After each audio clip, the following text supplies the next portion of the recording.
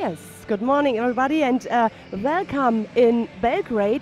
It is the European Judo Open Belgrade 2017 and I hope we're going to have a wonderful weekend here in Belgrade. It's lovely weather outside and it's a good atmosphere inside. So let's go through quickly. The first day we have 7 categories and for the whole weekend we have 239 judoka from 30 nations.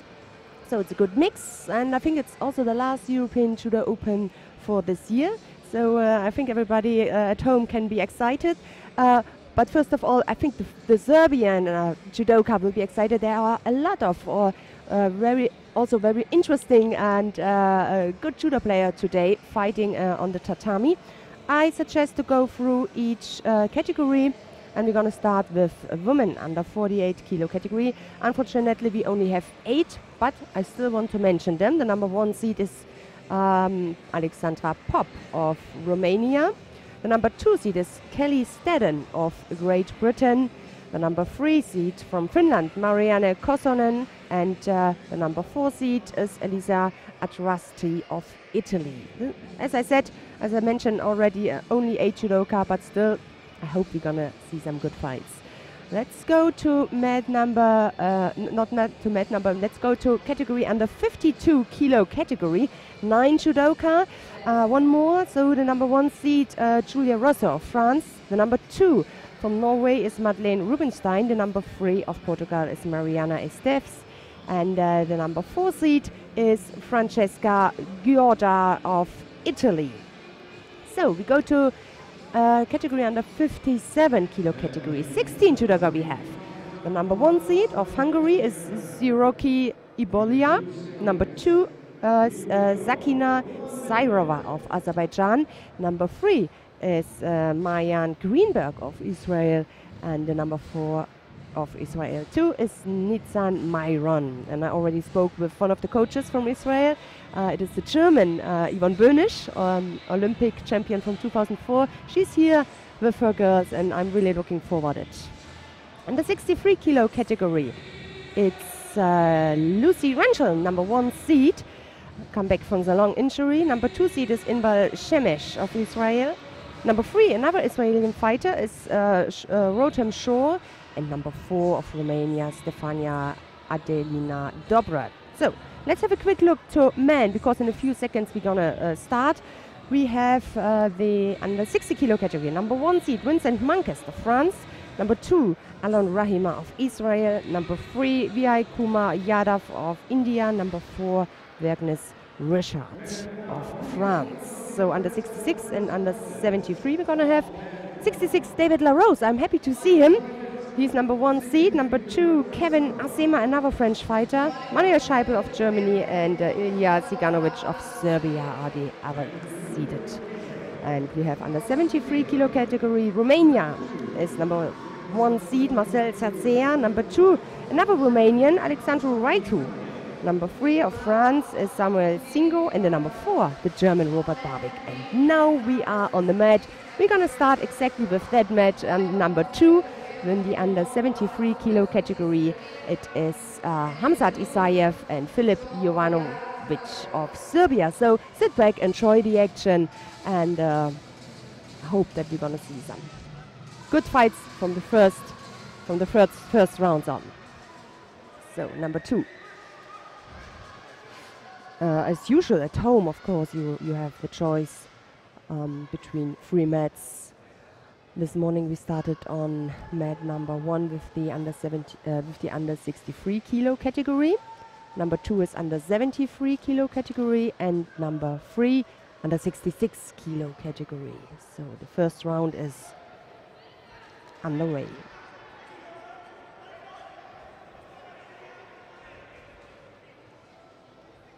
Now you're gonna have also the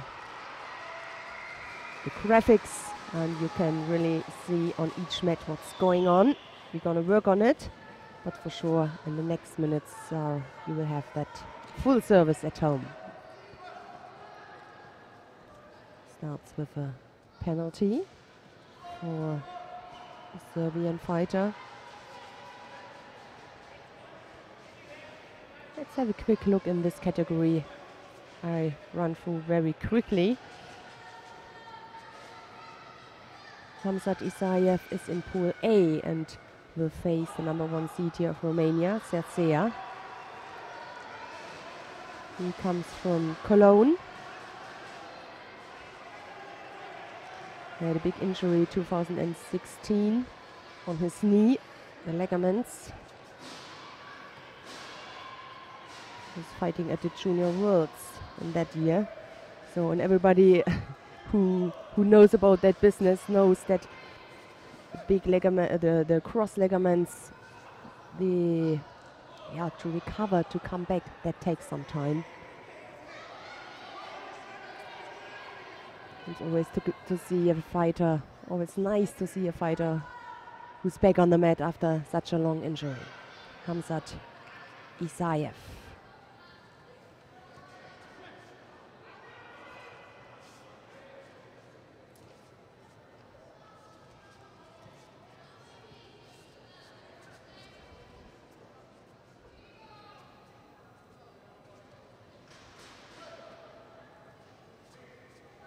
"22 years young."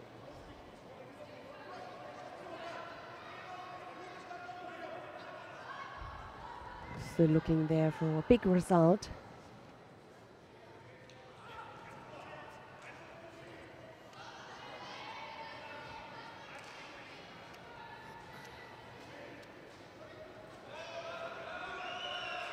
And there's the score, the first score. On that tatami, Vasari for Isayev. Now he's working on the ground, trying to get his legs out.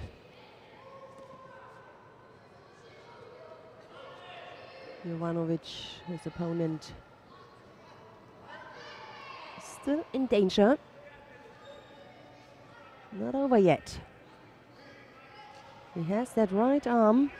And now, yeah, the Osaikomi. Had enough time, and you at home, you also saw it, as long as there is some progress. And in that case, that was the case. In that case, it was right. The referees let them fight on the ground. Early shower there for the Serbian, and we all know that it's not a long time ago that the Serbians were very, very happy with the world champion, the world title in the under 90 from Nemanja Majdov. And there's another one, Alexander Kukoli, who was successful in at the European Championships. So, but these are only men. I mean, they have also really successful women. We will come to them when we see, of course, some of today on the tatami. So, Hamzat Isayev is going to the next round.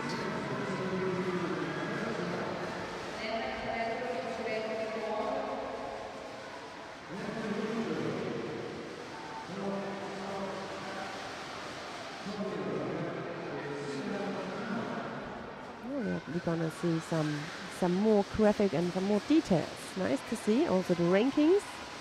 Well, you don't have to forget that this ranking list, also the seeded places, depends from the European ranking list.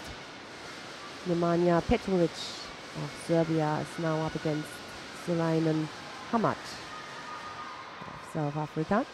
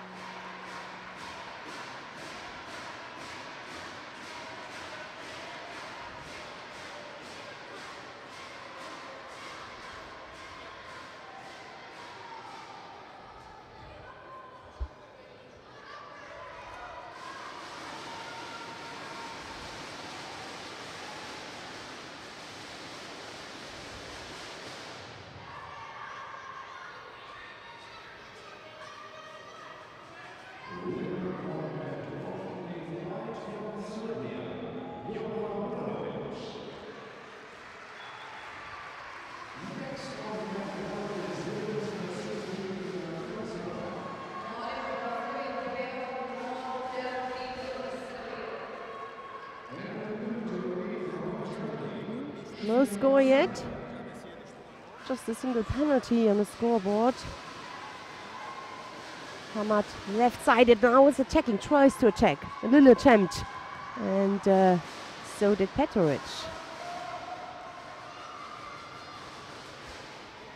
29 judoka in the under 73 kilo category.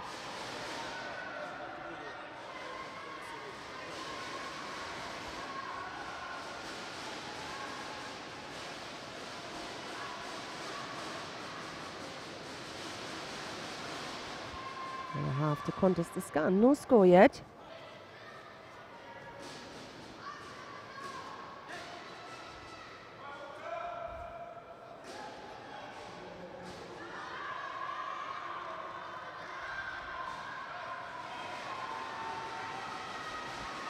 We just received the second penalty. Hamad can't understand why.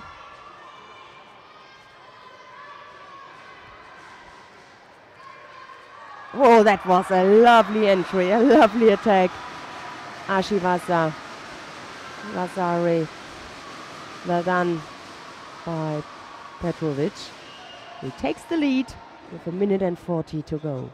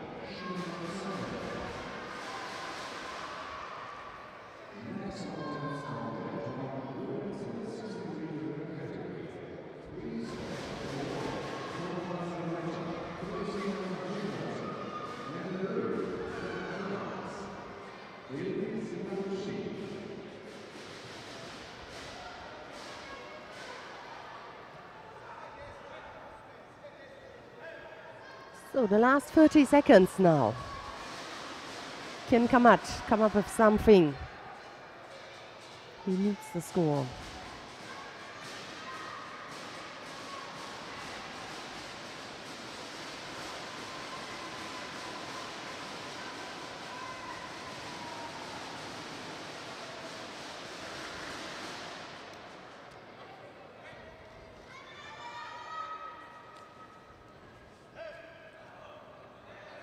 A poor attempt, to be honest.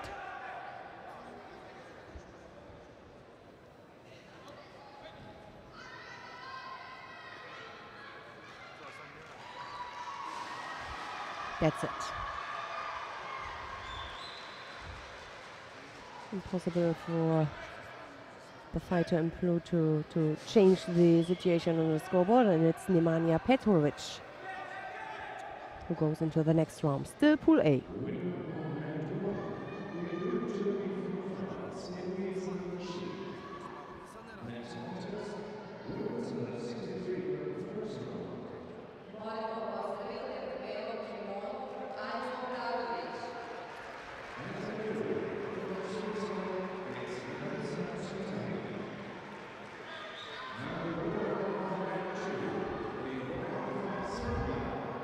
So I think let's stay on this mat.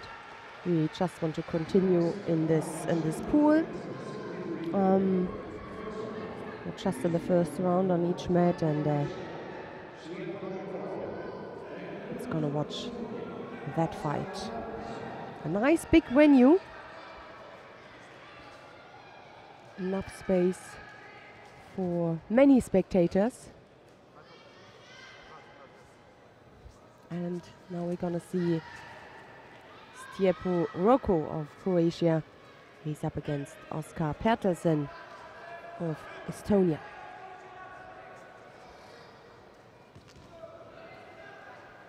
He starts directly with a score, left-sided. Well done. Patterson has taken the lead right in the first half minute.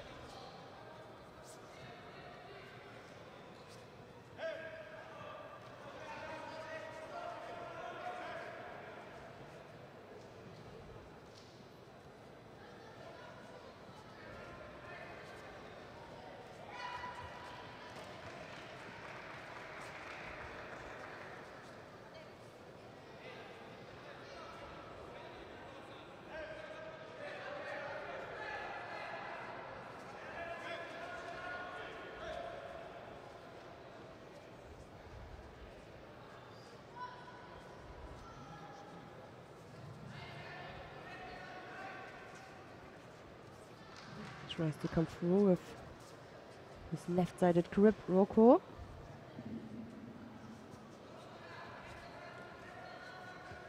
Well, the idea was not bad from the Estonian fighter. He tried to attack before Rocco has the perfect grip, but not well coordinated, let's say like that. And just a little bit slowly.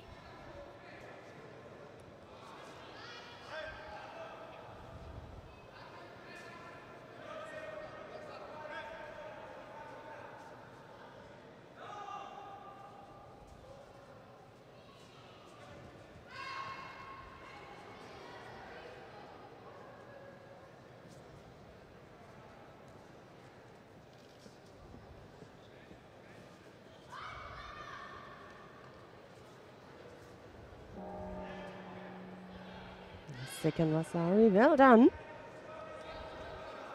Half the contest is gone. And a comfortable lead from Oskar Pettersson.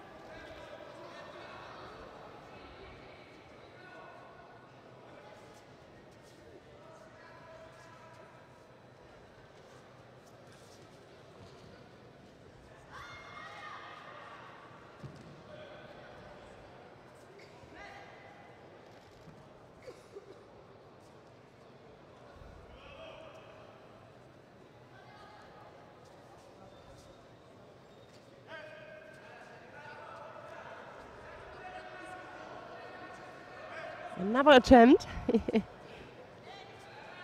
keeps him busy.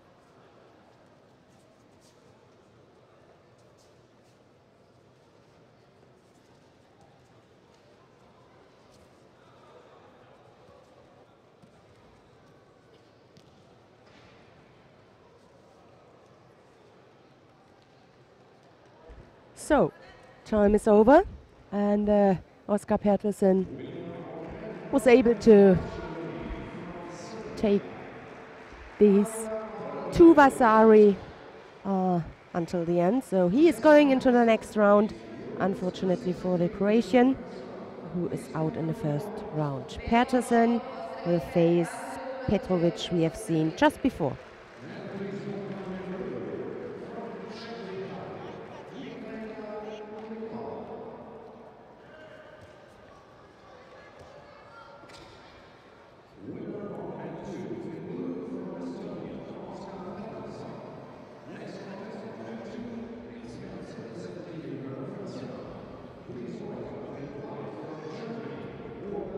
So coming up next is Robert Barwick of Germany and Sam King of Australia.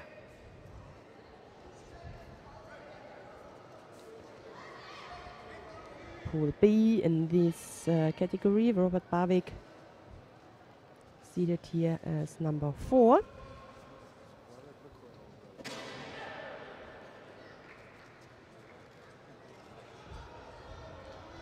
Right-sided, good pressure there with his grip.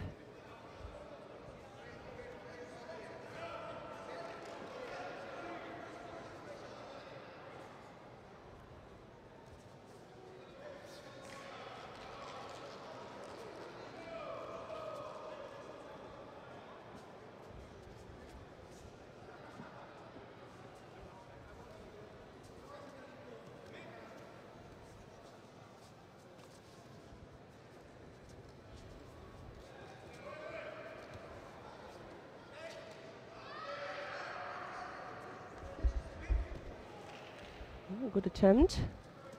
Oh, he continued on the ground, but there was a break in between, so that's why no score and a chance there for a choke. We can't see if the air judogi is underneath or under the gin.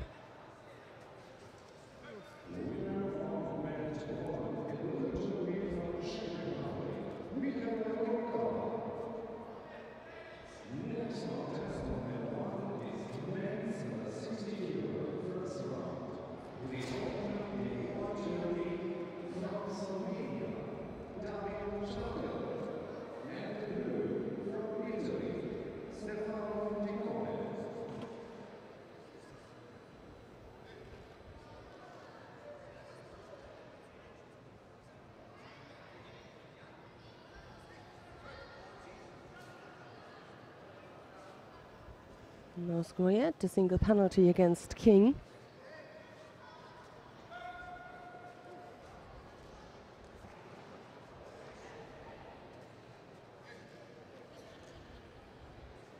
I guess this, yeah, that's the second penalty. Oh, ducking underneath. Not the right position there for this dropped Zianagi attempt.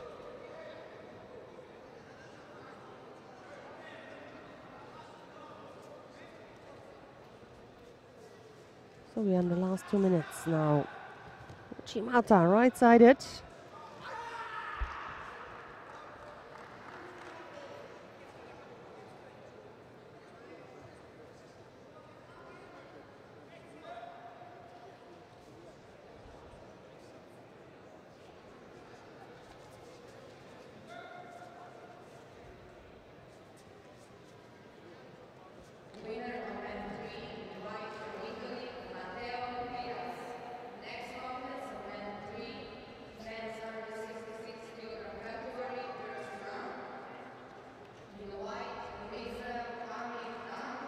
One and a half minute, a little bit less then, but yes,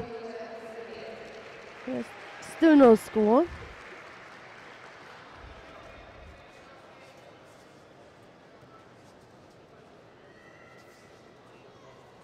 Yeah, he's working hard for the grip. He has got his grip, but then, I mean, of course, his tactical way could be now to get the third Judo for his opponent. Of course, this is absolutely possible, but a better one, I think so too, would be an attempt or an attack. So again, I can't see if the situation is dangerous, but he looks really, really comfortable, the Australian. The coach, German coach, laughing. So, about 50 seconds to go. 1 against 2 penalties for the moment. Cross grip.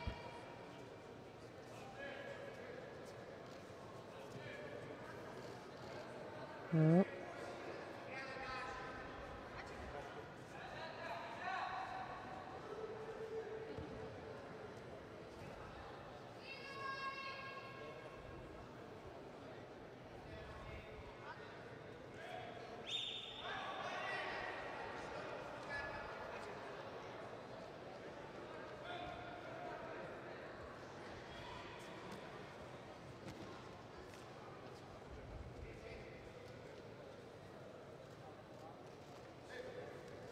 Can't turn him. So, but with this Vasari on his side, if he's clever enough now, Robert Barwick, I think so, to defend that score. It's not the nicest attacks, but he knows that he can still afford one more Judo. Yep.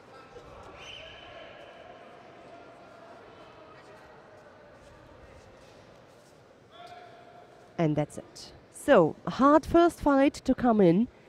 And in the end, it is Robert Barwick who goes into the next round. Let's see who will be his opponent. That will be the decision of the next contest. But sometimes these fights, these hard fights, are the best to come in, to be honest. Better than to throw in the first, I don't know, in the first minute or in the first half minute your opponent by Ippon. He's 100% now warmed up, Robert Barwick, and we're going to see him then in the next contest. Some time to recover. Some time to take a fresh breath, move a little bit, and then, yeah, be ready for the second round. So, now coming on the mat, Nikola Todorovic of Serbia. And his opponent is Julian La Rocca of France. And as I mentioned it, the winner will face Robert Barwick. Robert Barwick, not the only German in this category. We already have seen Hamzat Isayev, who won his contest. Then there is Lukas Venekold. And we're going to see him later on in the next pool. And in Pool D, we're going to have Julian Kolein. So, 4 German in this category.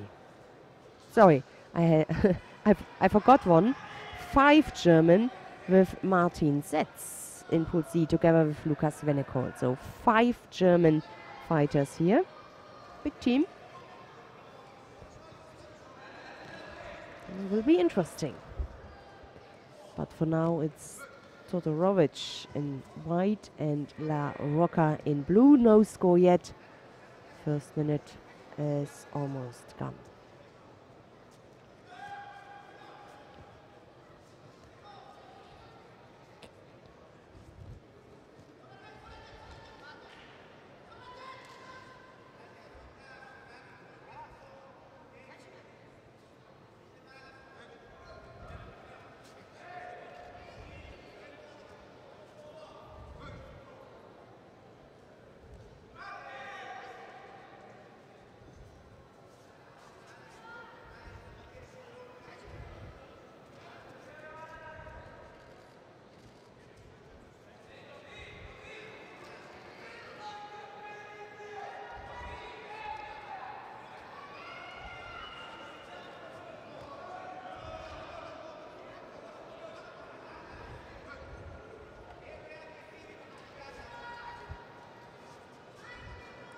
French fighter, strong left arm. Nice attack there. Very quick he went into. Just a little bit too far away for the outside attack. But I think it was like a combination. Uchin and directly with his leg at the outside for the Haragoshi. I like that. Hope to see some more of it.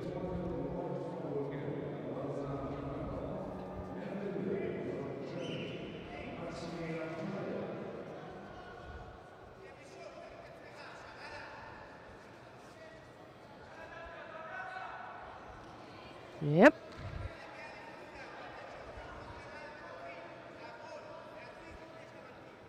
The lead now. Yeah, let's see what he's able to do on the ground. If he likes it, if he's trying to go there for the arm lock. Yes, he is. No, the left leg is not in the best position to go there for the... Yeah. Ippon.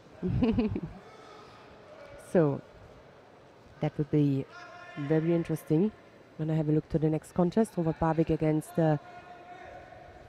this Frenchman, Julien La Rocca, really convinced me. So we come back later to them.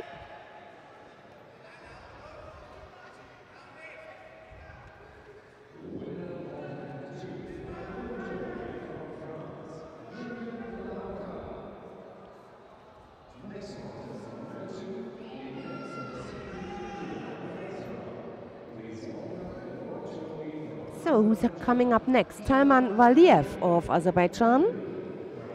You see the world ranking list and the points. And Marton Tarax Marton, better to say, of Hungary. The Hungarian in blue and Valiev, the Azeri in white.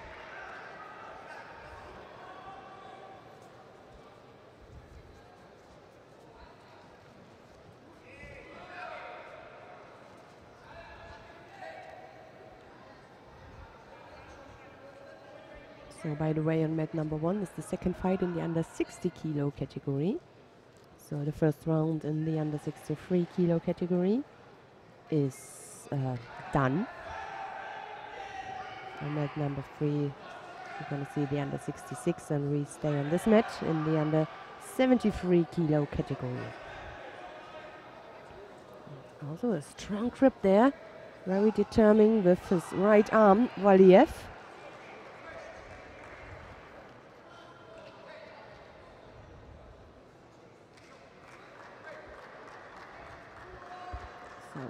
Penalty given to Tarax. Oh, still everything is open here.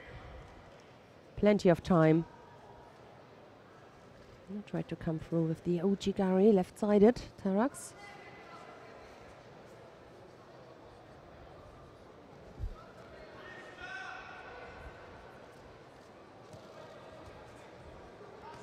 Nice and lovely combination there from Valiev. And now he's working on the ground. Let's see about his skills there.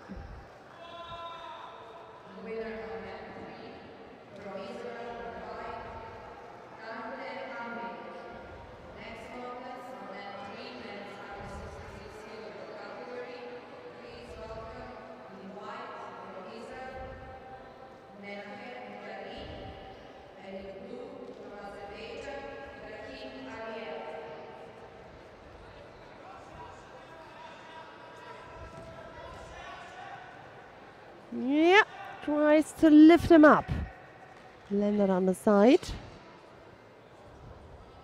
Not successful, and maybe he's able to get his legs out. And still a good control above the upper body. Yep. And he grabbed the leg again, the Hungarian. He had the chance there. But I think he's more hungry to catch him in Tashivasa than on the ground. Could imagine.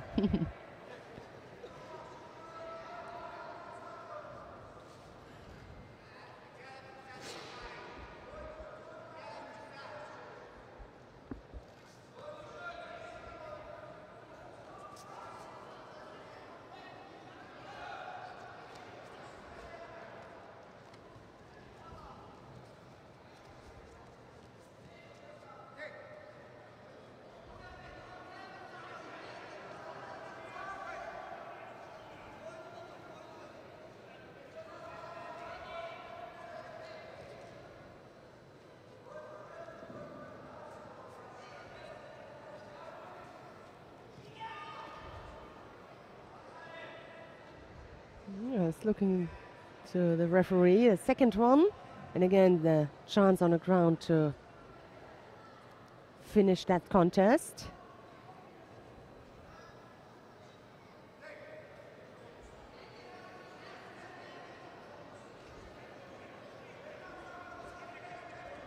And I have to correct myself. We had a fighter earlier on who was fighting against Petrovic, Sulaiman Hamad. He was from Saudi Arabia. Sorry for that mistake. I think I said South Africa, Saudi Arabia he was. And quite a small team, but still Saudi Arabia is here participating at that event. 4 fighters. The under 66, under 92, and 1 in the under 73. The fighter we have seen, we have spoken about. So, beg your pardon, it was Saudi Arabia.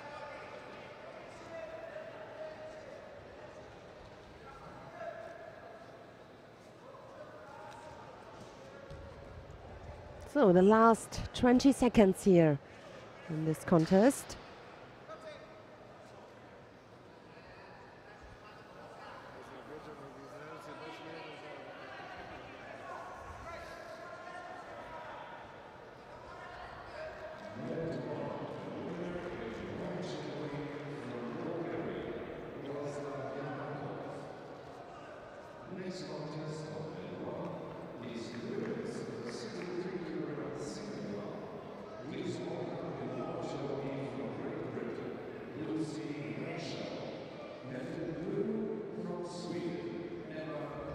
So time is over, and the one Vasari, they took one back in the end.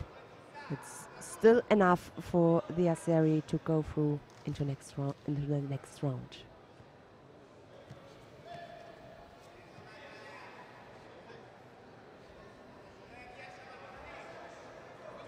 So I would like to go on mat number 1, please, if it's possible. Yes, it is. Thank you very much. Because there is Lucy Renschel, the number 1 seed in the under 63 kilo category. And let's have a look if it's possible to switch the mat. Yes, there we are.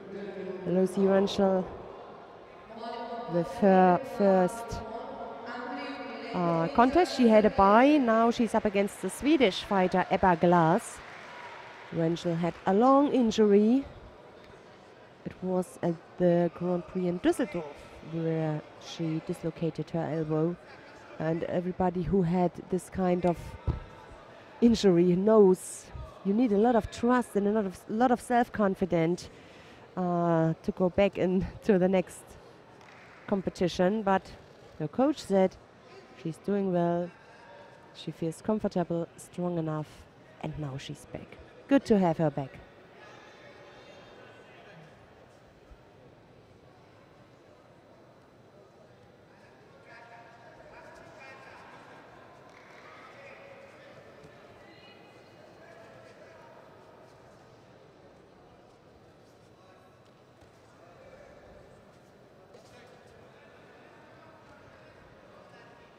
Her opponent, Ebba Glas, 22 years young.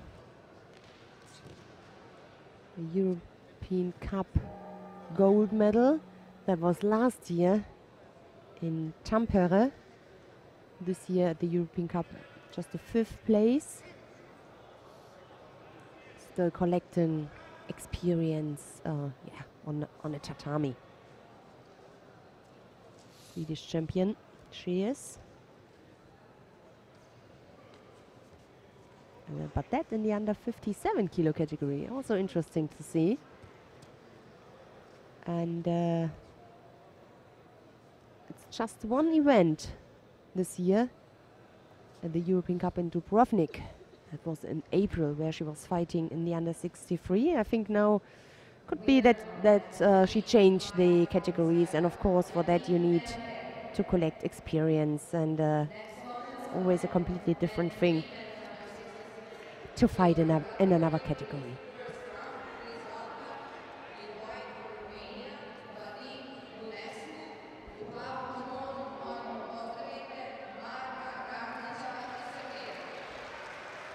So this category is a very interesting and exciting category.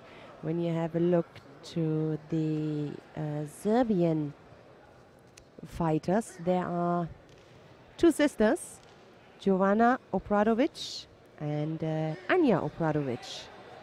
Both we're gonna see in this second round. Both are quite young, 17 and 18.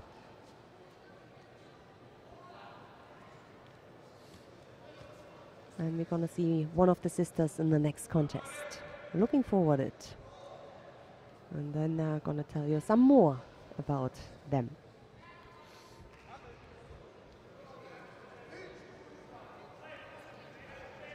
The attempt there for a counter.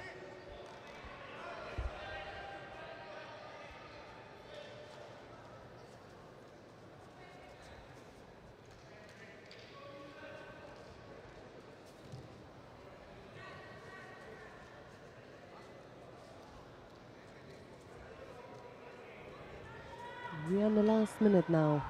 Single penalty against Ebba Glass. No score yet. So this contest is still completely open. Shimata attempt, left-sided. Yep.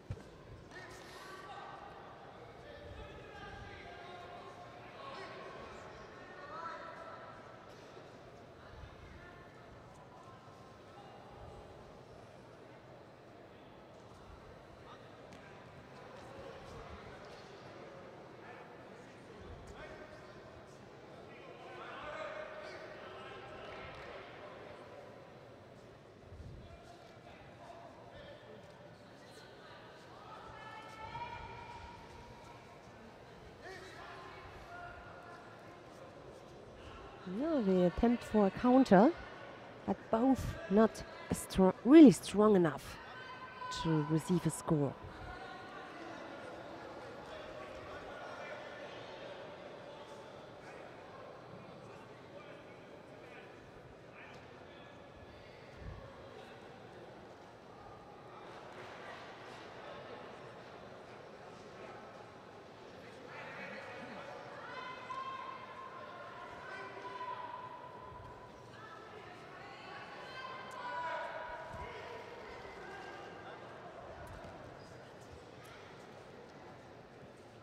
Yeah, the other arm as even before she really was able to start to come through with this attack, she went on the ground.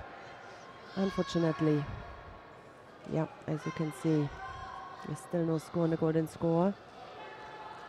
So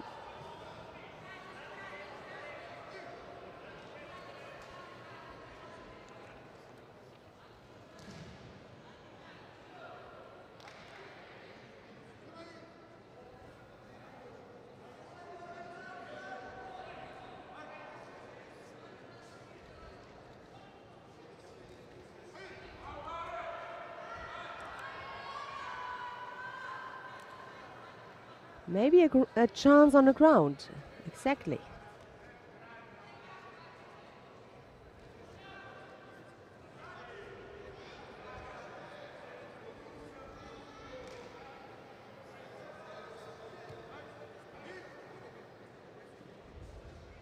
Both breathing heavily, and as longer as the golden score takes time, the more difficult it is to come back on the second and the third round. So I mean, you have some time to recover, but in between, but still,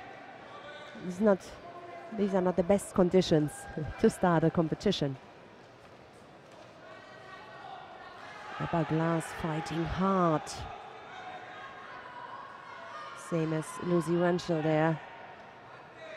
And yeah, and another thing is, as longer as the longer that it takes, the harder it is to have the power and the perfect timing to be successful with an attack.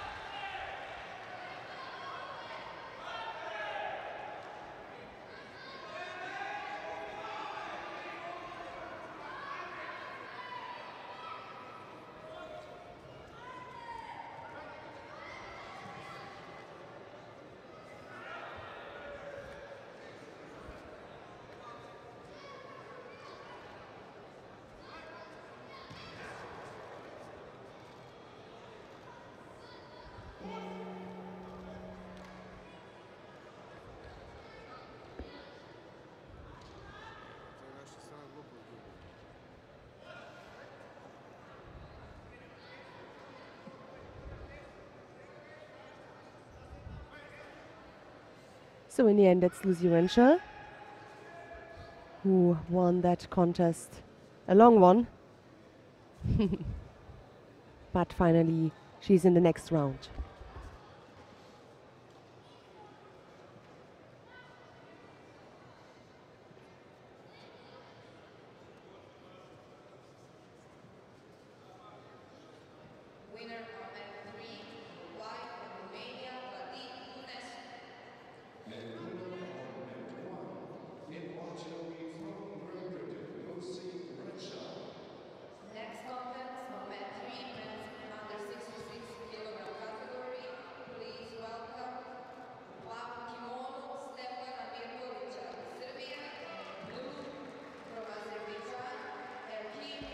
So let's have a look now. We spoke about the Obradovic sisters, and here is one of them, Joanna Obradovic of Serbia.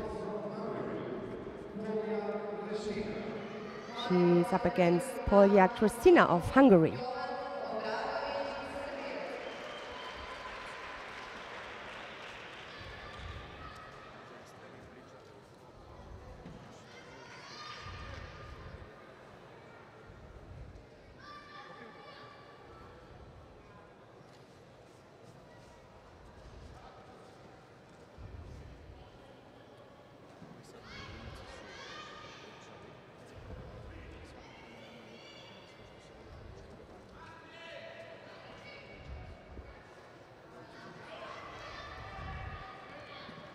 Joanna Obradovic is 18 years young, and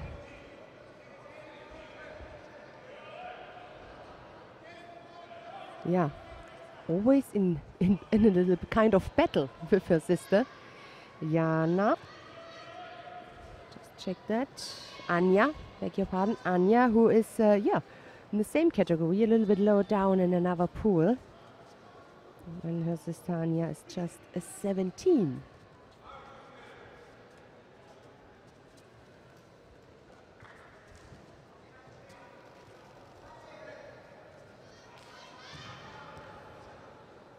Received the penalty.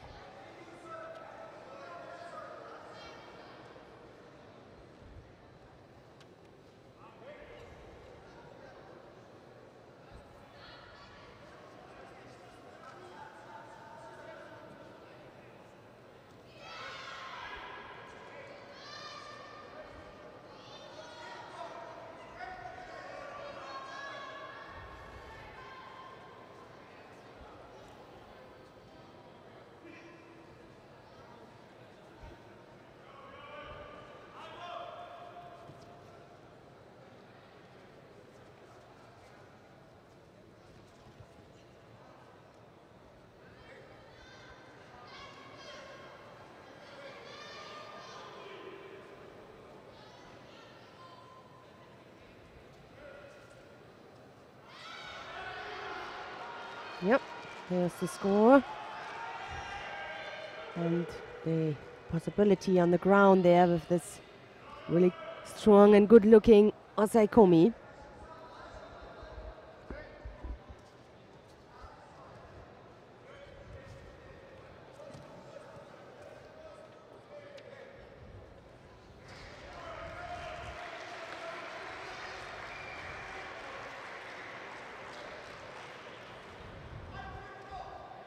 So she eased her way into the next round, Joanna Obradovic. We're gonna see her later on against the number one here in the under 63 category against Lucy Renshaw.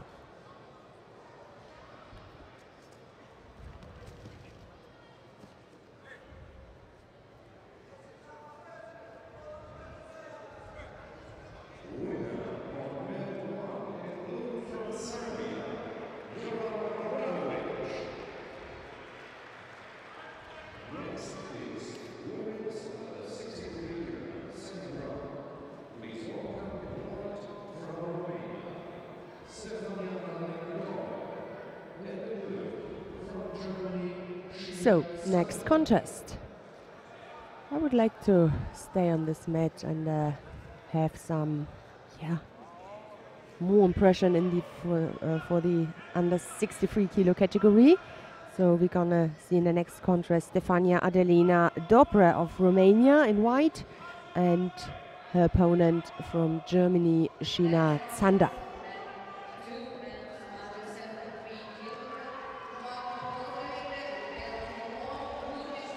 We've just seen Alexander Kukol close to our base station, and he promised me to come to join us for a few minutes. So I'm really looking forward it, and can speak a little bit about the season and what's coming next, and I'm really looking forward it. I have that chance, and that was a lovely Uchimata from Sheena Zander. Vasari, she received for it.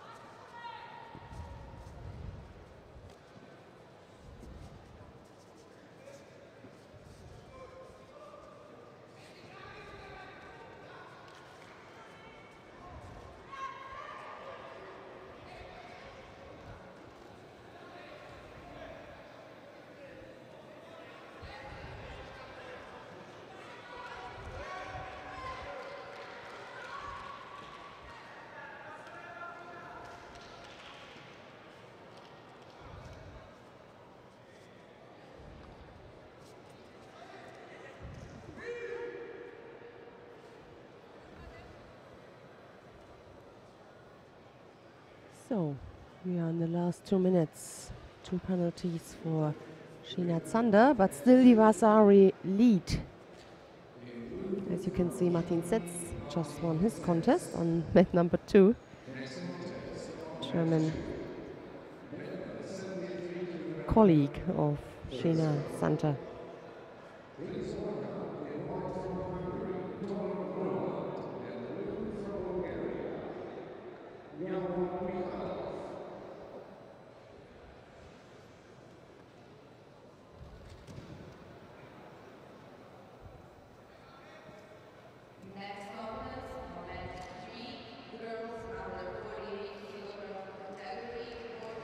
Lost absolutely control in the end.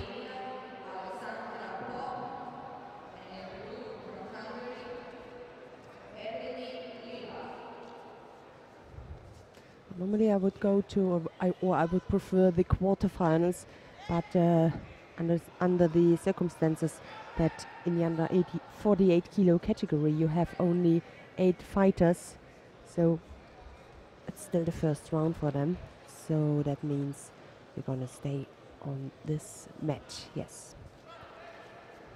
But you're at home, as I mentioned it this morning. You have the choice. You can click on whatever fight you want. We stay on mat number 1. It's up to you at home. Last 50 seconds.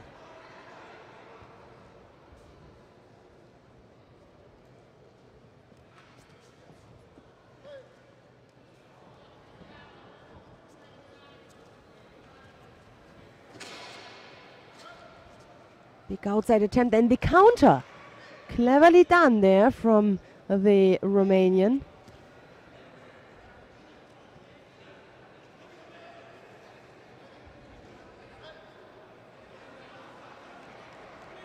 It was kind of dangerous there for the German. Yeah, they will check it now.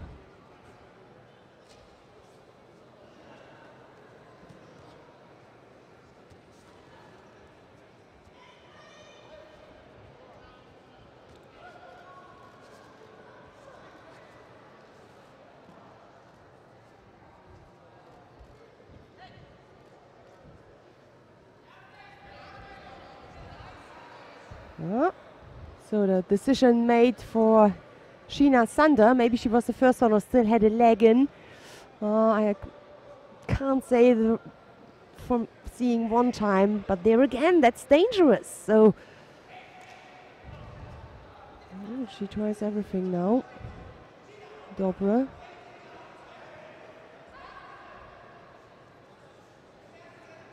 For that, we're gonna have the referees sitting next to the mat, and they have the possibility to see the review and a little replay. Maybe we will also have it for some other decisions, but don't think so. Okay, so we have to take care from in the first second, the first attempt. But for sure, the referees on the mat, they will check it and make their decisions after the video replay. So in the end, Dobro was able to get Kawasari, but still not enough. It is Sheena Sander who goes into the next round.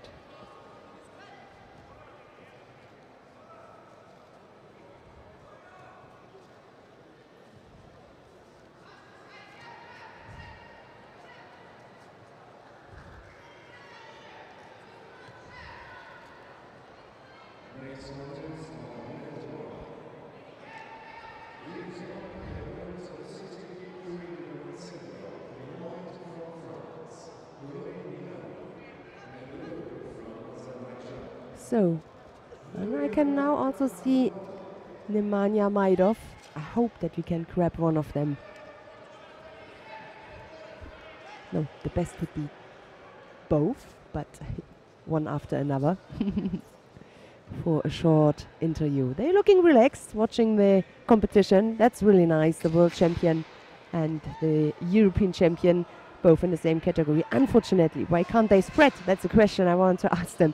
Why can't they spread their potential into two categories? But we will find it out later. Now we're gonna have Chloe Even of France. She's up against Nuria Akhundova of Azerbaijan.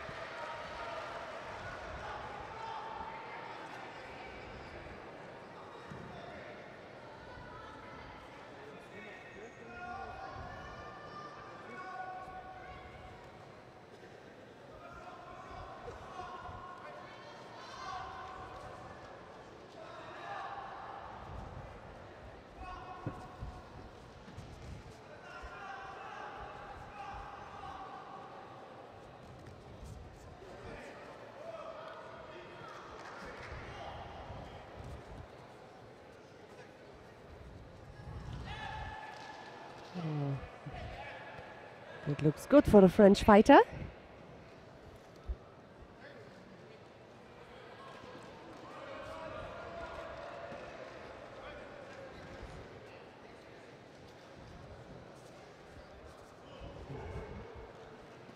And that's it. Ippon for Chloe Even of France.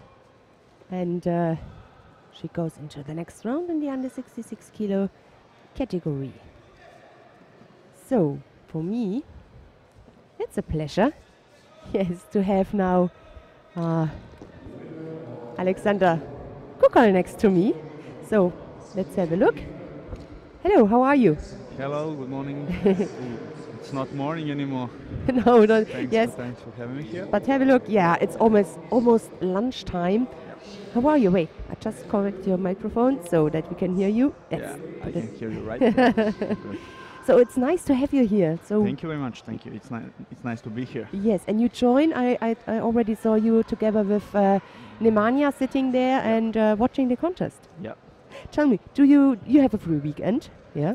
Do I have a free weekend? Yeah, I have a free weekend. Yeah, it was in my plan to fight here because it's first time European Open, and it's been a while since I fought in this competition here in front of the home crowd. But yes.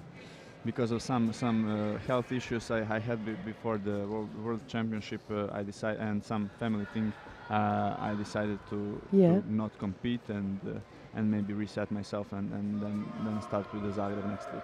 Okay, so the Grand Prix in Zagreb, right? Yeah.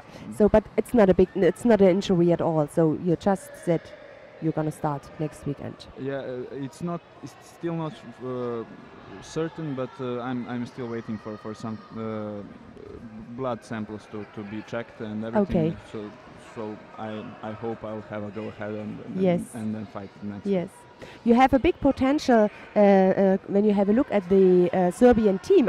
I just mentioned the sisters, Obradovic sisters. Yep. And they are quite young. So, and I think they are motivated enough. We have Perisic, another fighter. And I think it's always good to have some idols to look up to with you and with Nemanja. How is it for you when you're going to see the Serbian fighters here on the mat, men and women?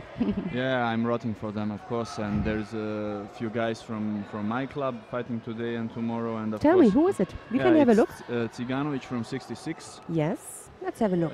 He'll fight Piras, I think, next fight. Yeah. Italian guy, and Petrovic Nemanja from here. Here is yes, and he won first against Hamad. So they are from your club. Yeah, nice. but that's of course I'm cheering for everyone.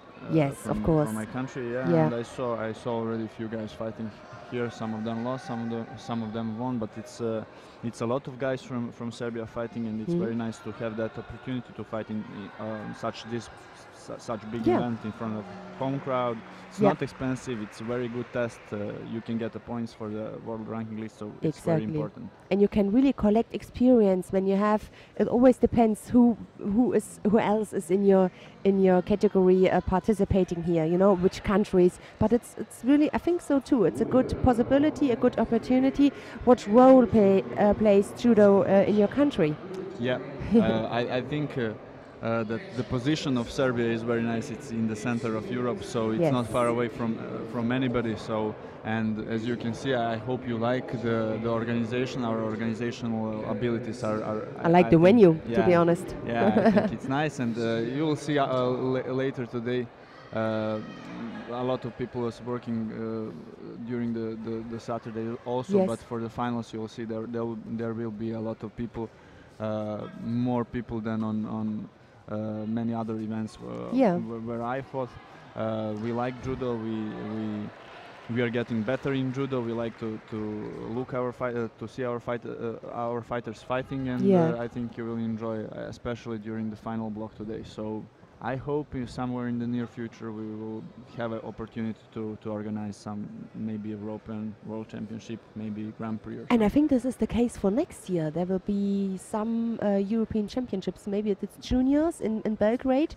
No, I don't know if it is Belgrade, but it is definitely Serbia. So it's a good chance. I think so too. And if the people are interested in judo, and I could imagine that with your success, I mean, you became European champion this year. First ever from Serbia. Yes, and then another first gold medal was at the Worlds with Nemanja. This is also good for our sport. Of course, it's good for our sport globally, but it's also good for our sport in Serbia. Judo has its place in the world, like in Russia, France, Japan, Brazil, Cuba, wherever you go. Judo has its place, yes, and it's very high place. But in Serbia, like we needed guys who can make results on the biggest stage to to make people watch us, and then when they start watching us, they have to watch judo. They start loving judo, exactly.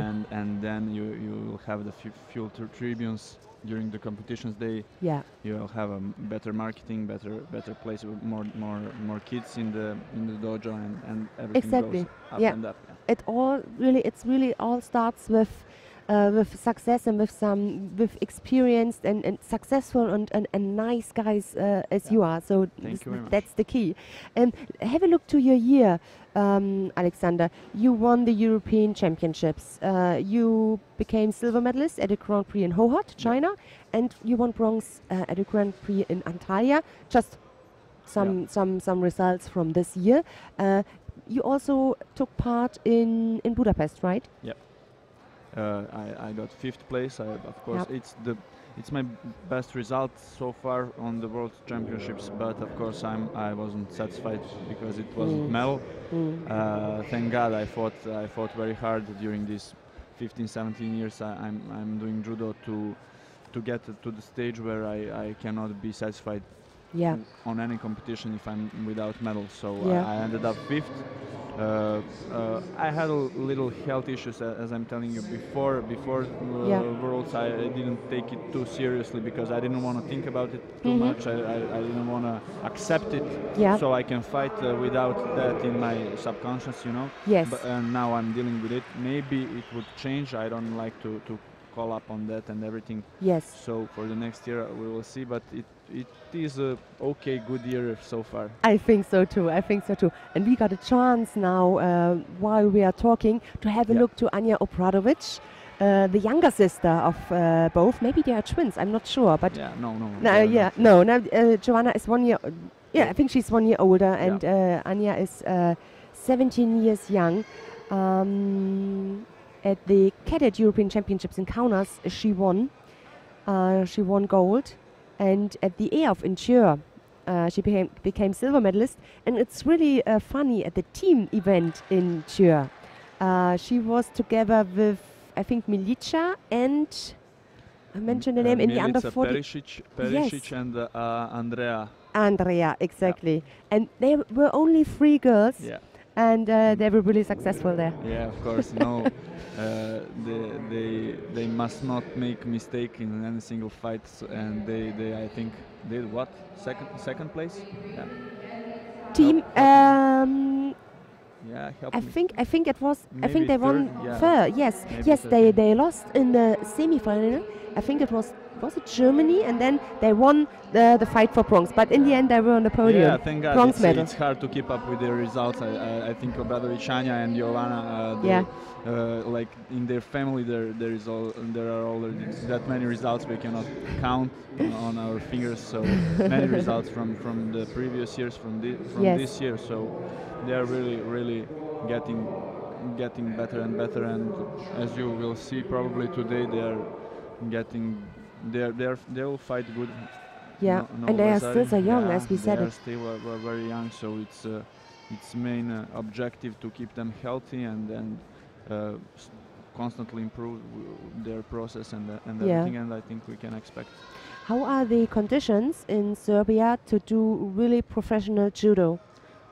They are getting better. They are getting better as everything. When you make the first result, when you break the ice, everything is getting better, and you have to just use every opportunity you can. So the ice in Serbia are on judo now, and you mentioned the EOF in Niger. The Serbia had 4 medals, and all 4 medals came from judo. So only judo was there. So we are respected now from the whole nation, from the Olympic Committee, from the Ministry of Sport, and we were before, but without results you cannot not ask for the fundings and everything. So now it's getting better. It was hard few years ago when I wanted, as you can probably remember, I won a lot of tournaments and medals without even a coach, and where is a physiotherapist, where is a sparring partner and everything. But now it's better for me and it's better for them. So we don't have to go the same hard path again. Yeah. So. Understand. And how is it in your case? Are you studying? Are you in the army? There are different kind of possibilities to train every day very hard and to have, but still have a background and to have a future after the sport. I was paying a lot of attention on the school during the primary secondary school, and now I'm like 4 months ago I'm done with a master degree in economics. So I'm pretty much done with that. So for now, but I'm thinking about maybe going to. I won't stop with my education, of course, because I saw I can do it with the training hard. So when I'm somewhere on the training camps, I can train, and it's like a door for me to get out from the dojo and think about something else, and also improving myself. So when I stop doing judo with the results and the name I can make. With doing judo, after that I think everything will be possible for me. And as far as funding goes, we don't have a like military agreement or police agreement like some other countries, but it's decent here. Wow, nice. Well done, no? Nice one. Yeah, quick reaction. Wow. Like we have some contracts with the Ministry of Sport, and we have some criteria, and if you win some of medals, you know what you can expect, and you get it every time. Yeah. How did you come to judo? How old have you been, and how did it come? Around 7. It was like my parents. My parents were not from any sports, you know. So we lived in Belgrade, of course, and it was like just to get me from the streets and everything you can find on streets with the time with more time to spend, and I was like full with energy, and I have a younger sister. I tell it every time she's gonna kill me. Whenever we played, she only cried. We hear it. So it was funny for me, but for her it wasn't that funny. And the judo club opened in my street, like 50 meters down the road, and my parents were super happy, and I was the first member of that club from the first day, and I was there for the 10 years. Then I switched in the best fate ever, you know, and it was like started for fun, and now I'm super enjoying. Wow, good. So you did the right thing. Yeah, of course, I wouldn't change a thing about it. Yeah. Great.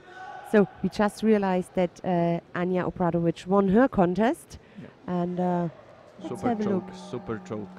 Yeah, super choke, exactly. She's in the quarterfinal now. Yeah. Same as her sister. Maybe that's a little bit harder against Lucy Rentschel for Giovanna. And we're going to check who won that contest. But for me, I would like to say thank you that you joined us, and maybe you will be here tomorrow for sure, right? I will be, of course. I will be here, and I will be today whole day supporting my countrymen and my friends from other countries. You know, it's always nice to see them coming to my home country and city. So enjoy it, Alexander. Thank you again that you joined us, and we're gonna see us again tomorrow. Thank you much. Thank you very much for having me. It was my pleasure. Yeah. Me too. Bye bye.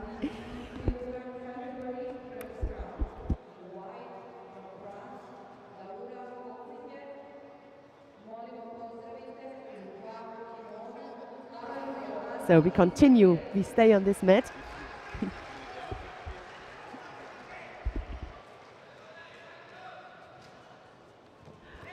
Very nice. You really feel welcomed when you have such. It's not a question of success. It's just a question of personality, and for sure, Alexander got a very, very nice and lovely personality.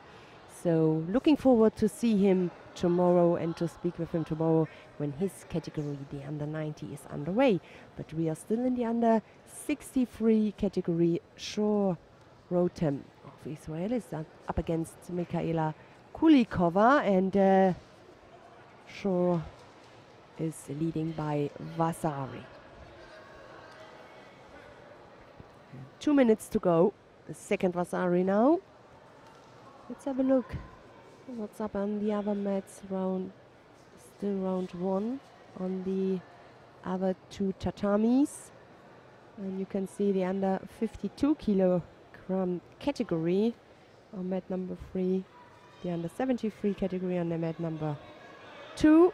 The golden score with Colline and Pollack. And here we're going to have Rotem Shaw against Mikaela Kulikova.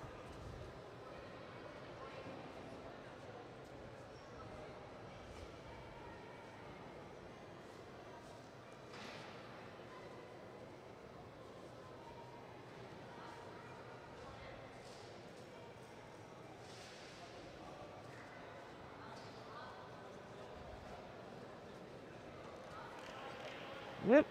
Another score and maybe the chance there on the ground.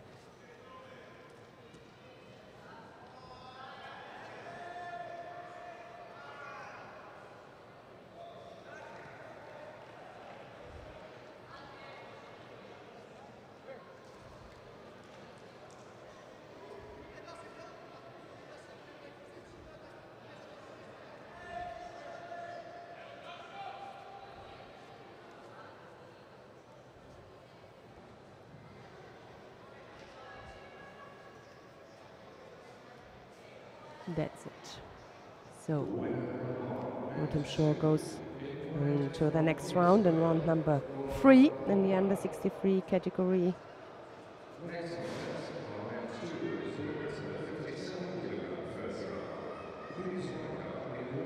And let's have a look against who she will be up against. The winner of the next contest. Siroki Ibolia. Oh, beg your pardon. Kristina Pikin of Italy and Svetlana Dakic of Serbia. Next on that one is women's 63 kilograms. Second round is accompanied in white from Italy, Kristina Pikin. Now new round with Serbian Svetlana Dakic.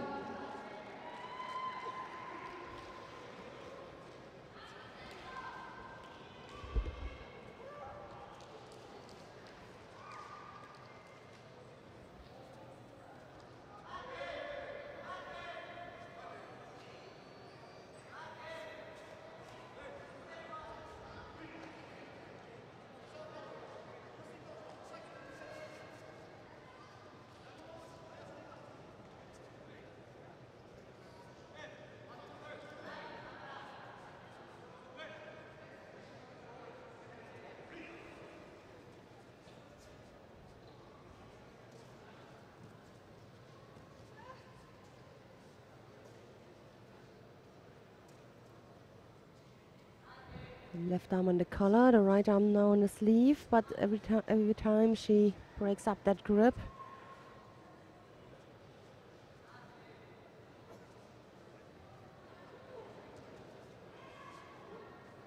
The Serbian fighter. The Italian calm. Oh, a good attempt there from Dakic.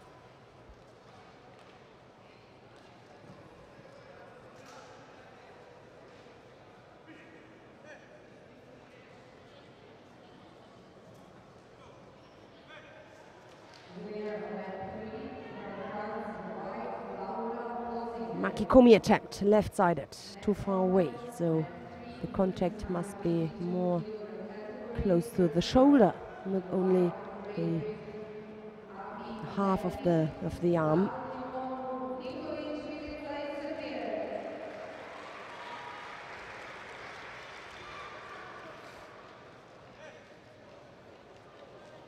Another attempt, left-sided for the Pensionage.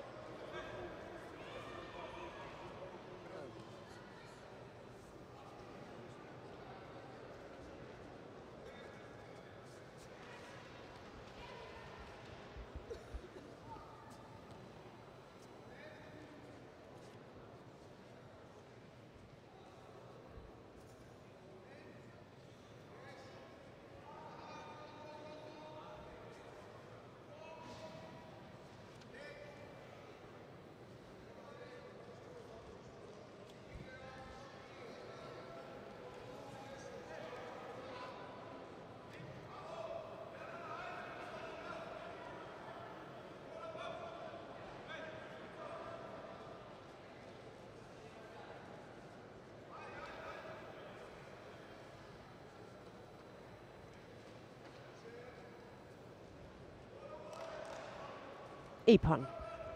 Oh, well done. Christina Pikin of Italy takes that one.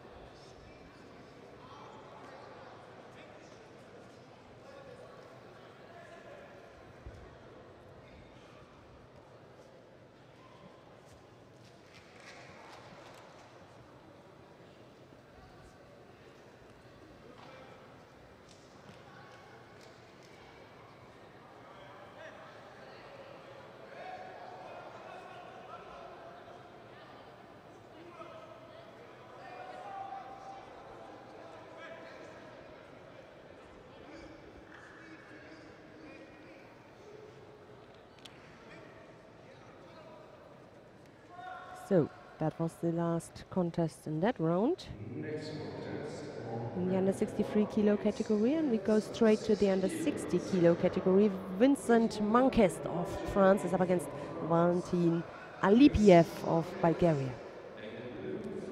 This is round number 2 in the under 60.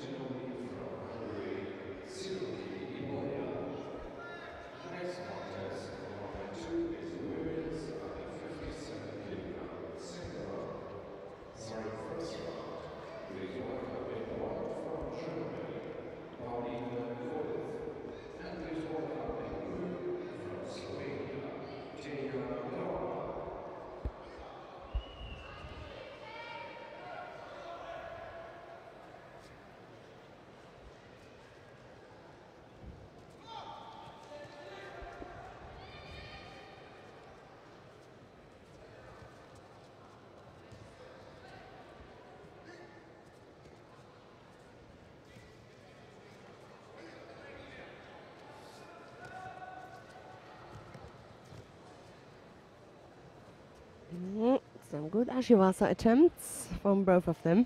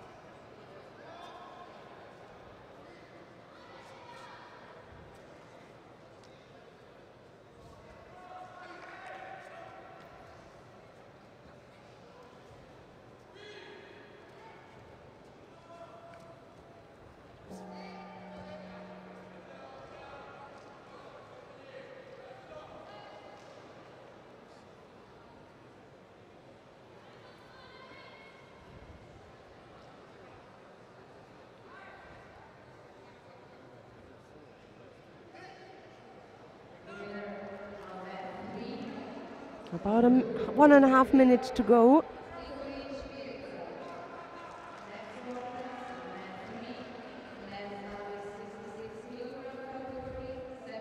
And you're at home, of course, you have the chance to choose whatever mat you want.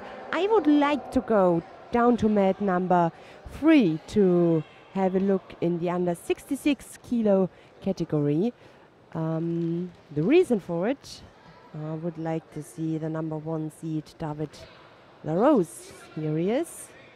And you at home, of course, you can stay home at number 1. Just click on it and you can continue that contest. I would like to see David LaRose. He's in white. He's up against the Hungarian Gorjanac Zolt. Not the easiest names, to be honest. I think my colleague Sandra Sogedi will from time to time smile or laugh a little bit. So I give my best, Sandra. So this is the second round in the under 66 kilo category. David LaRose, already 32 years old, a lot of experience. Not an old man, an experienced man. I would like to say it like that. Became silver medalist at the European Championships in Montpellier 2014. So he with a bye here in Belgrade. His opponent from Hungary won his first contest. That means he already had a fight against the Serbian fighter, and now they both are together on the tatami. Some gashi attempt there from the Frenchman.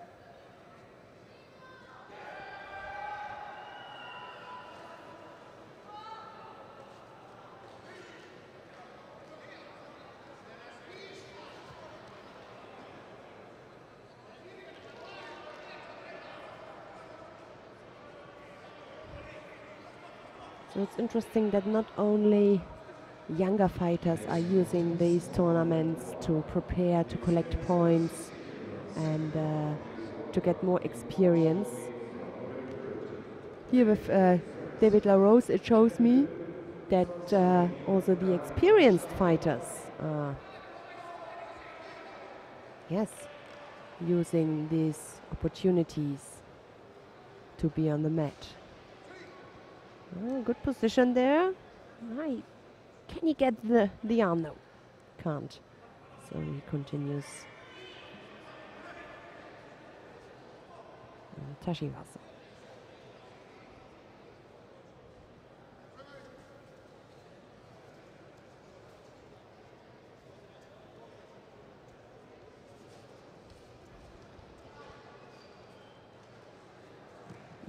Another sumigashi attempt, not dangerous, but in the end, if he wants to get a penalty for it, if David LaRose wants to say, hey, this is not dangerous at all, he must stay and not go on the ground as he did. That is more convenient for the referee.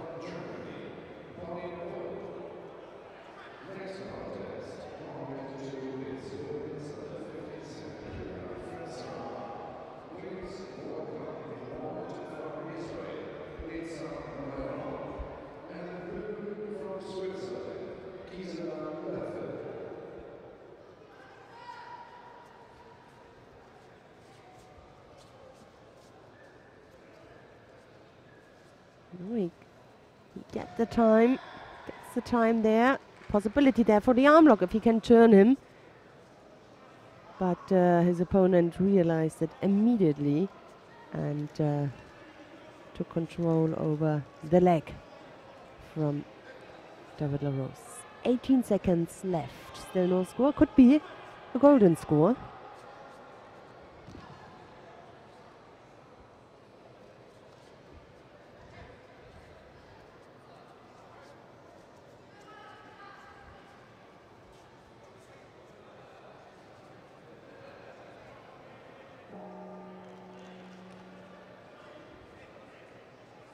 That's it.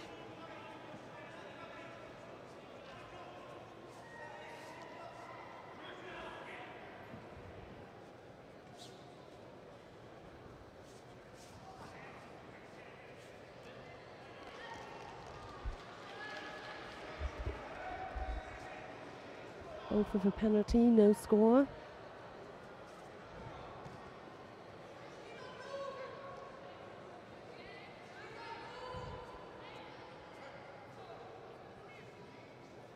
No, we're gonna wait until the referees made their decisions. No. No changes on the scoreboard.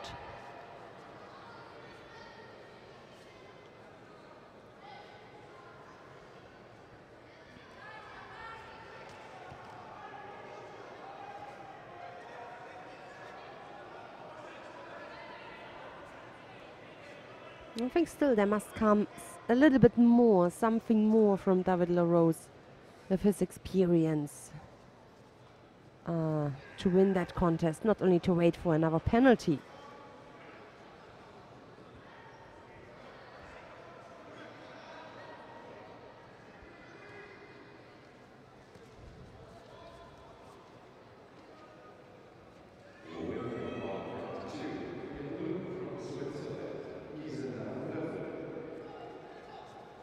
Next contest, opponent 2. It's the women's under 57 kilogram first round.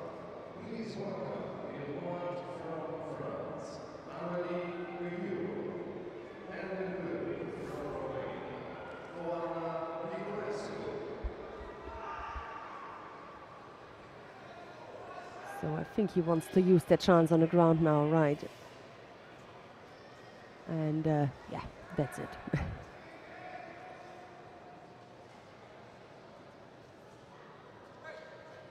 No defense there.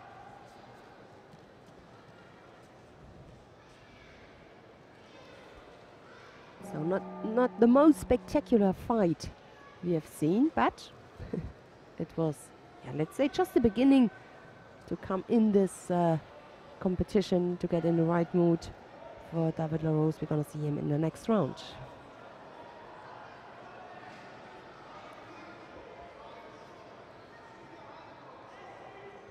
Winner of match 3 in white from France, David LaRose.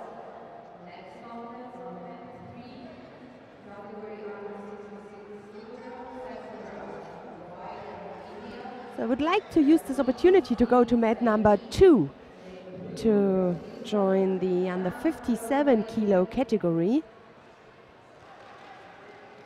The fight between Amélie Guillaume and Oana Niculescu.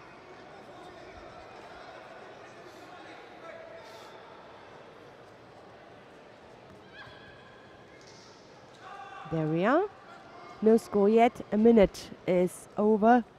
And as I mentioned, Guillaume, the French fighter in white. Niculescu, the Romanian fighter in blue.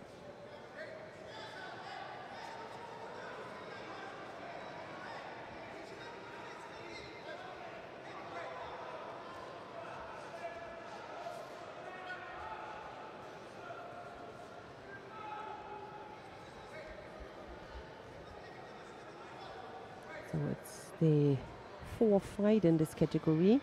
The number 1 seed from Hungary, Siroki, won her contest. After that it was Pauline Wolf. So they will face each other in the next round. Then the Swiss fighter Gisela Löffel just won her contest. And the winner of this contest will face the Swiss fighter. 16 judoka at all. Not so much, but on this mat, in a few fights, we're going to see Marisa Perisic of Serbia, and we spoke about her when Alexander Kukol was here, and we mentioned the team bronze medal in Chur with only 3 Serbian women on the tatami, so that means that every fighter had to win her contest. But later more. For now, it's Amélie Gouillot who is leading here by Vasari. 23 years old she is. 3 years ago, not 3 years, even more. 3 years ago she became 5th at the Junior European Championships. And now already 5 years ago she became silver medalist at the Junior European Championships in Porridge. That was under 52. She changed. There she was quite young, about 18 years.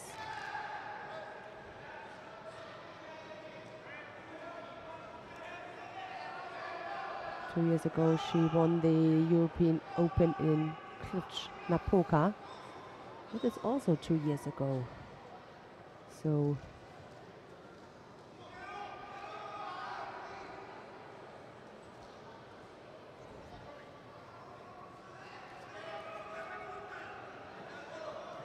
she was fighting in April at the European Cup in Sarajevo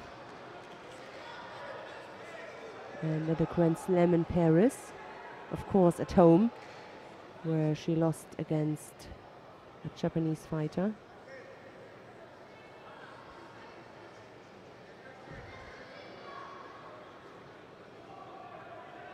That was all in this year. Some cups, the Grand Slam also last year. Good for that fighters to collect experience, of course, at home at the Grand Slam in Paris, one of the biggest ones on the world tour.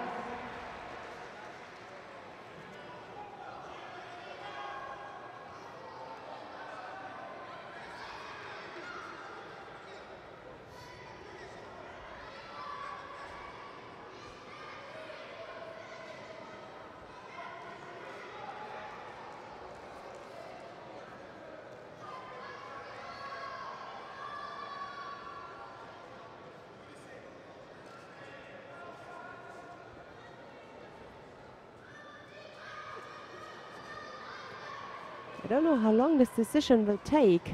They will check it. In this case, let's stay here because one of the next fighters I want to see is Marisa Perisic. Next fight is also an interesting battle. I hope that we will continue. You at home, of course, if you want to use that break and have a look to mat number 1 or 3.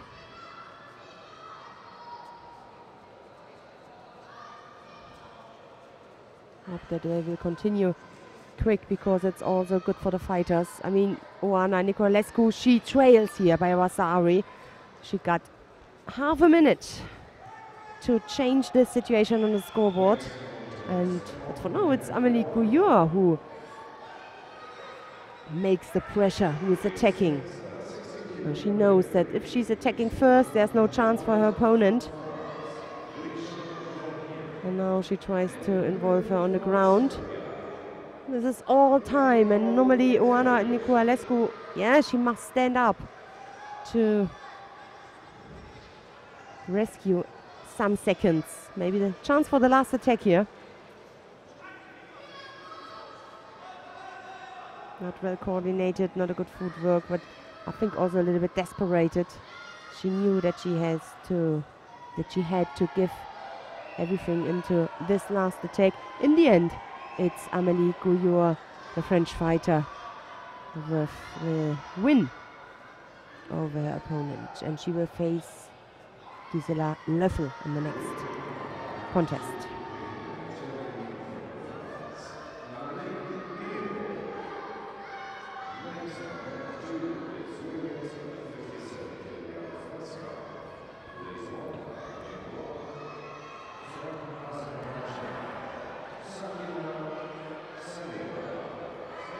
So, Sakina Zayrova of Azerbaijan is now coming on the mat. And her opponent from Great Britain, Aselia Torpak. Torpak in blue, Zayrova in white.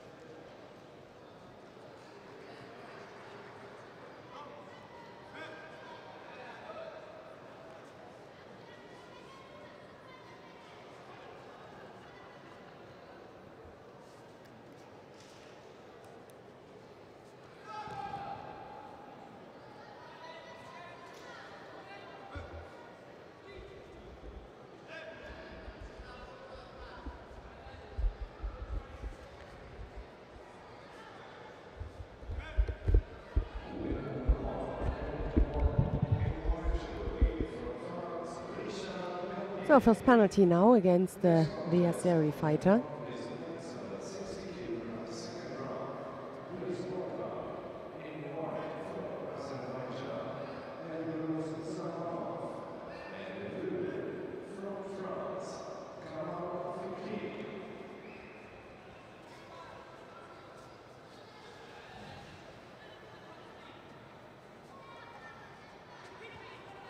Toprak, just 19 years old.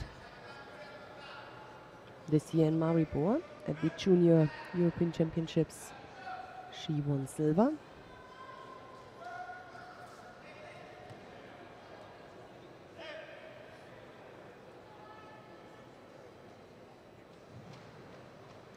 In the final, she lost against the Dutch fighter Larissa van Krevel.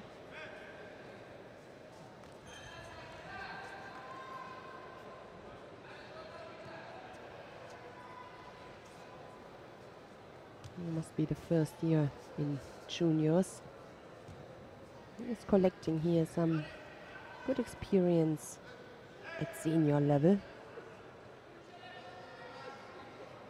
Won the European Cup, Junior European Cup this year in Leibniz.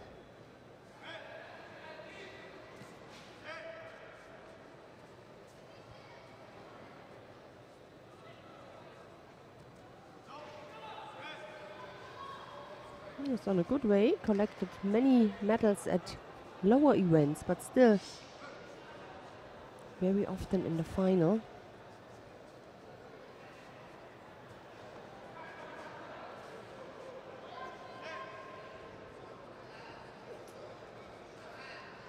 Chimata, and with a better grip there from the Azeri, from Sayurova, a grip on the sleeve. It would be immediately dangerous for the British fighter.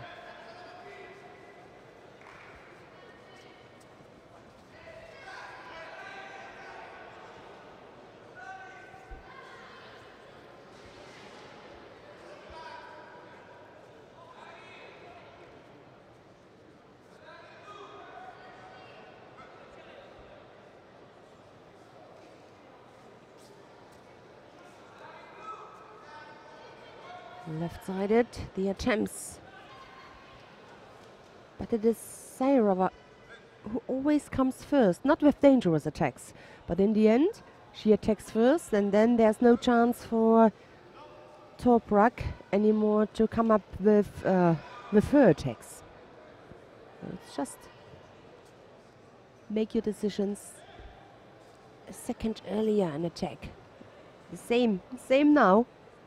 Don't wait too long.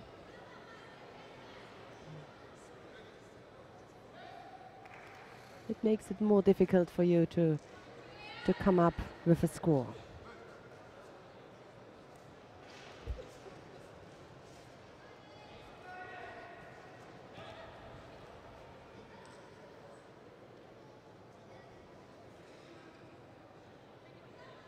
Yeah, there the possibility. Yes, and she used it on the ground. No chance to escape the arm lock, and the win for Azelia Toprak. Category under 66 kilogram, second round. For the white from France, Evin Azema. For the blue from Israel, Yarin Memhed.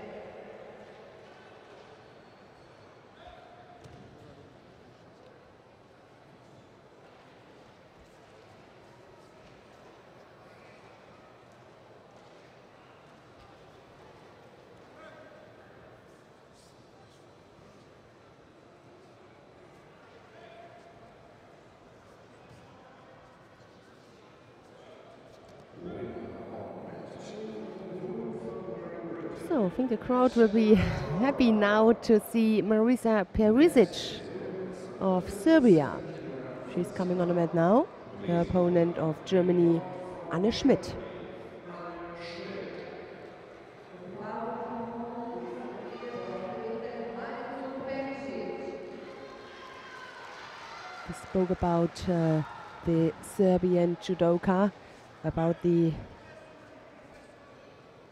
sisters, Obradovic sisters in the under 63. And here's another young fighter, Marisa Perisic.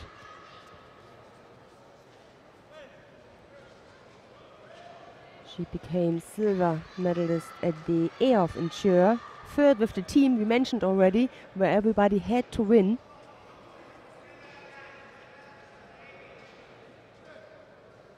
At the Cadet European Championships, it was a 5th place.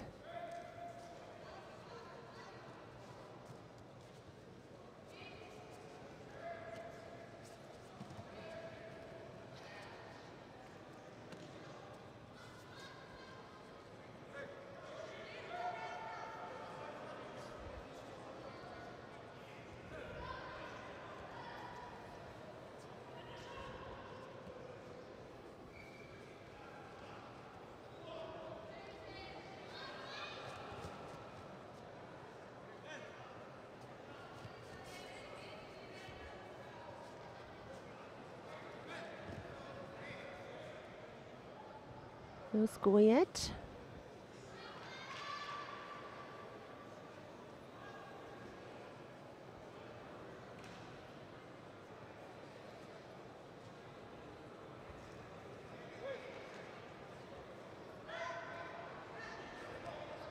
Maybe Belgrade brings Marisa Perisic luck, because last year she has been successful here in the city.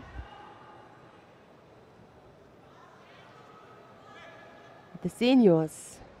The first 17 years she won bronze at the Serbian Championships. Collected some medals at Cadet European Cups. This is the normal way you go through.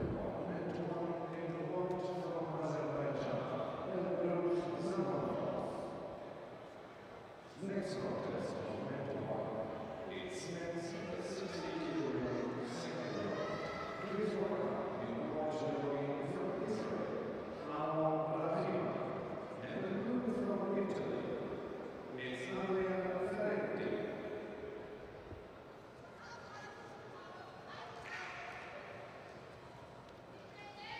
She missed the medal at the Cadet World Championships this year.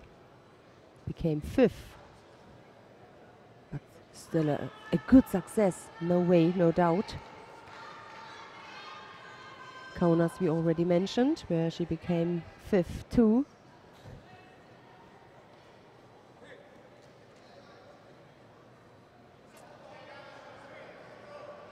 With the team in Kaunas, they won silver. Great success. And Chur we already mentioned. Still no score yet, and we're going to see the last 1.5 minutes. Who will come through there? Left-sided the Serbian fighter, right-sided the German.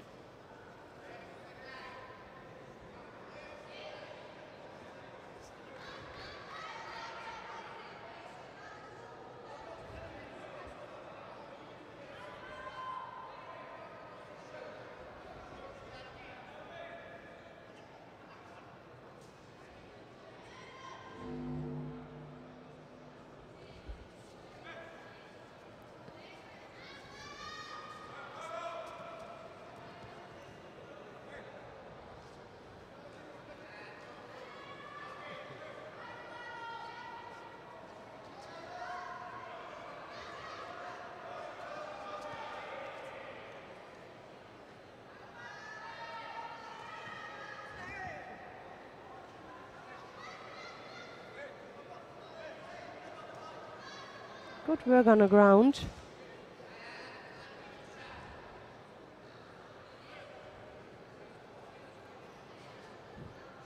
And we are in the last minute.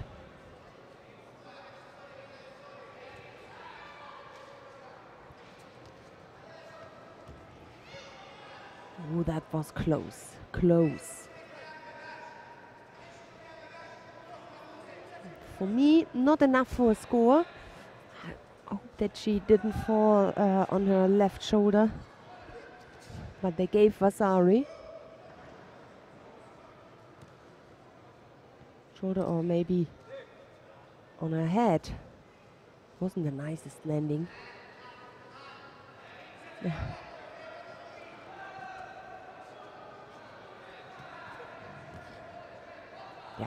I think that's correct. Take it back. It wasn't really a score.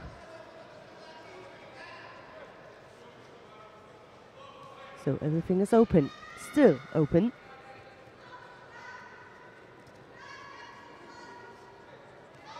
Oh, and that was a score. That was a brilliant counter. Unfortunately for Anne Schmidt, who almost had this score before. No, it changed completely. Marisa Perisic.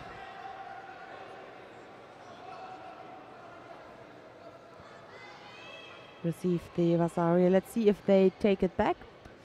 For me, despite the fact that I'm German, it was a. There we're gonna see the replay. Brilliant. For me, it was a Vasari. Let's see if they keep it. Oh, we had a replay now. Wonder who did it.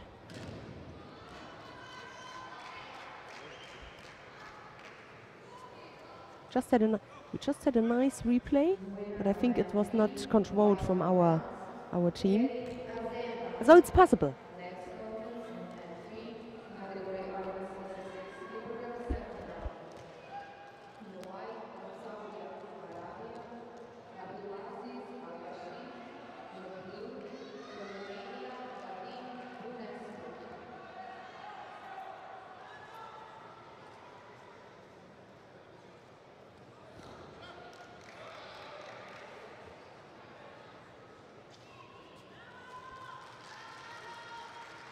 So Marisa Perisic takes that one and goes into the next round.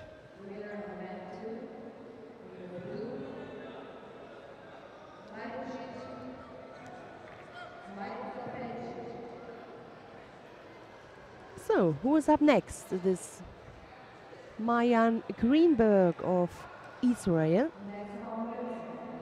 And she is up against the Slovenian Tiasa Brumen. Greenberg in white, there she is. And her opponent here in blue of Slovenia.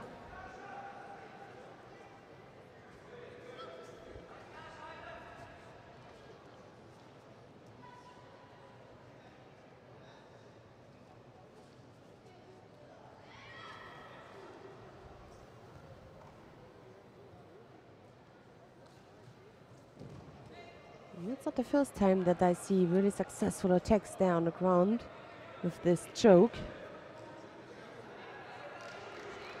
There was an attempt. Yvonne Böhnisch there, sitting in the coach chair. Very open and friendly people. She told me yesterday she feels good. Her job is of course a big challenge, but also it makes fun, and that's the most important. If you have fun, if you like, if you love what you are doing, then it's the right thing, and that's the case with Yvonne Böhnisch.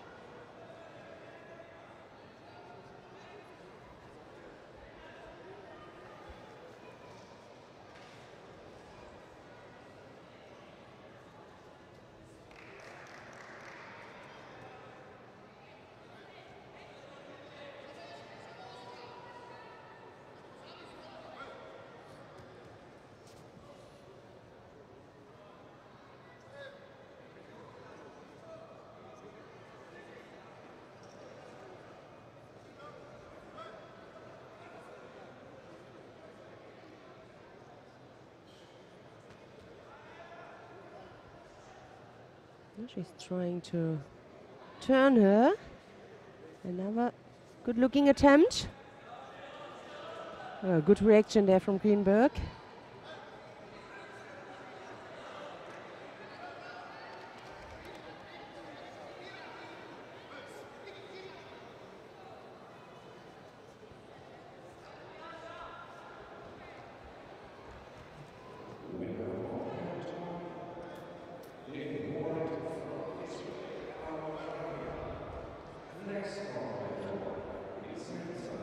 And another good attempt there for the choke. Can we see? And the choke is through. That looks good. Yes, Ippon. There is really no chance to escape when this choke is on. So Mayan Greenberg it is.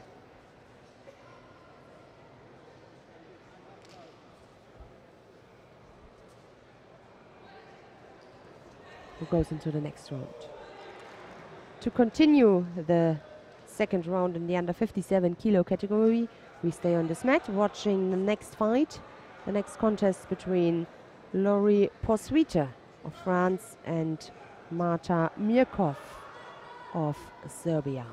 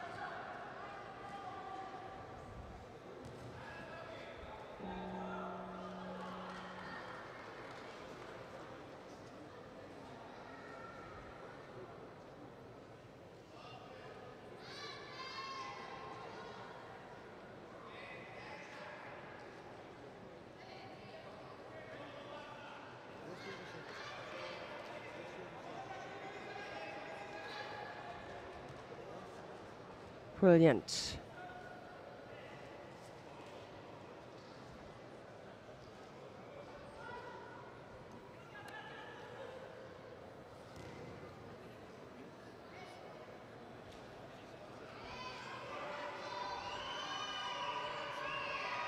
Would be interesting if Fanny Estelle is the sister of Laurie Posuite. Next contest on referee is men's 66 kilogram second round. Please welcome in white jersey from Germany, Manuel Schreck, And and blue from Azerbaijan, early Museov. ending there.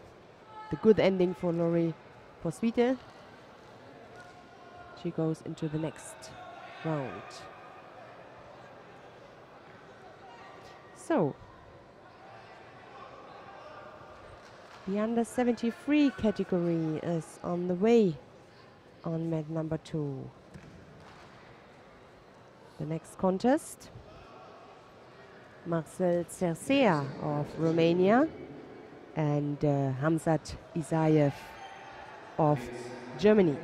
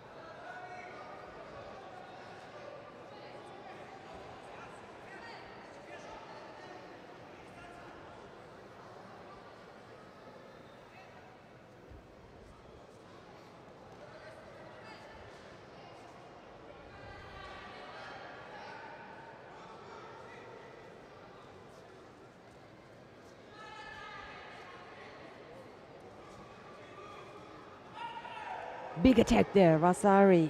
Yeah, for Marcel Cercea.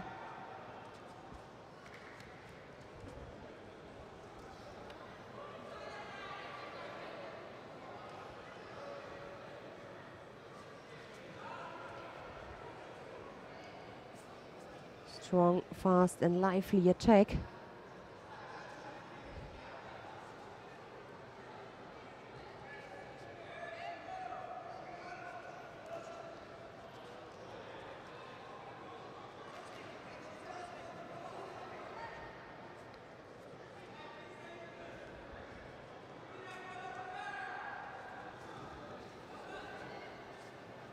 Another one, very powerful until the end. Even when they both are on the ground, there's like still a lot of power to get almost the score there again.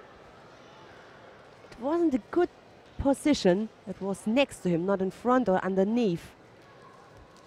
But because I think of the speed, of the lively attempt or attack, no chance for Isayev to block or to come up with a counter.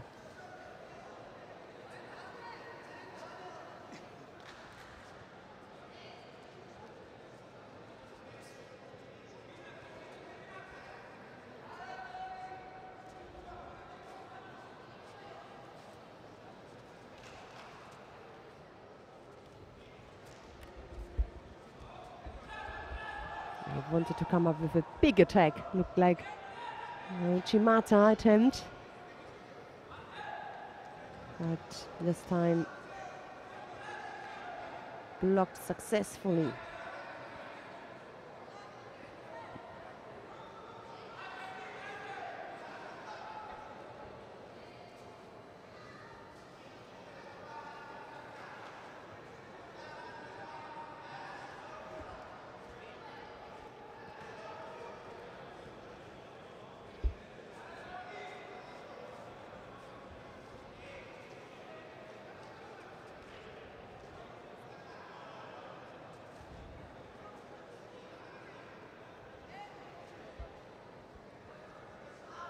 So Hamzadisayev must come up with something.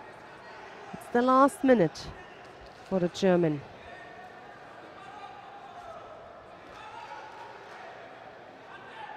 He won his first contest against Jovanovic of Serbia. And still got a chance there to get in round 3. Penalty now.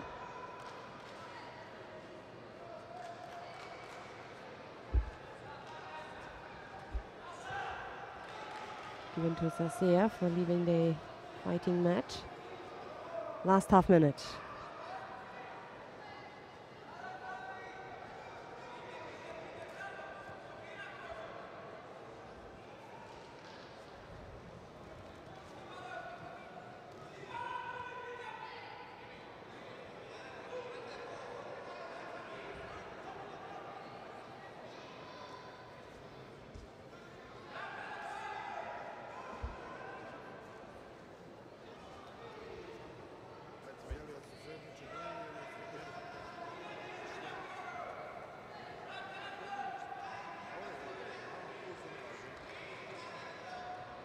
That's it. So the number 1 seed here goes into the 3rd round. Marcel Zercea it is.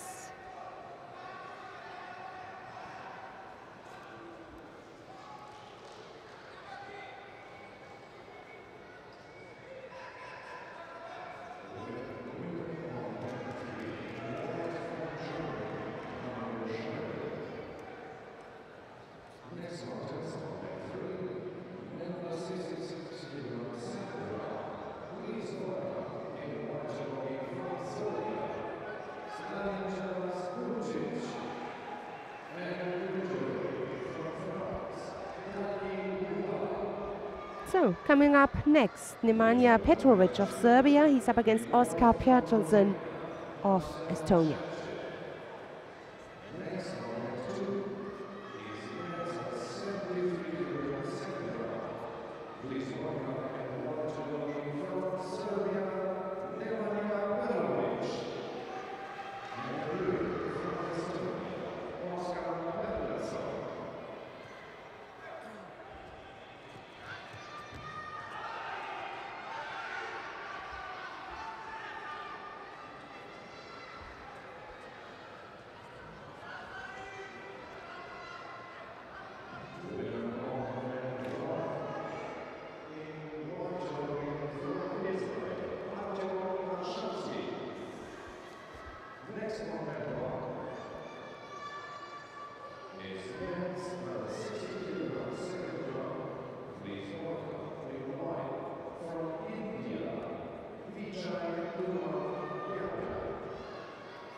The Estonian with the grip on both lapels.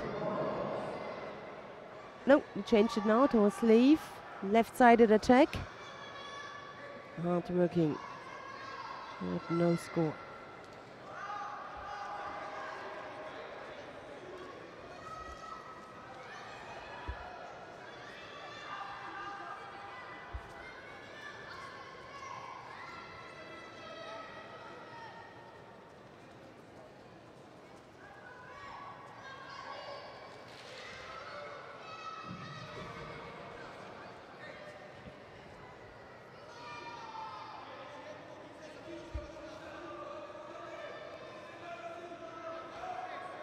No penalty now for being passive against Petrovic.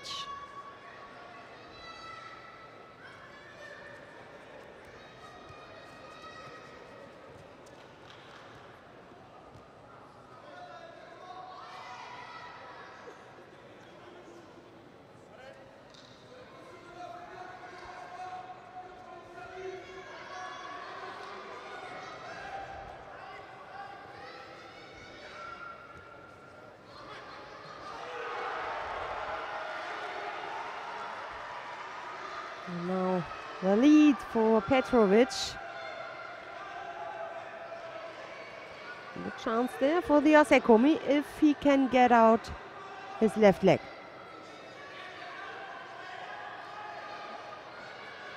I think the arm is not enough. He needs to. He needs the support. Needs the support of his right leg. So, first of all, good defense there from Patterson, but he got a big task now to close that gap.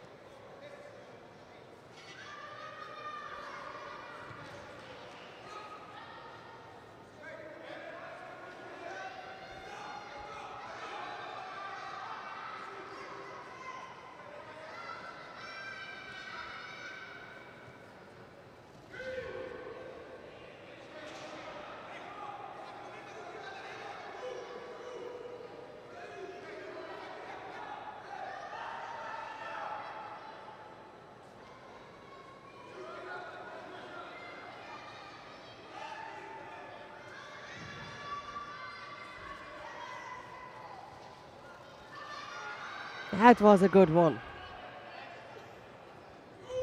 Oh, I'm a little bit surprised.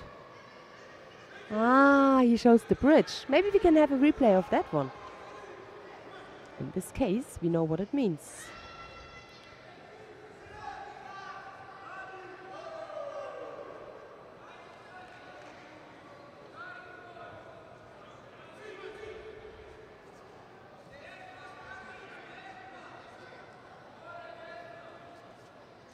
Then we're going to see it again.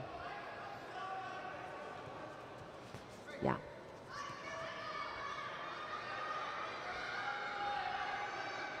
For some reason, they gave the Vasari, but in the replay, my opinion, that was a bridge, and a bridge normally means Ippon. So, lucky Petrovic, I must say. He still got a chance there. Both with the Vasari, a penalty against Petrovic. And the last half minute. You must take care that the time. Yeah. The time, yes, now they are corrected it.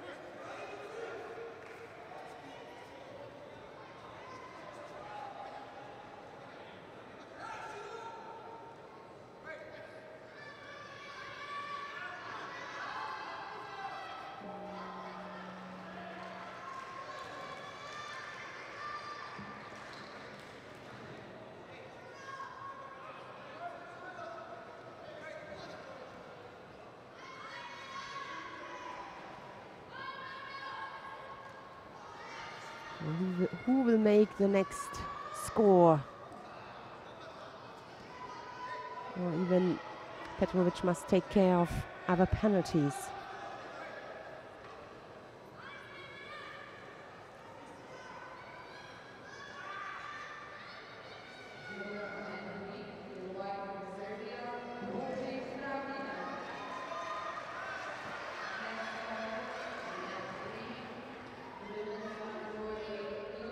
Left-sided Ojigari attempt. And another left-sided attempt from Petrovic. A good battle between both of them.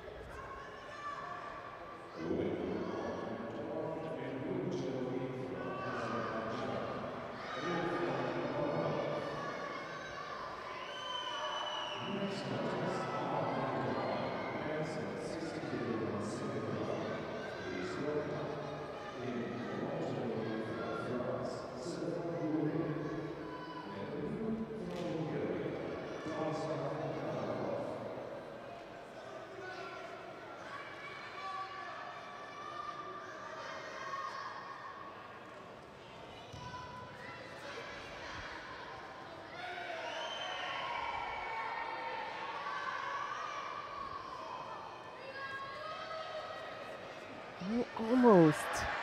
Did he get? I couldn't see the landing on the right side from the Serbian. I thought a little bit more rotation, and then he brings him on the ground on the left side. The left part of his back.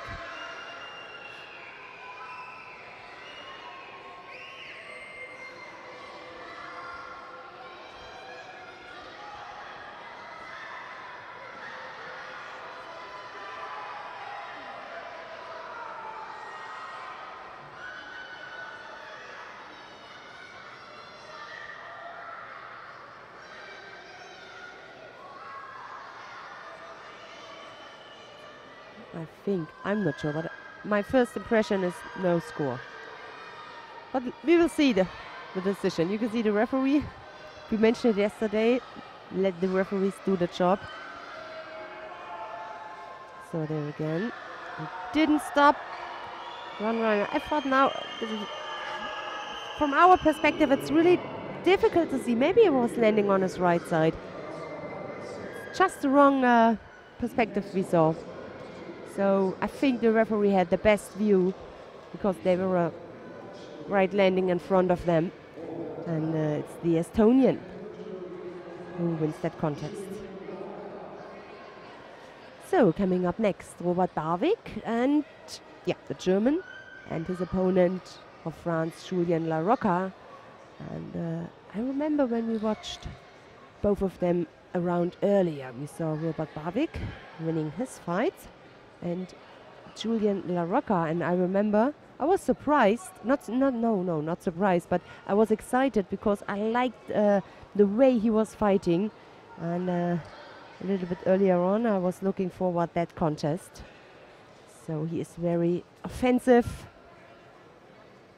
quick, makes attractive judo, but so does Robert Barwick. So I hope we're gonna see some good action here in this contest, round 2 in the under 73 kilo category. Too quick for the cameraman.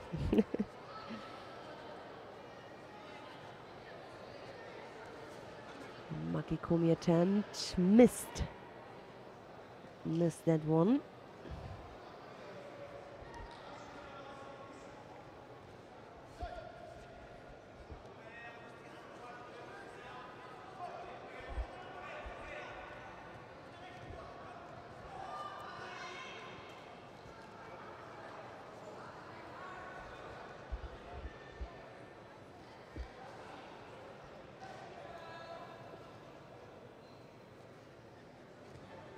Yeah, Tominagi attempt with both legs.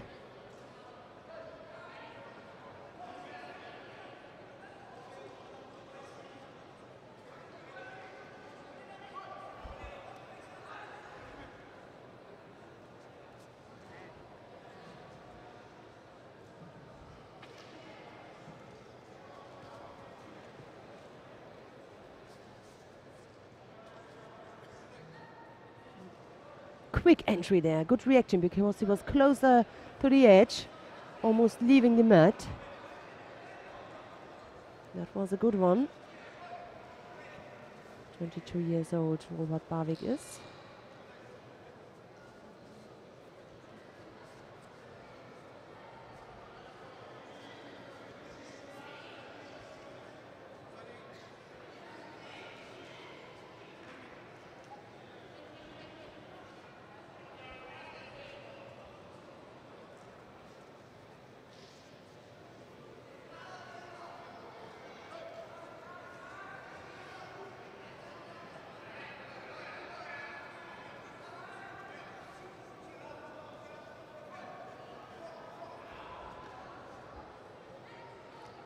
I saw Robert Barwick the first time at junior level.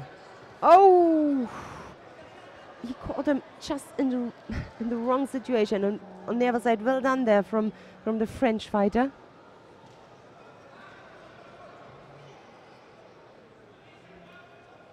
So what he needs to do now is to get out of this dangerous situation, stand up, and try to close that gap. Tries to get a score, but this is all time, and as long as there's something happening on the ground, and it is, yeah, then the referee will let them go. So there's again the replay, beautiful. And that was brilliant demonstration, to be honest, from the Frenchman. No doubt that Vasari, and I think Barwick can be lucky that it wasn't Ippon. I mean, it was a bit, it was not enough for Ippon, but the beginning of that throw, it looked like, oh, that will be a big, huge Ippon. Good defense there from Barwick in the last second. So, less than a minute to go, and always he gets involved on the ground. This is all time Robert Barwick needs on the ground, needs for himself to come up with a score. Oh, it's really good working there, La Rocca.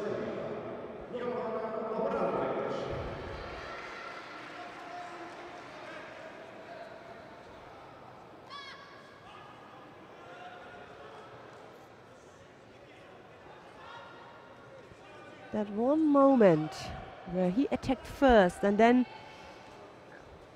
didn't take care of his opponent. La Rocca used it for the big outside Osotogari attack.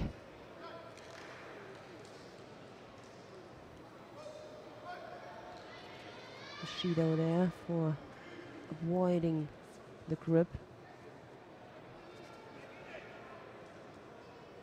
That's it.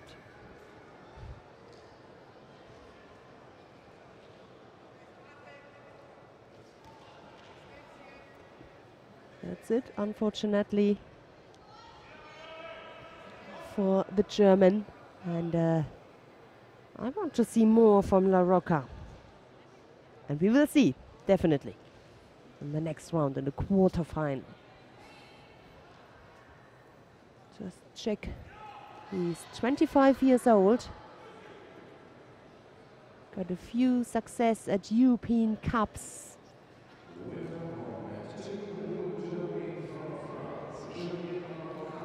Not that big results, but he really convinces me here today. We're gonna see him later on. So, let's have a look what's happening here. And I would like to go to mat number 1, please. To mat number 1 in the under 63 kilo category. We have just seen Lucy Renschel earlier on. Now she's in a quarterfinal against Joanna Obradovic. And I remember having seen both fights from them in the round earlier on. Renschel, here the number 2 seed, we told already that she had a longer injury, dislocated her elbow, came back. It's the first international competition for her so far.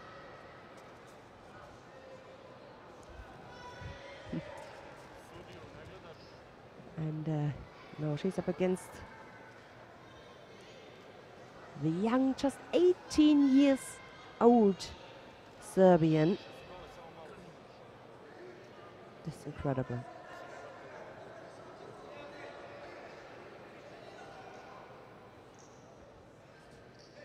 Big aspirants for her Judo Federation for Serbia.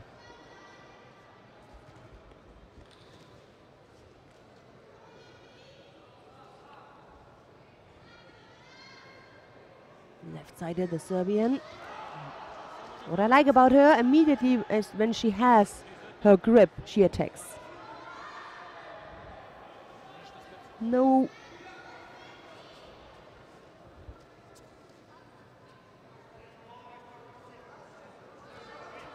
no second she gives away when she got her grip.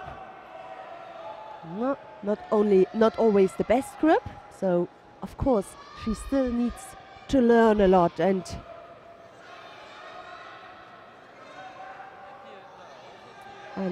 to polish her judo, but she's on a very good way.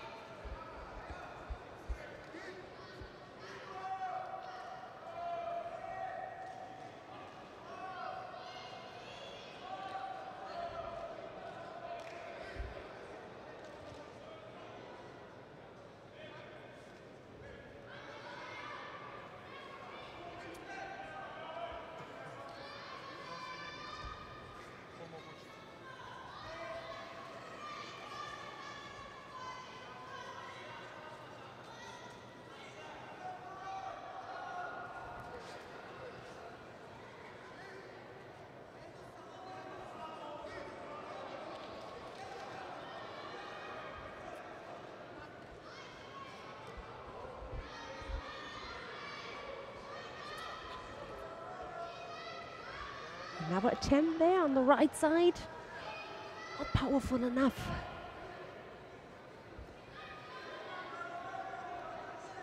Too inaccurate.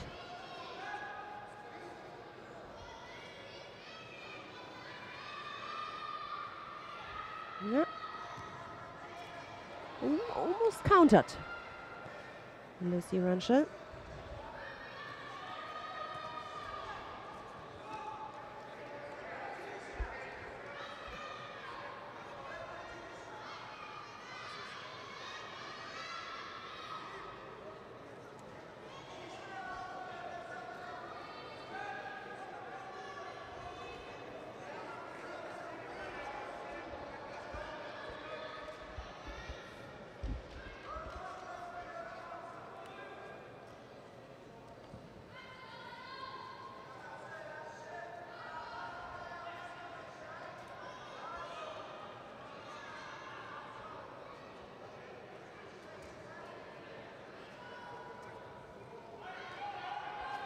Well, 12 seconds already gone in this golden score because there was no score, no penalties.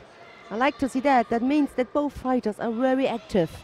No defense, no forbidden grips or something like that. Lucy Renshaw still tries to come through on the right side there. For sure, from time to time it's getting harder and harder. Maybe to come up with something else to variate, to insecure your opponent. You see the one grip is completely missing from both of them. Obradovic with her right arm and Renshaw with her left arm both need the grip on the sleeve. Otherwise it's really difficult to throw your opponent. And it's always, everybody is always making a step in front, a combination to come up with something else on the other side, to come up with a counter, to attack the other leg, something like that. I think that would be the key. Or, as you can see, maybe on the ground to work things out. She's looking there now for the Sankaku. Not the best position there for Jovana Obradovic if she gets turned. And I remember this Sankaku. Lucy Renshaw was, a few weeks ago, she was in Leipzig at a training camp. And I saw her, and we made some pictures.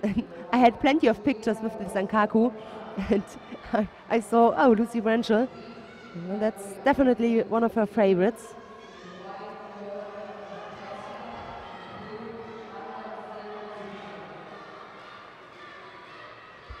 Still no score. A tough quarterfinal between Lucy Renshaw and Jovana Obradovic.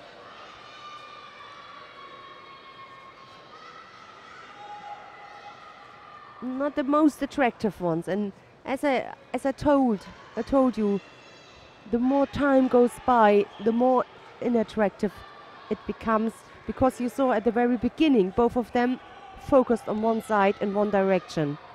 And the more tired you are, or the more tired you get, the more difficult it is to switch, to change things, to open with another grip, to come up with another technique, to combine. That's the thing.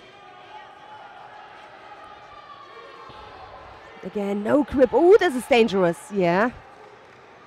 Almost countered here by Lucy Rancher.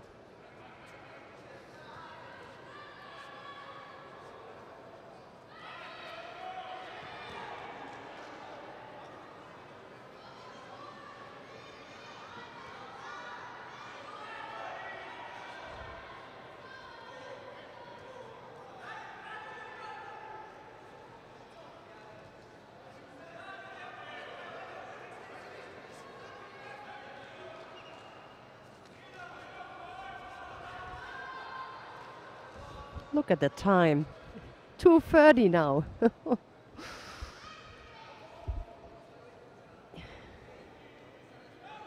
Maybe the Sumikashi.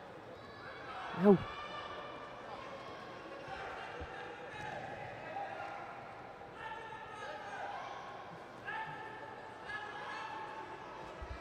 And again, the Sankaku tries to turn her. I think now she can keep, yeah. At the same time, the choke. If the legs are well positioned, that one part of the leg is above your, or directly under the gym, then it's also a brilliant choke. So a hard fight, a tough fight, also for Jovana Obradovic, the just 18 years old Obradovic, who who still got a chance in the rapid charge. So it's not finished yet for her. And Lucy Rancher goes straight into the semi-final, and both of them for sure need the time now for the rest to recover, take a fresh breath, recover themselves, and get ready for the next fight.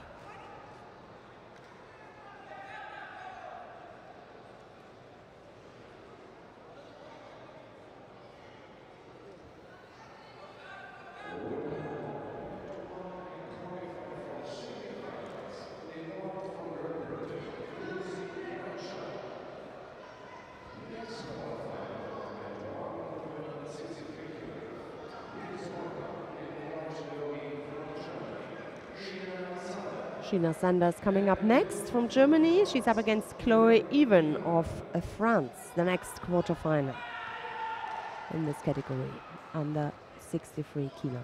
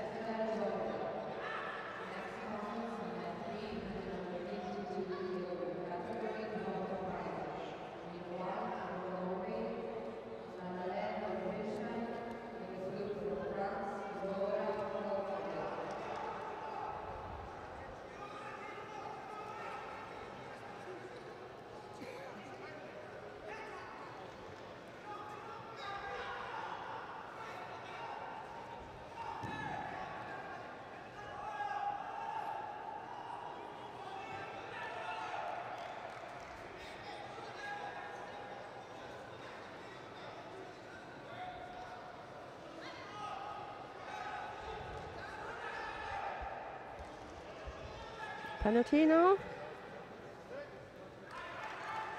Give it to the German.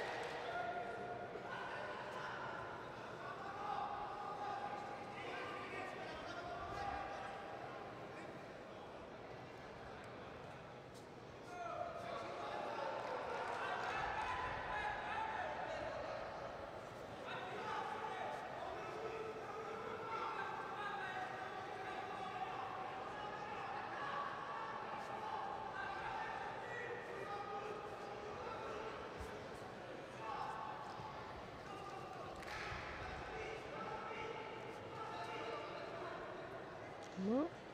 Can she get out? Yes. Good reaction there from Sheena Zander. Wasn't controlled enough from the French fighter. A minute 50.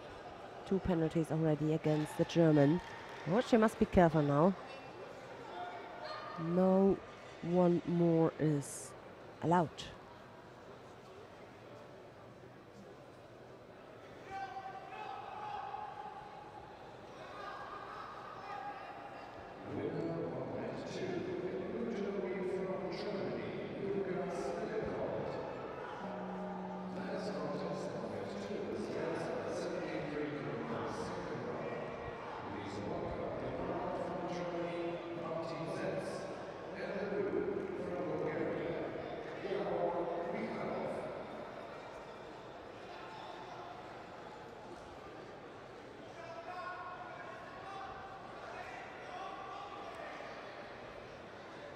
So, we spoke about it, the third penalty. And that happened. She received her third penalty, and that means the win for her opponent.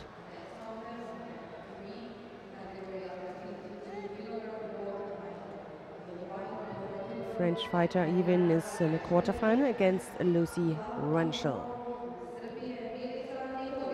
So we're gonna watch the next contest, the next quarterfinal in that category. Inbal Shemesh of Israel. Her first year in seniors. She is up against Anja Obradovic, even younger, with her 17 years.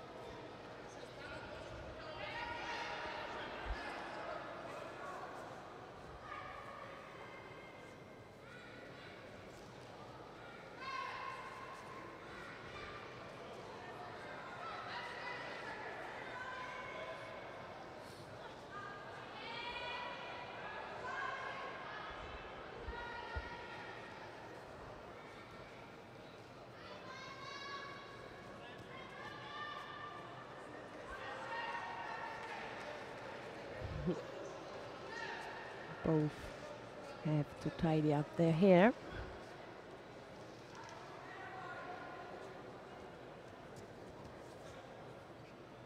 Both with long hair, both ladies.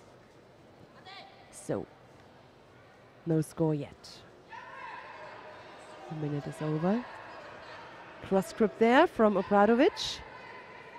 She tries to come through there with her right arm. It's not the best position now for her. Right arm must get onto the collar or the sleeve. Oh, that was good.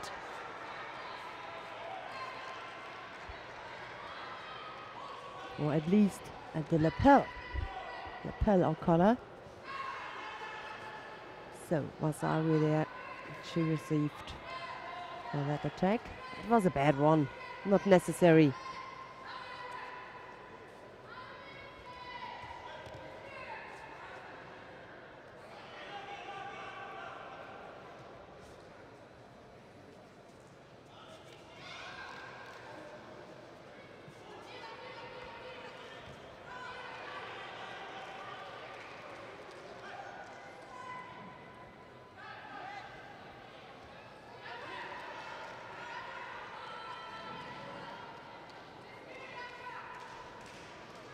There again, the replay.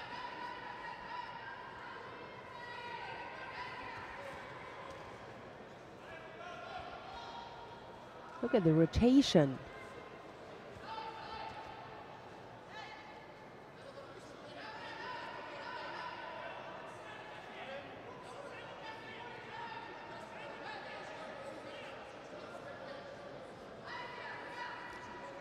Well, that is something she still has to learn. You don't see this at senior levels in general. This also costs a lot of energy and a lot of power every time to fix the hair. Just a detail, but yeah. She's with 17, it's still okay, but she has to learn that to focus there. This is a dangerous situation. I can't see the right leg there. It's not in. It's a good position there for Shemish. She didn't pay attention. Oh my God. What a good reaction there from the Israeli fighter. Now she taps. Well, she was leading here by Vasari. Maybe she underrated a little bit the attempt, the attack from Inbal Shemish.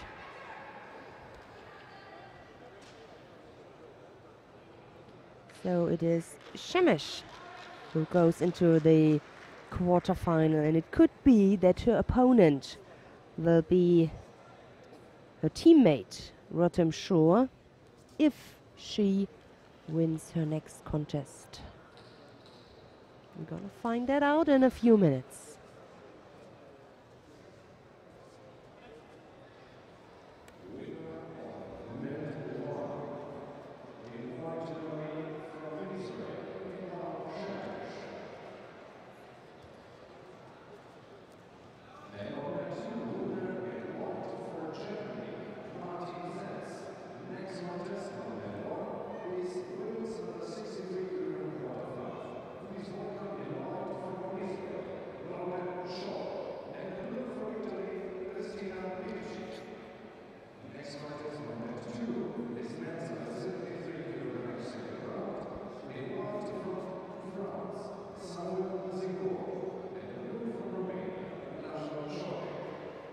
So there she is on the left side, Shore. On the right side, Christina Pikin of Italy.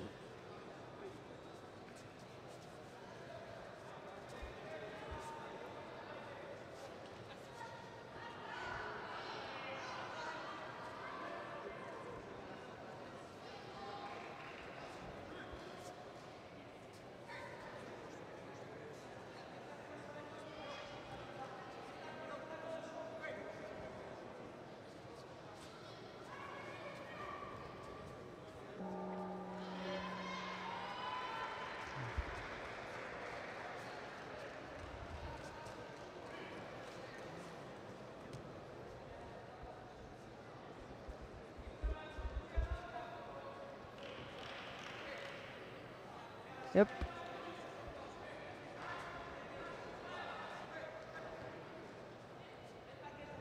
Both a little bit surprised.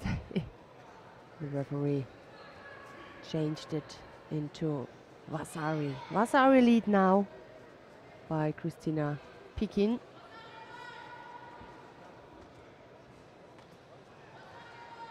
I think they gave the Vasari.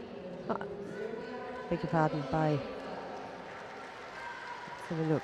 The Israeli.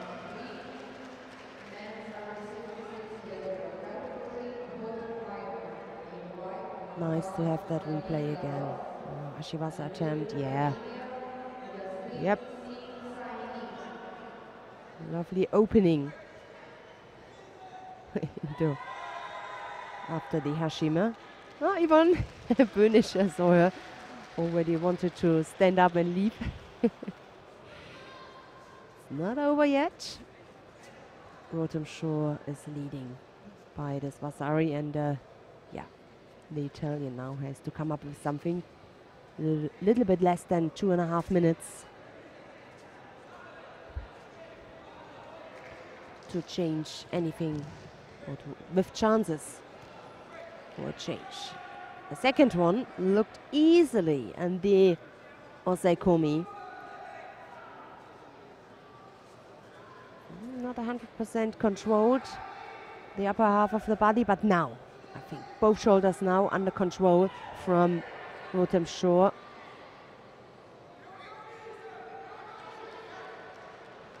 That's it.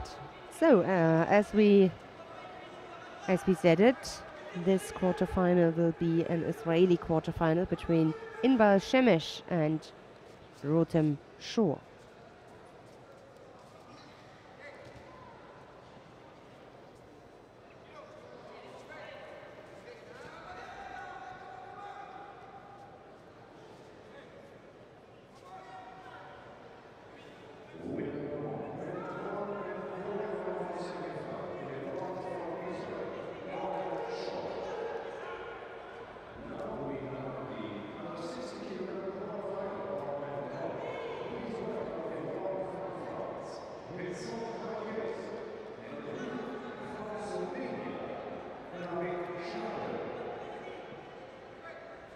Yeah, we stay on this mat. The quarterfinal in the under 60 kilo category. Vincent Manquez of France is up against David Stakel of Slovenia.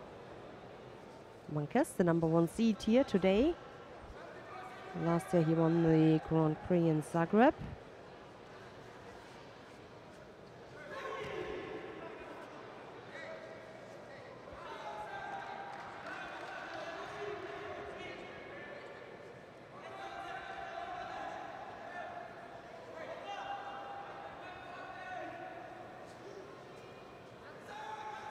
And definitely one of his biggest results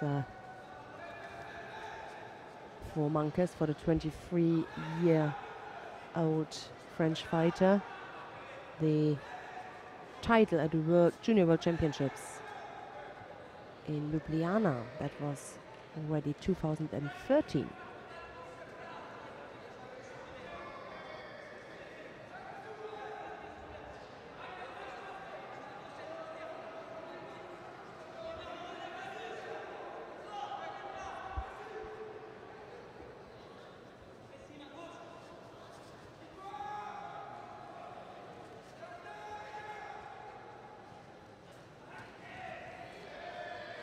His opponent, just 21 years old.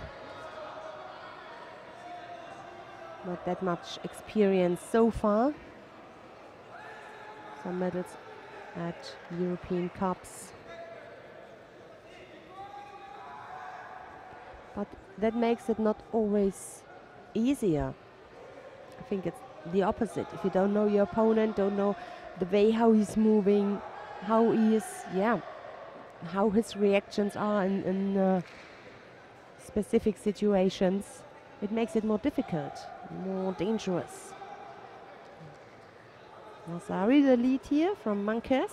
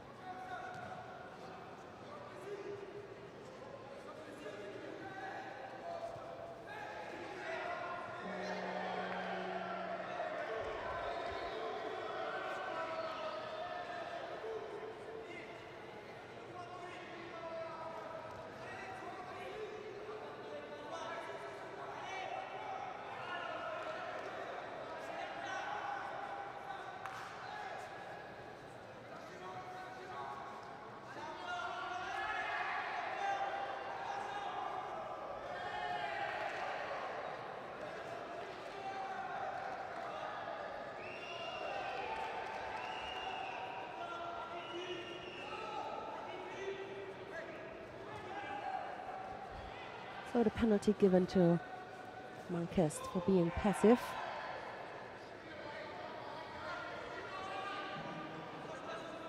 Stakel got a good grip. His right arm is in a perfect position there to come up with something big.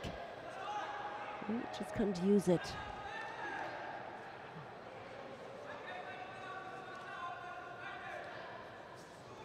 Again. He needs to keep the leg in, not being countered. Yep, Marquez realized that.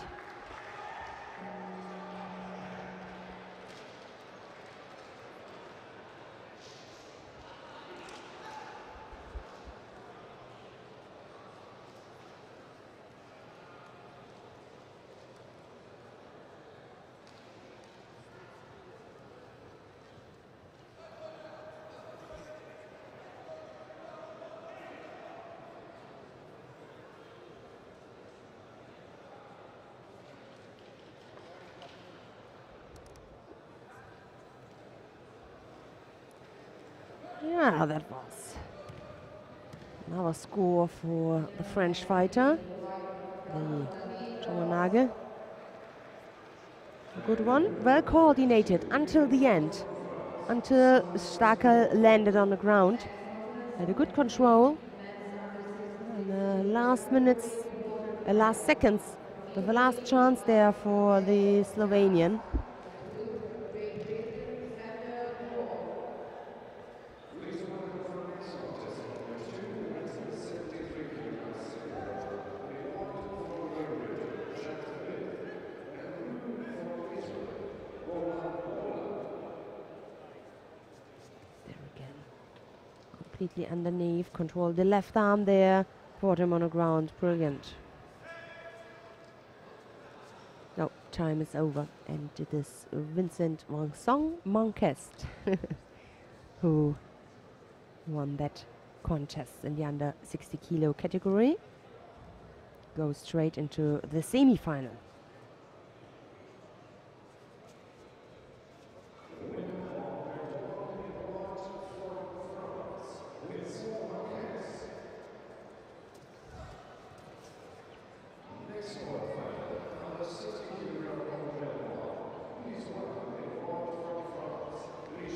So another French fighter in the quarterfinal, Richard Vernes of France. He's up against Elbrus Zamanov of Azerbaijan.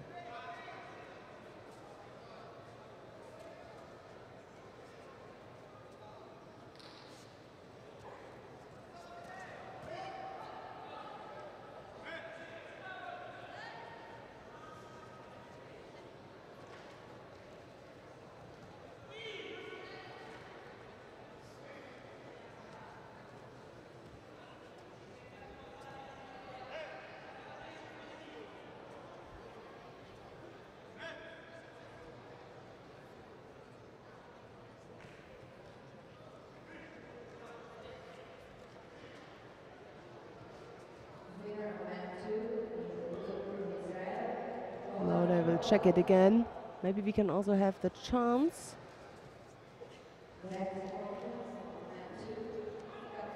No, we wait about the decision.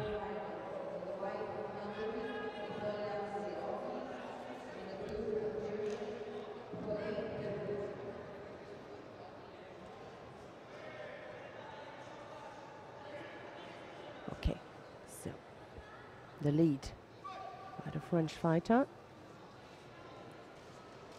3.5 minutes to go. Left-sided attack, missed.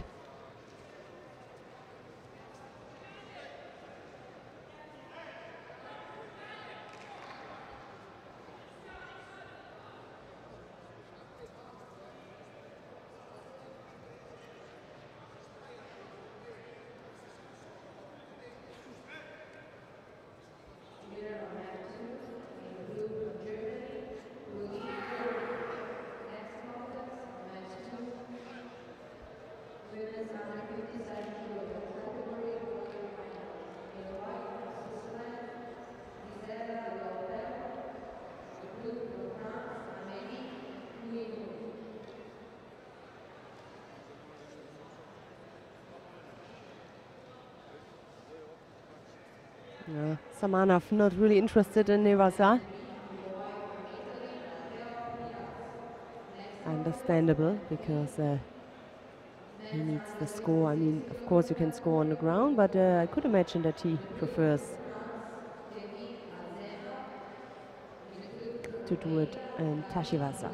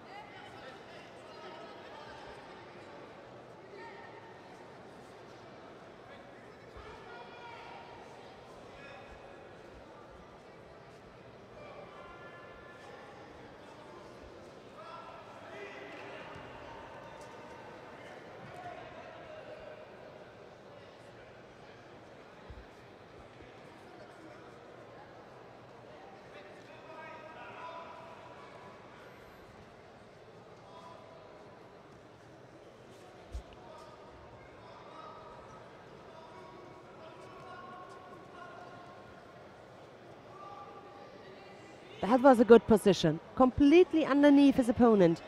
Just couldn't use it. So from time to time, it was getting better and better. At the very beginning, he was very often next to his opponent for this dropped kind of Seonage. That was a brilliant position. He just could not come out and rotate him. This time he could. This time he could. Yeah, as I said it. Second Vasari for the French fighter.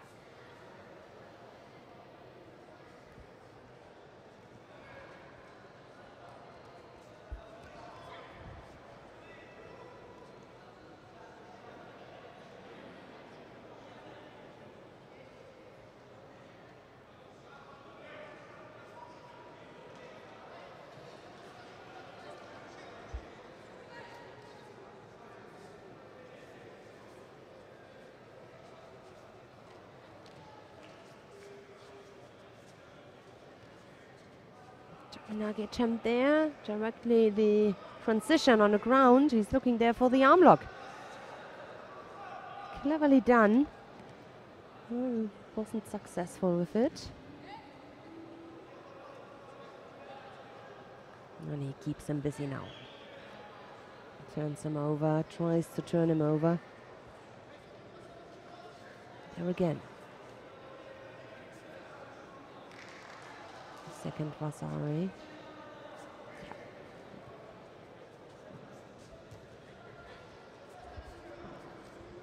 So, as you can see, only 15 seconds now left.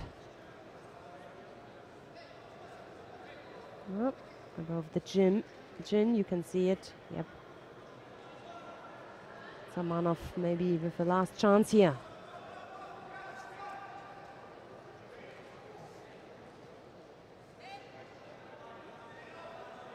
Penalty for dropping down.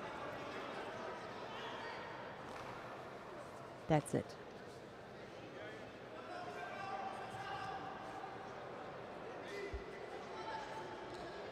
A little bit aggressive potential in the end. I think this Ashiwasa from behind wasn't necessary from Samanov, but okay. It is Richard Vernes of France in the under 60 kilo category, and he will face his countryman, Vincent Mankest, the number 1 seed here.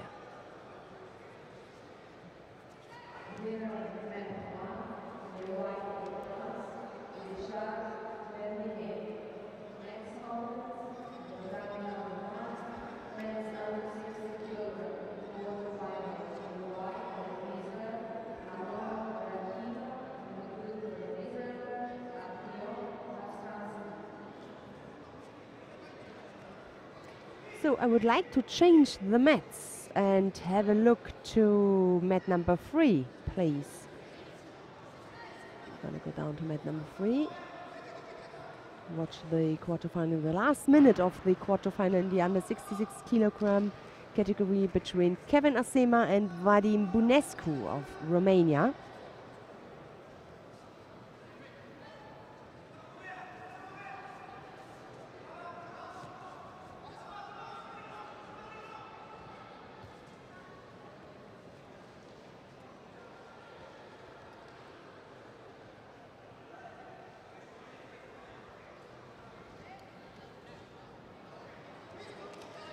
Asema, the number 2 seed here, another French fighter after David Larose in the same category. He's already in the semi-final.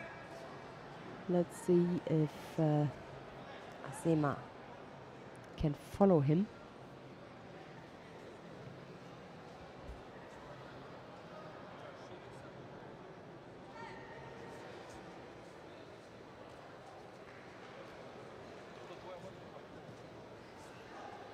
Larose will face Piras, the Italian fighter, in the first semi-final, and now it's one of those of these both fighters who will come in the second semi-final. Yeah. Warszawa leads still 8 seconds before the end. No, he received a penalty for dropping down. But he can afford it. That's it. So it is the French fighter Asema.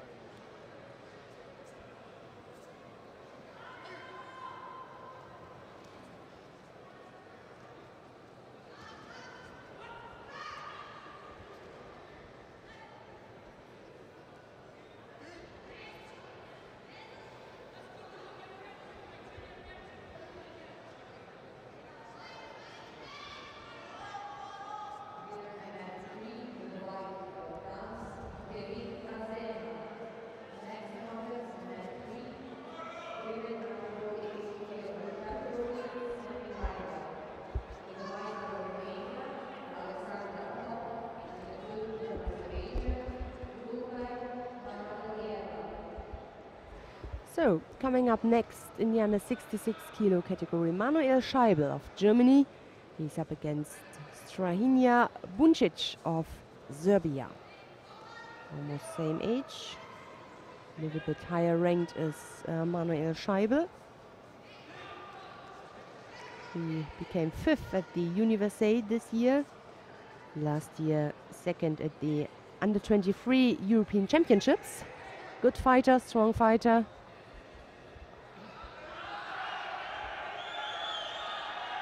Won already one contest, had a bye today, then won against the Azeri Hoseinov, and now he's up against the Serbian. The Serbian had a bye too at the beginning, then won against the French fighter Buba, and now they're both in the quarterfinal. Ooh, right-sided from attack there from Buncic.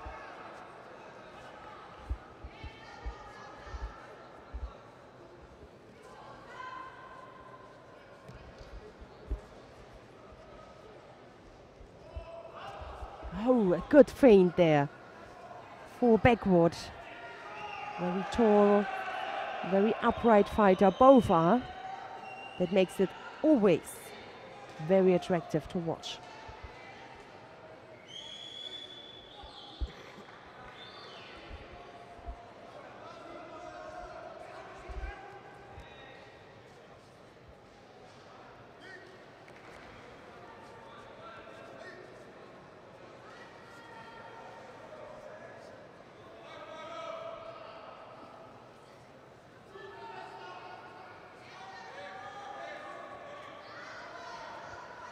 Deep tire touch. Oh, unfortunately in the end he couldn't rotate him. He broke his balance, no doubt, but just in the end this little bit more rotating, turning. Close to maybe a score. Manuel Scheibel.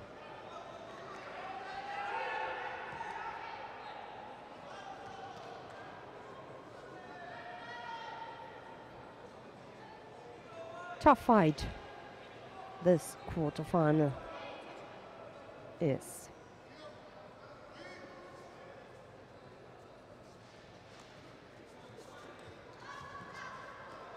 No Ochigari. The attempt there.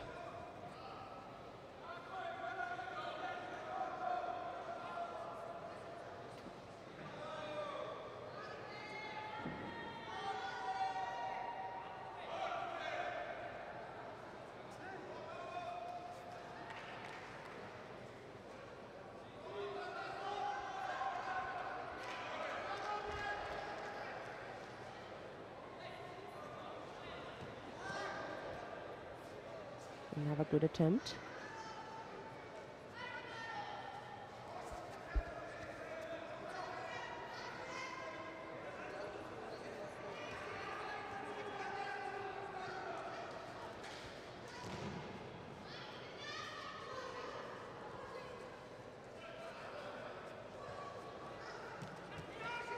Another deep attack. Ah, almost.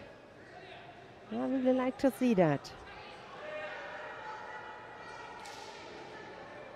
But it's almost it's not it's not enough.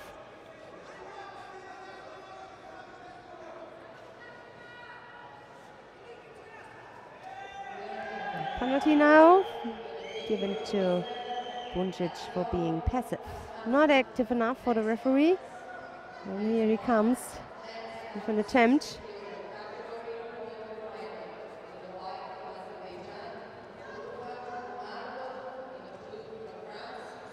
Big hip attack.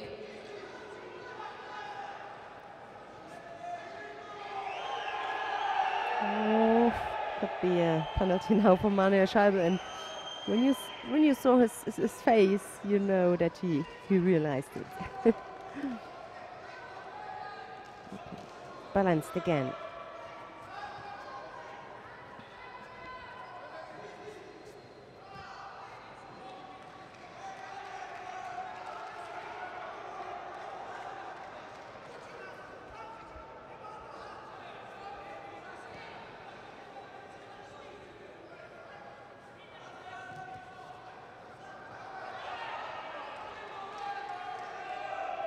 Very attracting fight.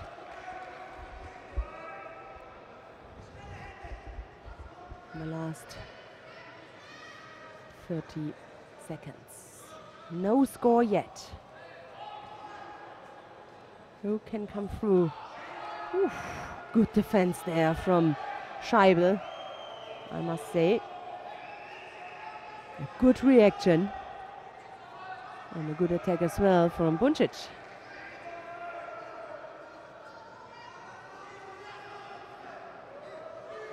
Two attacks in a row now from the Serbian. Manuel Scheibe must come up with something.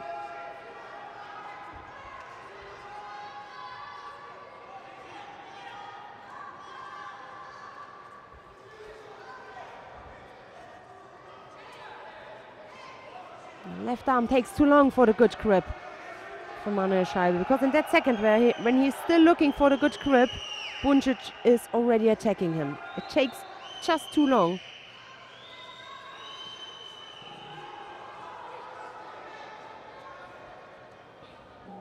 So we're going to see a golden score.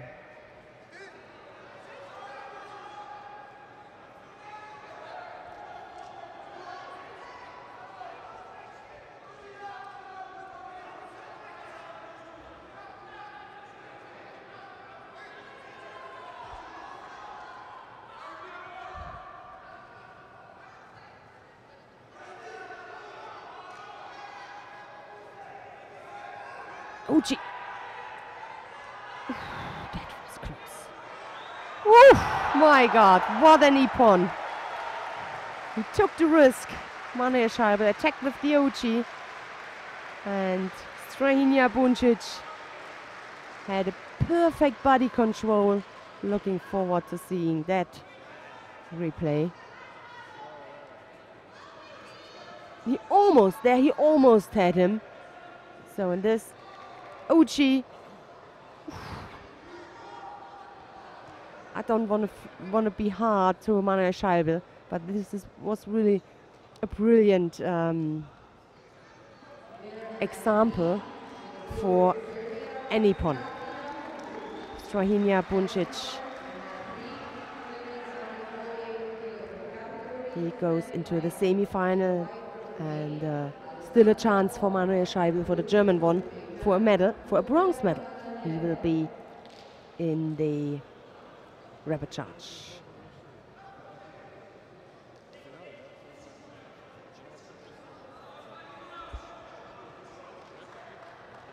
Yes.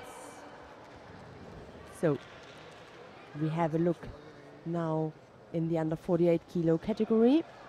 The semi-final between Alexandra Pop of Romania And her opponent from Azerbaijan, Gulchai Mamadaliyeva.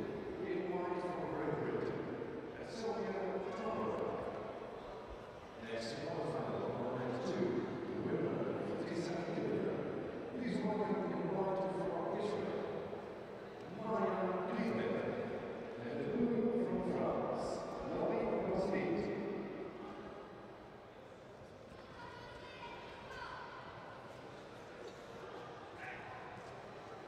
Got that attack there from Pop.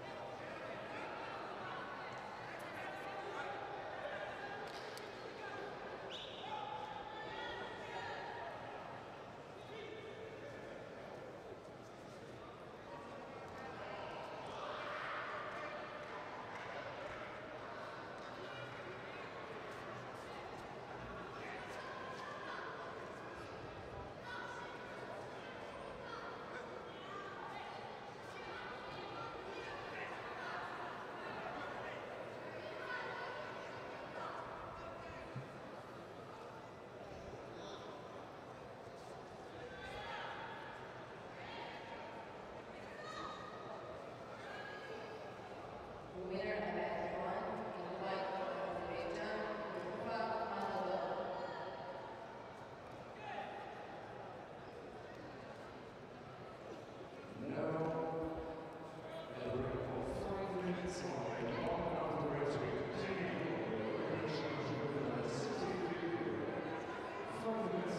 Lazari scored for Alexandra Pop.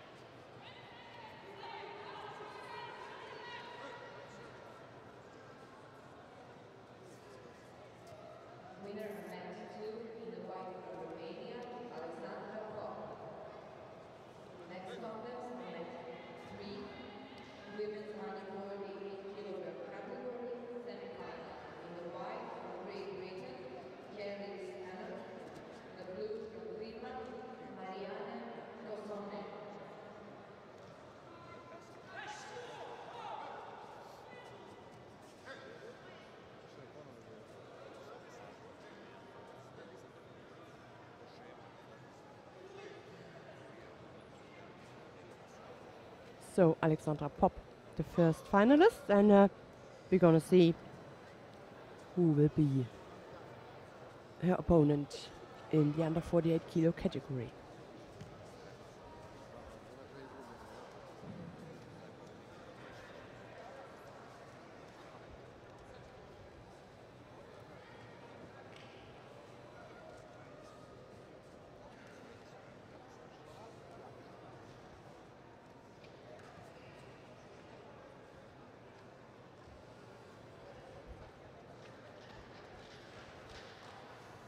Kelly Stedden of Great Britain and Marianne Kosonen of Finland.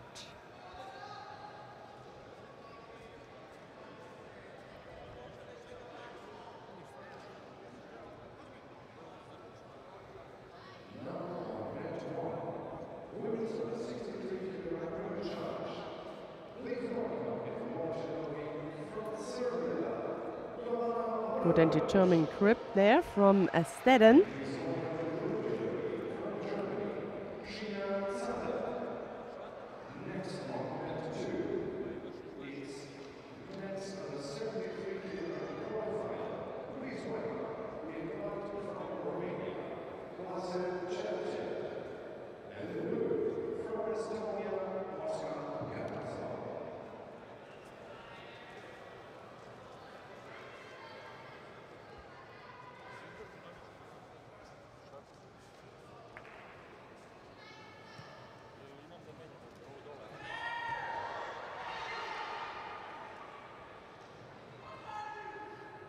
No, both are waiting now a little bit what their opponent is doing.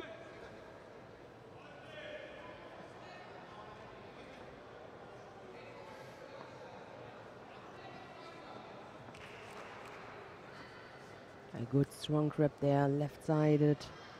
And a good attack there now coming up from Kelly Stedden. Left strong arm there and the collar of her opponent. No score yet.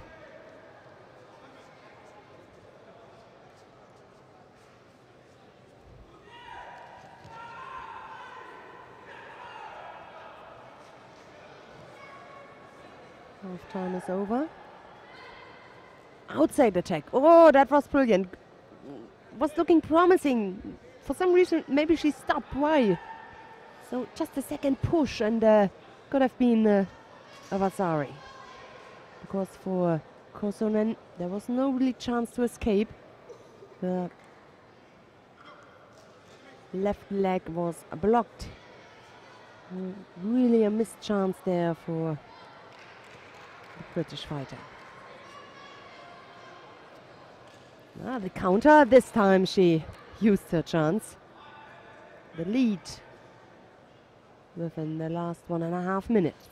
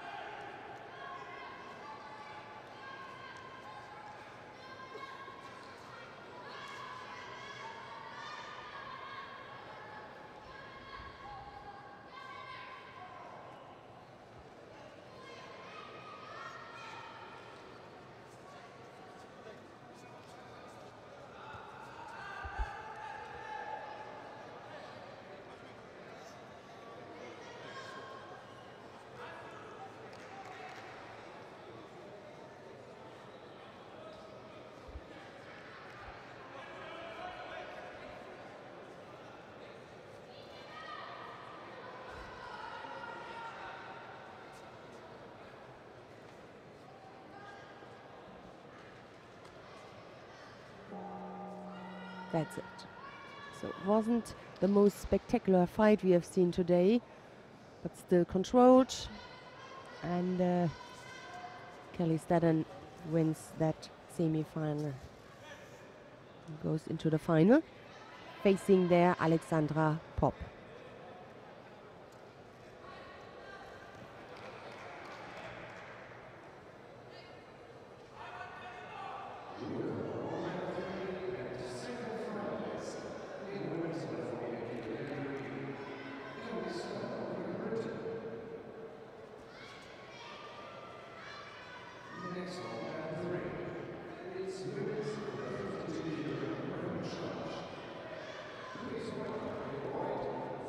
So, mat 3, there's a rapid chart. So let's go to mat number 2, please, to follow the quarterfinals, which are still left.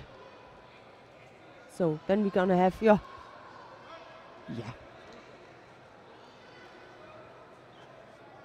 we're gonna solve the technical problem in a minute. For now, we're gonna see. I think it's mat number 1. Yeah. Jovana Obradovic in the golden score period against Sheena Sander. No score yet, both with 2 penalties. And as soon as we finished, managed that little technical problem, we can switch on mat number 2. But for now, we're gonna watch this rapid charge contest. The winner will fight for a medal.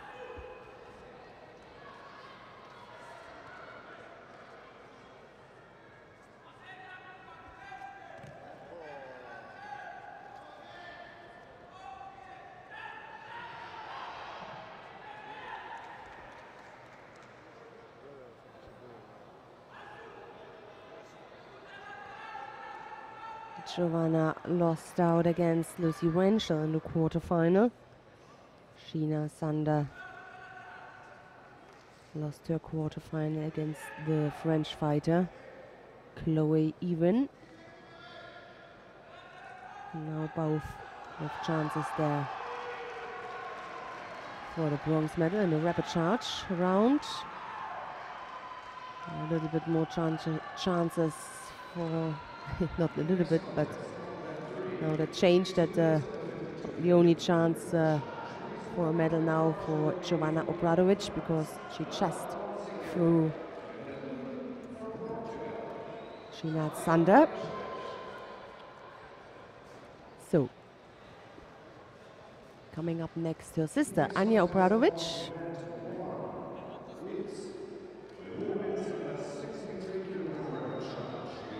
And you at home, you can follow that rapid charge. We're gonna straight to the quarterfinal as we promised. Go to mat number 3 then. And there is Julian LaRocca. Yeah, we are back just in time to see the French fighter. And his opponent from Azerbaijan, Telman Valdiyev.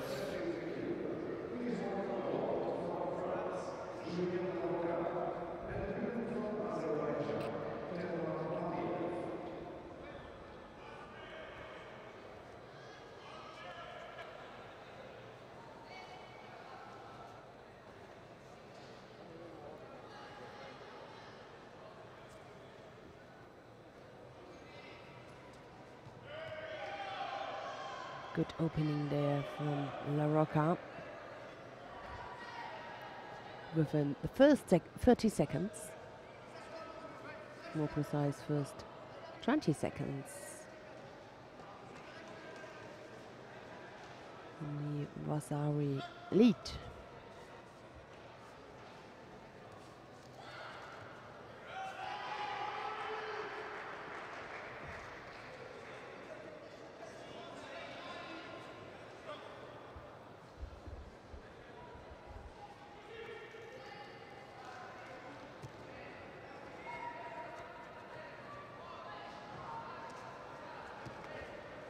Again, the outside attack on the right side we have seen before against Manuel Scheibe.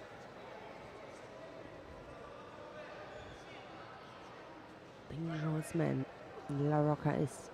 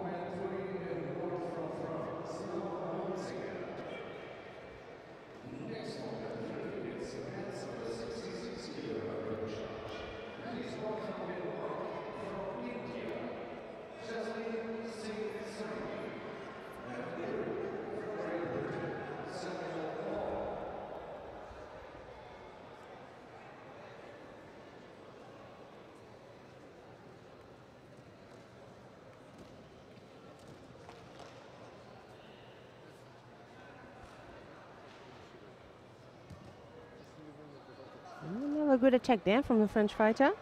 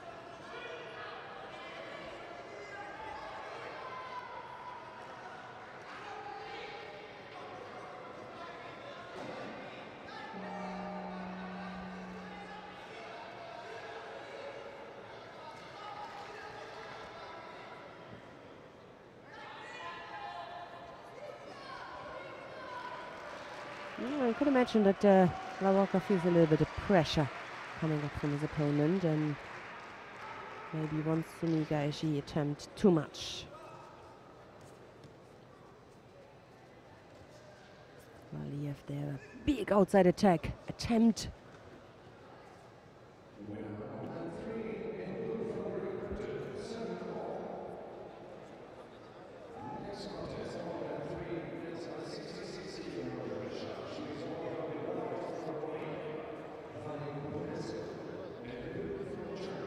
Is he able there to work out something on the ground, something useful? Mate. Certainly in the last minute. There's still no score there for Valiev. Just the Vasari lead for Julian La Rocca.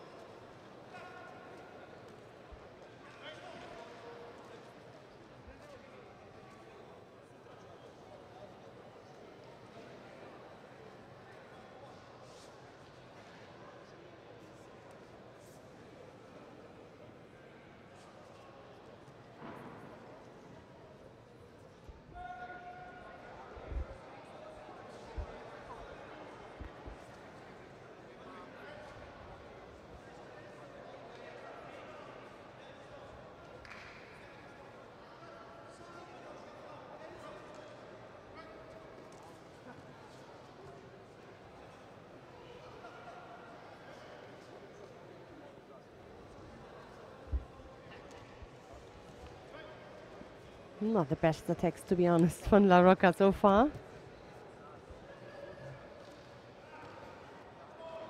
But these are the last seconds.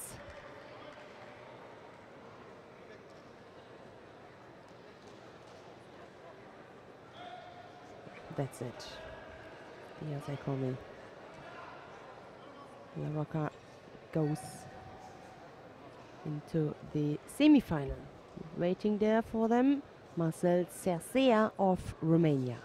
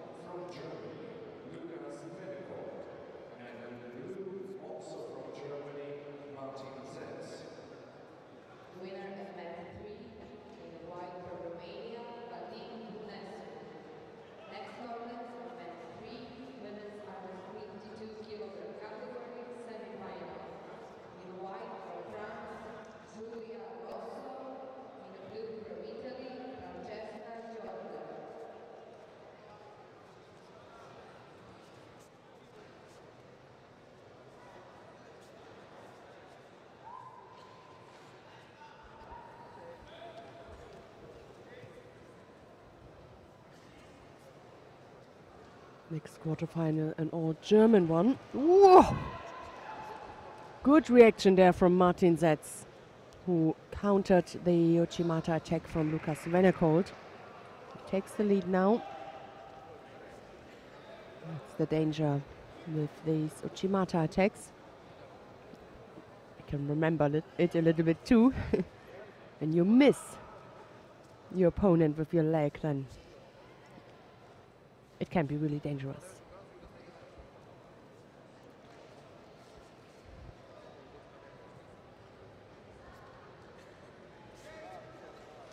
There are no statistics that both fought against each other before. For sure, they know each other.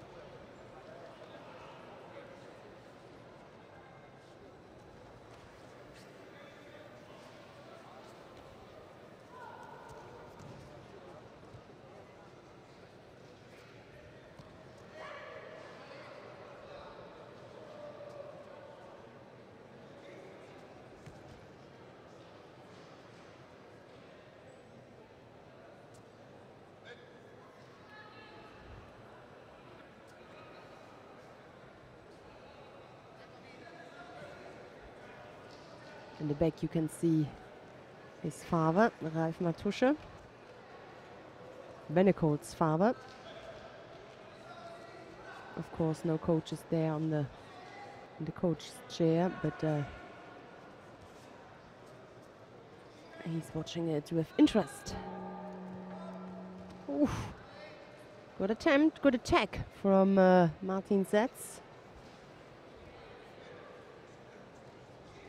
Venekold became German champion this year.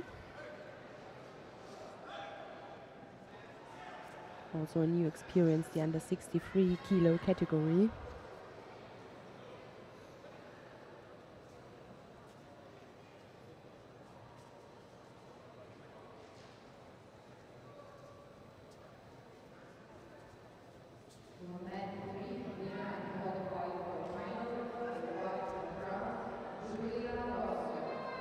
Before he was fighting a category lower, and this is the same case as we had with another fighter today. You just need to get used to it, to get completely in. And also the German champion was in the under 66 kilo category. Oh, good outside attempt, good reaction from Martin.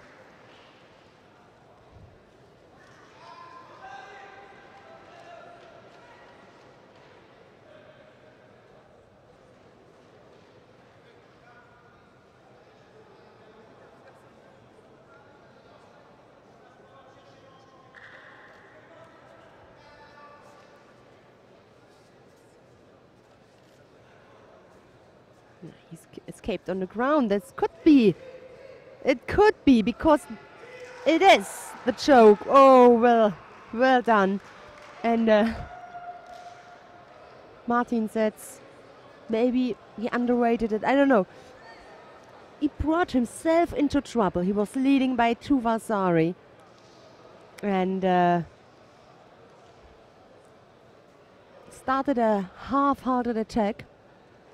Stopped it, and he was waiting for the mate, but not Lukas Venekold. He took this chance,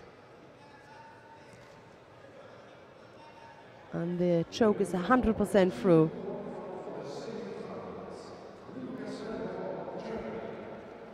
That was strong from Lukas Venekold, the just 21-year-old German.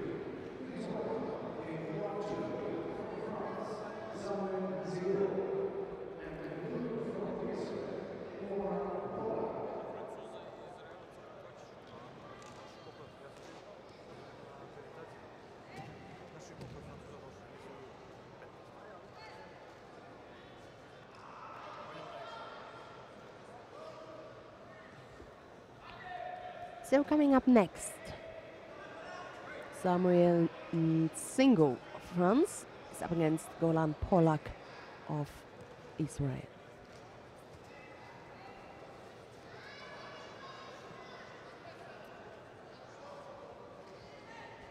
Well, I just saw the semi-final mat number 3, and it's Milica Nikolic, the Serbian fighter. So you at home, you can stay on this mat. Let's go down, yes, to mat number 3, to the semi-final. I mean, there are not so many fighters in that category, only 9, but still, let's have a chance here to see Nikolic, the Serbian favorite, one of the Serbian favorites for sure. For the crowd, she got chances to get into the final. Her opponent from Norway, Madeleine Rubenstein. Sounds a little bit German. Her family name. Still no score at all, and only 1.5 minutes to go. Nikolic with medals at the IGF World Tour already this year. Silver at the Grand Slam in Baku. Bronze for the 22-year-old at the Grand Slam in Paris. Last year, the gold medal in the under-23 European Championships. A lot of experience. She developed so well in the last years. And now with the pleasure to fight at home. Well, for some fighters it is a big advantage to fight at home. The motivation, the family, club members, friends who can be live at the competition and join it and support. On the other hand, for some of the fighters, or in some moments, it could also be a little bit pressure. Being good enough, being successful. So really it depends from fighter to fighter if it is an advantage or maybe a little disadvantage.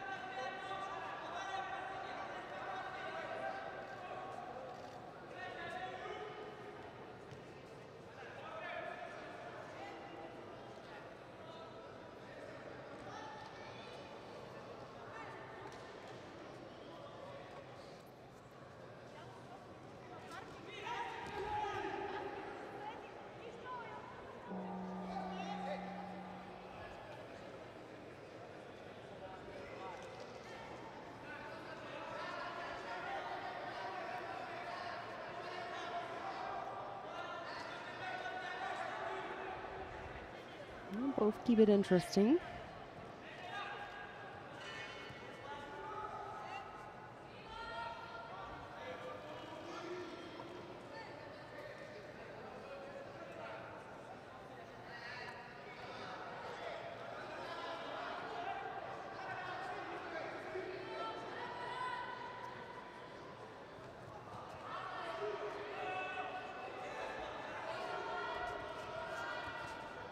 Half a minute is gone in that golden score.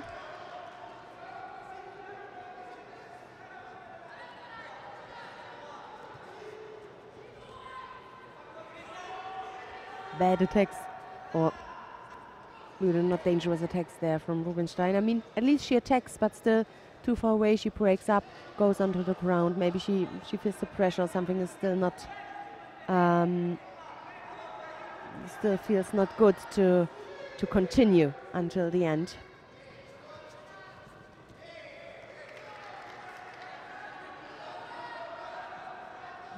Missed that Ashiwaza attempt.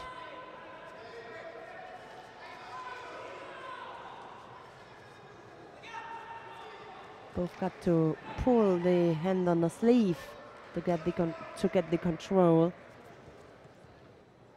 Bring the hand a little bit closer to them. Just in that moment, the mate came.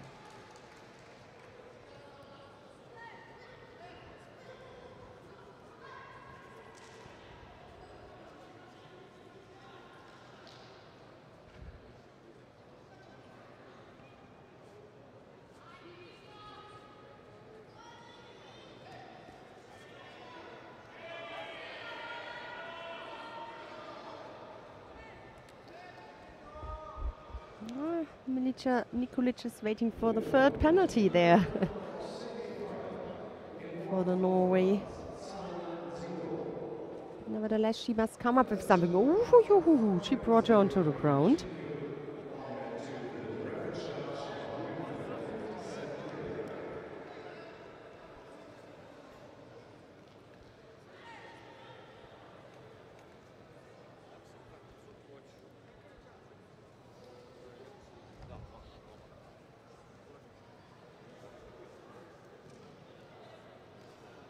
Still waiting for a really big attack there from Nikolic with her experience and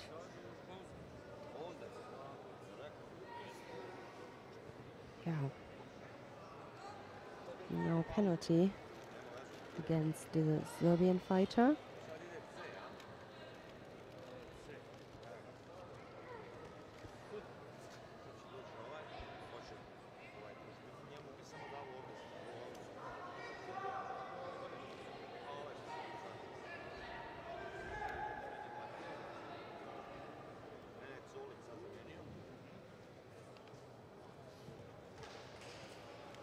There was one.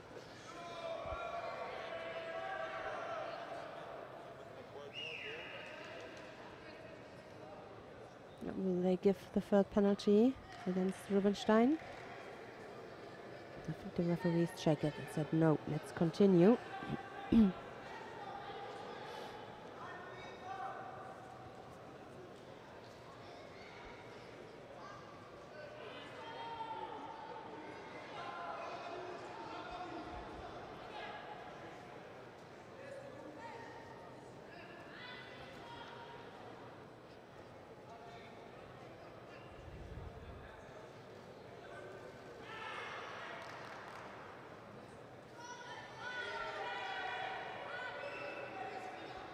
Shimata, one-sided. A little bit more difficult, but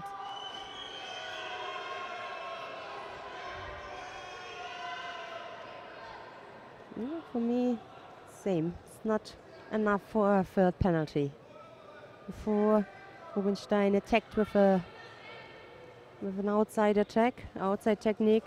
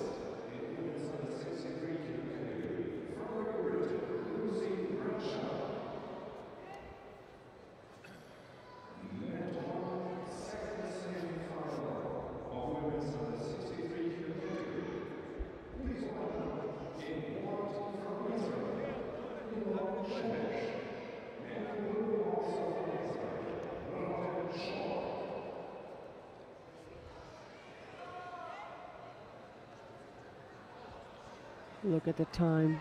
4 minutes, more than 4 minutes now. Plus the 4 minutes from the fight. From the normal fight. That's incredible. Shimata.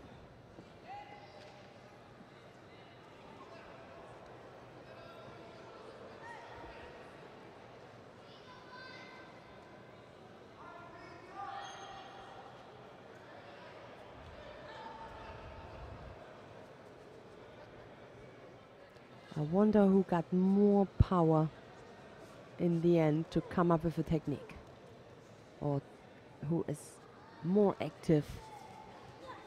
I mean, when you have a look to the scoreboard, Milica Nikolic can still afford one more penalty. Then it's balanced.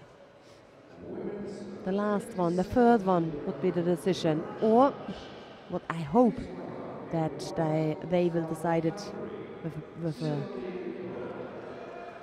with a score. So, that's what I said. The second penalty now given to the Serbian fighter. It's balanced now. Ooh, that was a good attack. Ooh. That was a real good one.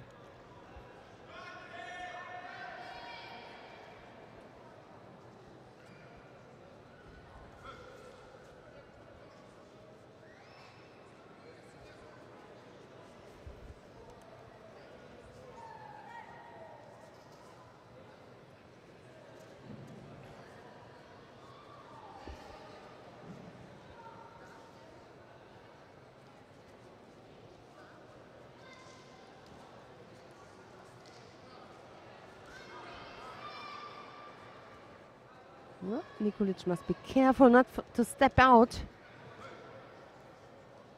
Rubinstein is doing that really, really cleverly. She has a constant way of attacking, of fighting. Whilst Milica Nikolic now, it's my opinion,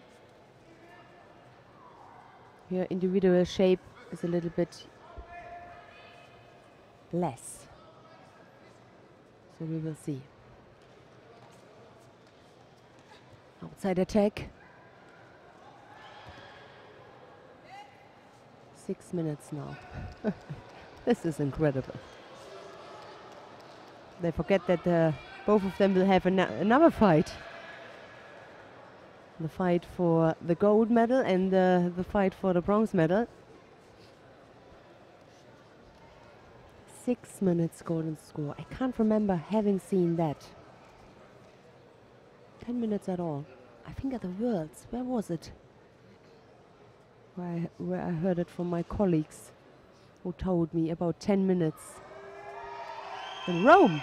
Ah, thank you. And you see,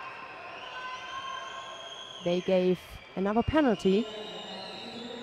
The third penalty to Nikolic.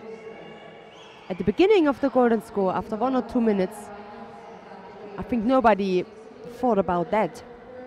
But I really must say that the Norwegian fighter, Rubinstein, Madeleine Rubinstein, did a really good job. So, we're going to stay on this mat. There's coming up a next semi-final against David LaRose of France and Matteo Piras of Italy in the under 66 kilo category.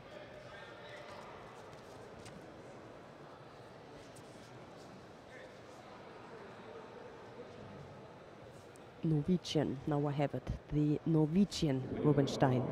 Beg your pardon.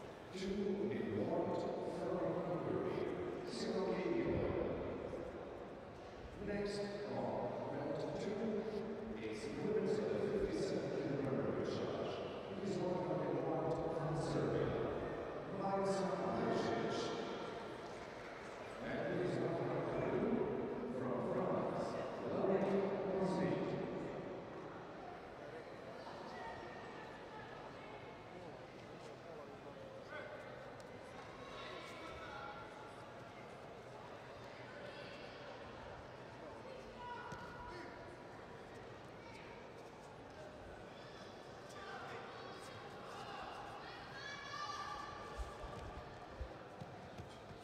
Shibata.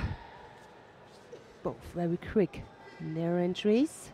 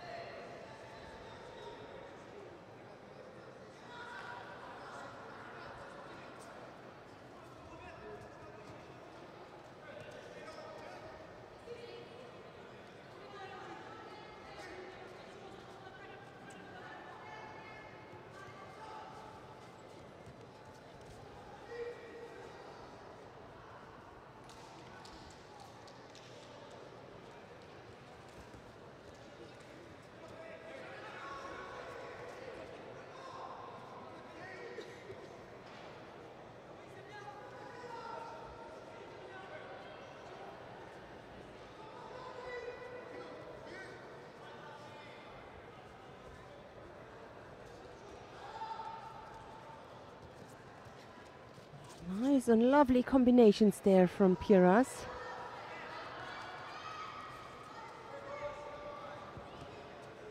Similar to the Serbian Puncic. These movements between forward and backward, the feints, the combinations. I like that. Really good judo skills.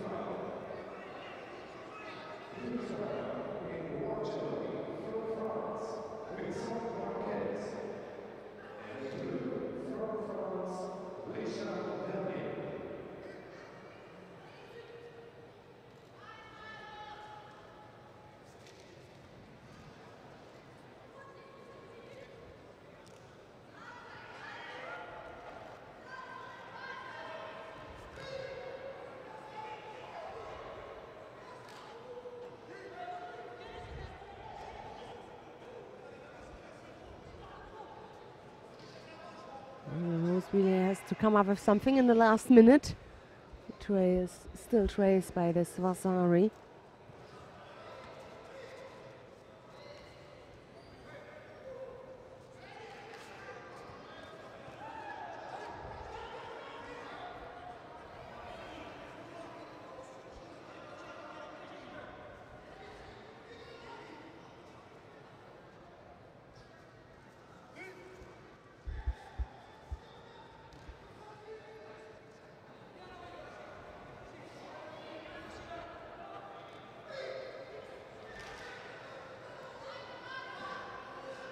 Igashi.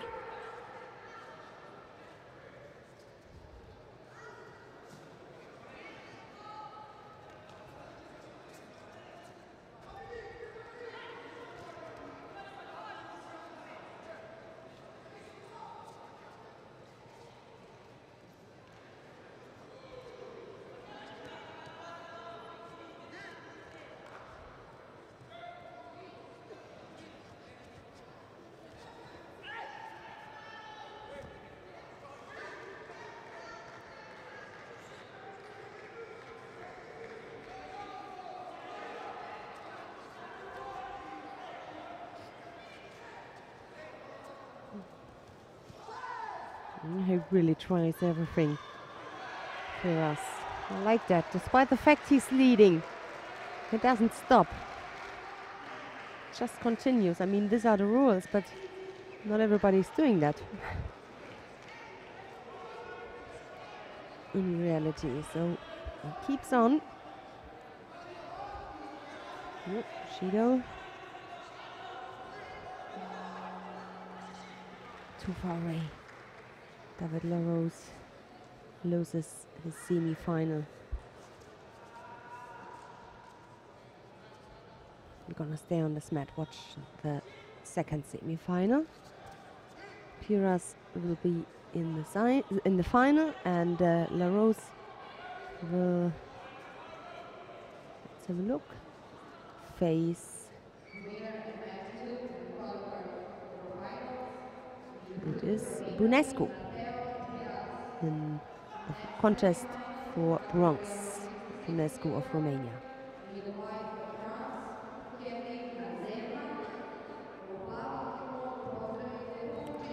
Kevin Asema, another French fighter, faces Strahinja Buncic of Serbia.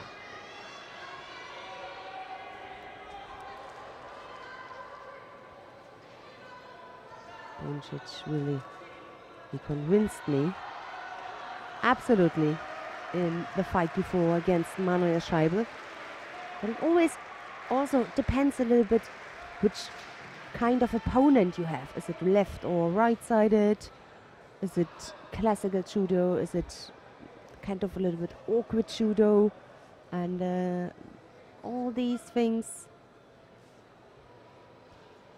are relevant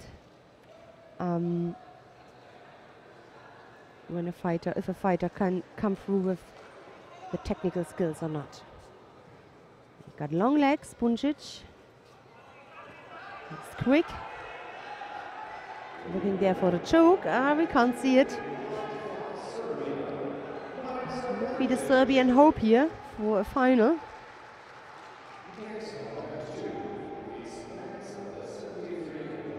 Can't see it. The referee didn't say Mate, so I think he had a good position there with the jacket.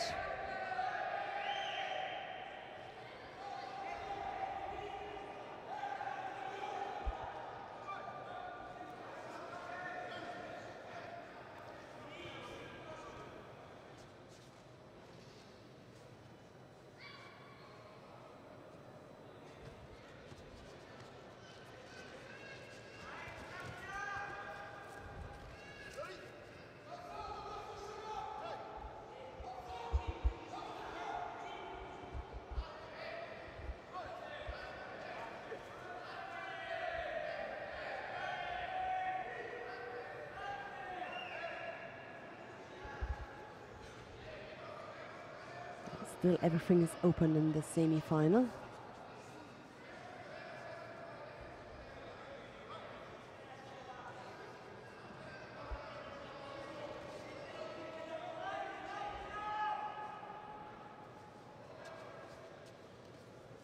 Kikomi, quick.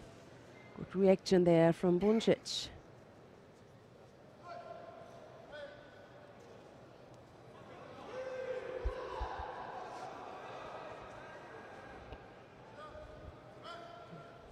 Penalty now given to Buncic.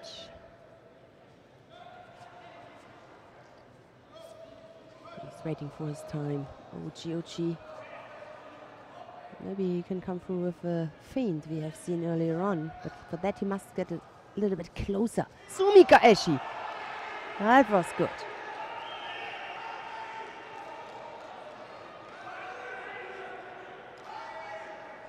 The referee will check it.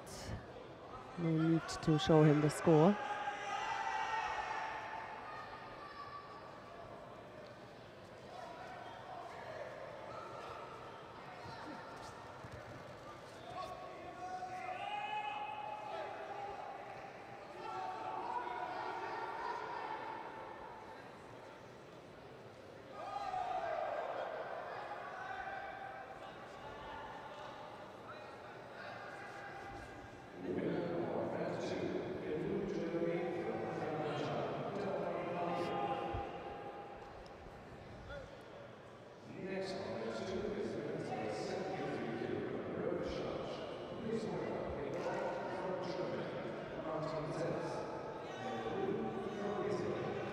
So he got a little bit medical help. So the deal is that is this one. We go straight to mat number 1 until the break is over, and then we go back to mat number 3. Oh, sorry. He came back earlier than I thought. I thought it takes a little bit longer. Everything is fine. So we stay on this mat. Well, you never know how long that takes, the medical help. Oh, he brought himself in danger, Buncic. Almost he brought himself in danger.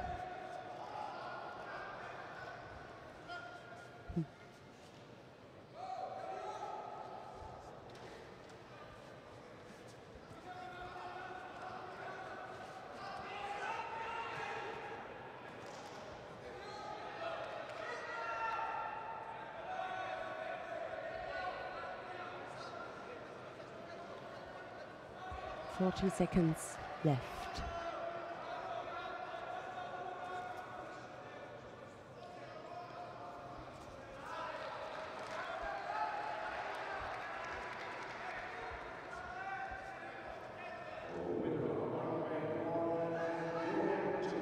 So we get actually another one. Ah, not so good this time.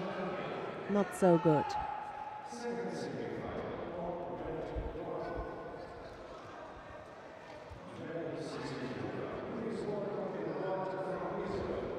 And the last half minute is about to come.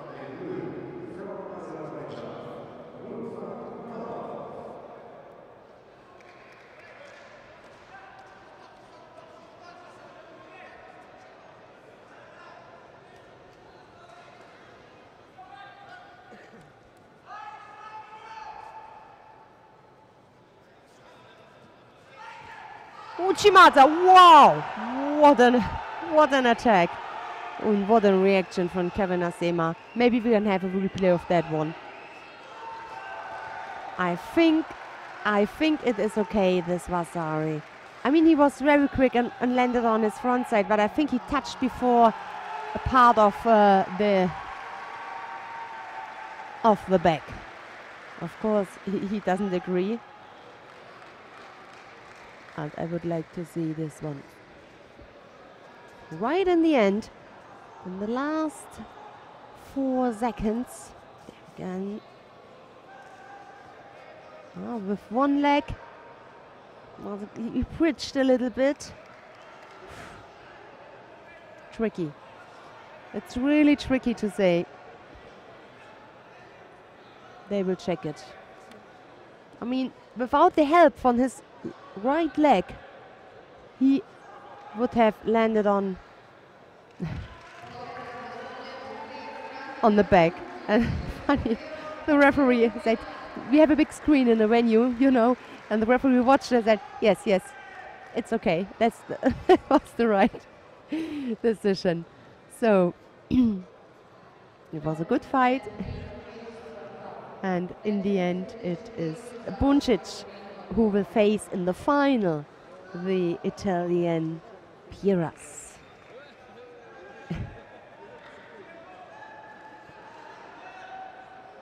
So, contests are finished. We go straight to mat number 1 because there we're gonna have a semi-final. So 2 mats still with action on the tatami.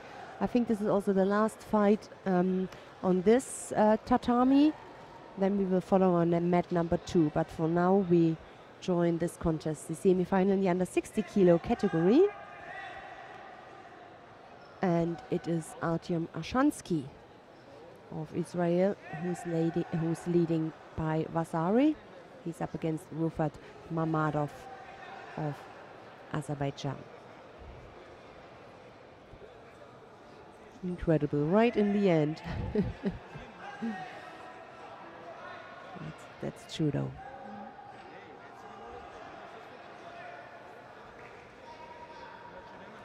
Yeah, 2 minutes left in this contest.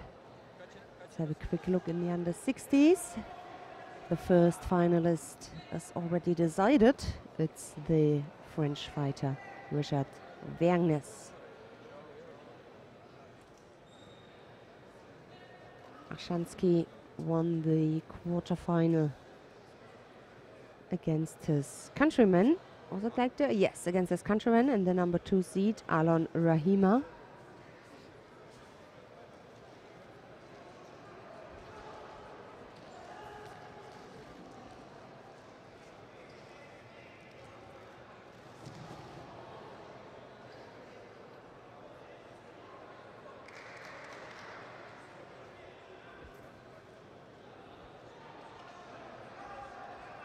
Martin Setz on his way for a bronze medal.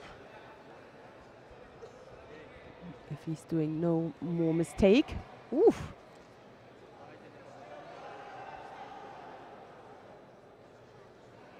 The referee claims Ippon. But again, I think, well, we know this is job of the referees, and they have the video analysis, and so they corrected it. Artyom Ashansky goes into the final. And Rufat Mamadov with chances for a bronze medal. There again, nice replay. Whoop, yes, powerful, incredible. So, the semi-final is clear. We go to mat number 2, the only mat where we're gonna have some action so far for the preliminary contests. As I said, Martin Setz won this contest, is on his way for a bronze medal.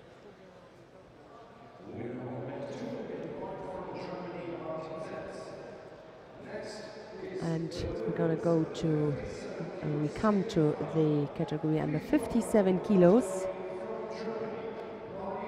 The first semi-final. Pauline Wolf of Germany. She's up against Amélie Gouillot of France.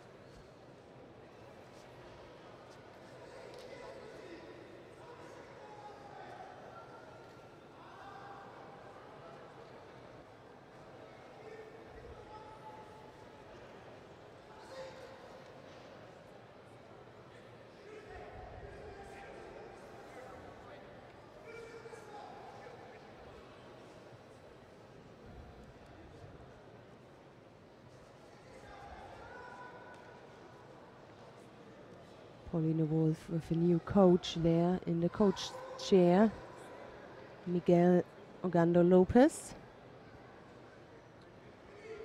Since a few weeks he is coach in Leipzig, where also Pauline Wolf comes from. He came from Copenhagen, lived there and worked there as a coach for 6 years. And now, after the Olympics, he was looking for a new challenge. And I hope he found it with his new job in Leipzig. Nice city, by the way.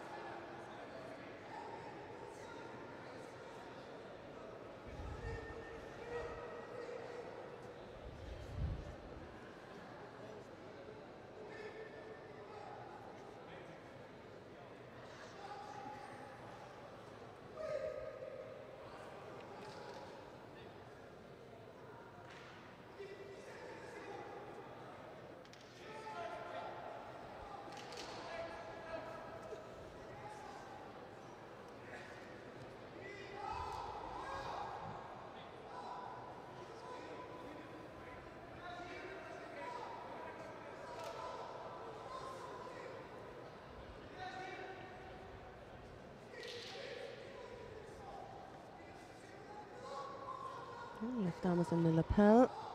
She just needs to get her right arm there on the sleeve. Paulina Wolf. And she would also be successful in regard to an attack.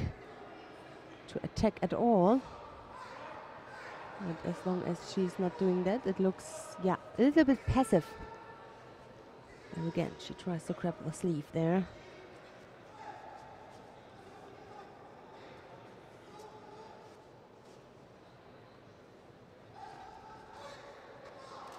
No. Ladies and gentlemen, dear friends, some information about the further competition. You all are invited to follow the opening ceremony of this European Judo at 4:30. And at 5 p.m. we start today's final round.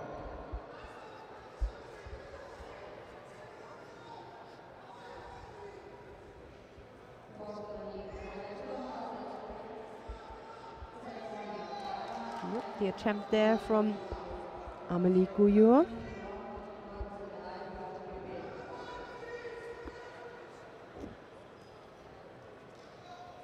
Another one, the left-sided Kochi Makikomi, kind of it.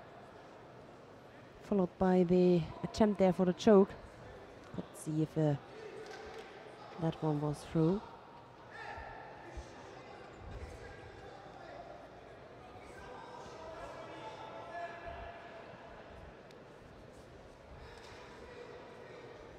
So we're in the last half minute. No score yet. Both with a penalty. Makikomi close to a score. A little bit more pressure, a little bit more rotation. And that could have been a score.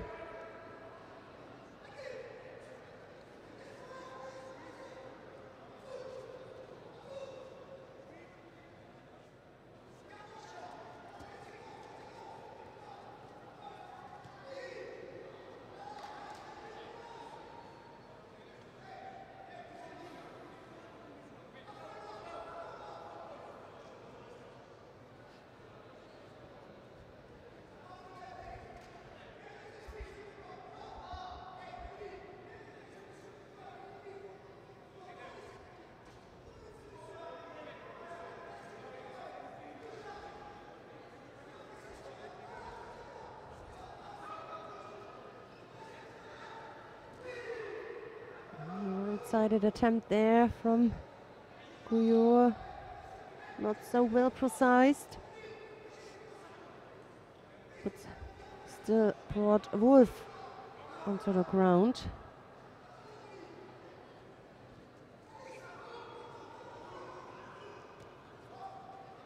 Missed with that attack.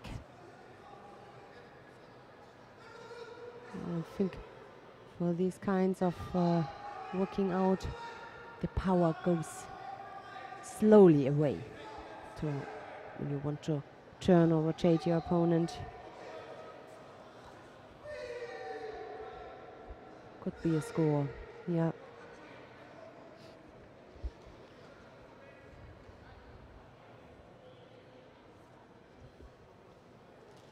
That's the decision. So Paulina Wolf with chances for a bronze medal.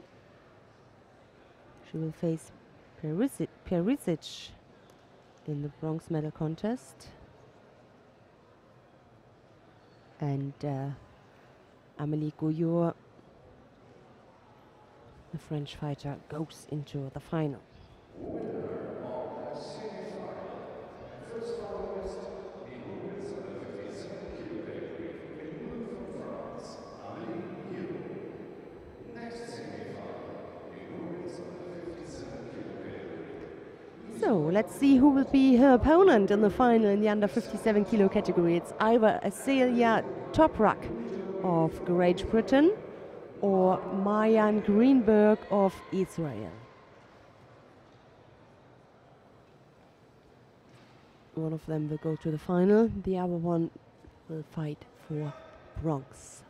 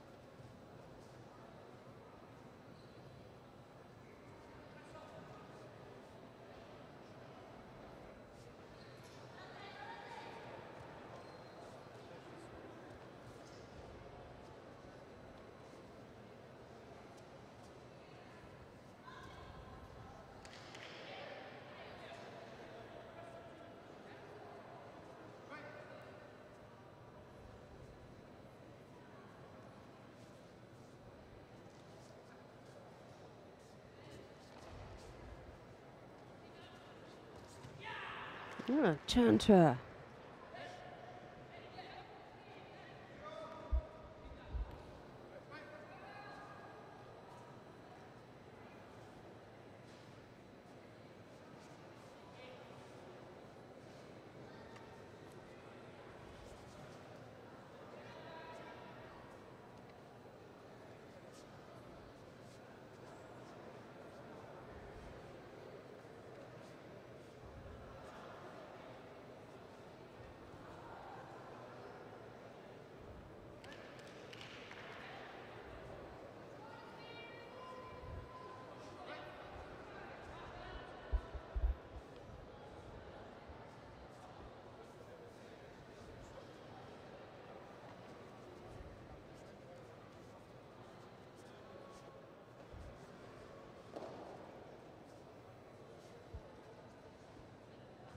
Strong right-sided grip. Celia Toprak has, and she used it. Brilliant. There was no space in between, so she really had a good control over her opponent. Maybe we can have a replay, if it's possible to see that great ippon again. No chance to escape, to turn on the front for Marianne Greenberg. There is again Kochi, followed by, oh yes, Ashiwatsa, the Ashi. The winner and second finalist in women's under 57 category in white from Great Britain. So, Next, ladies and gentlemen, is the semi-final of men's under the last two contests for the preliminary rounds so far in the under 73 kilo category.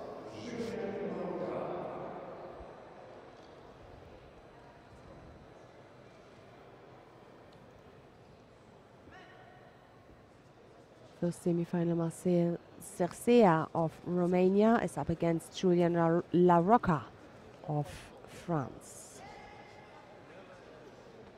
And once again, ladies and gentlemen, please be reminded that we invite you to follow the opening ceremony of European Judo Open Belgrade 2017 at 4:30.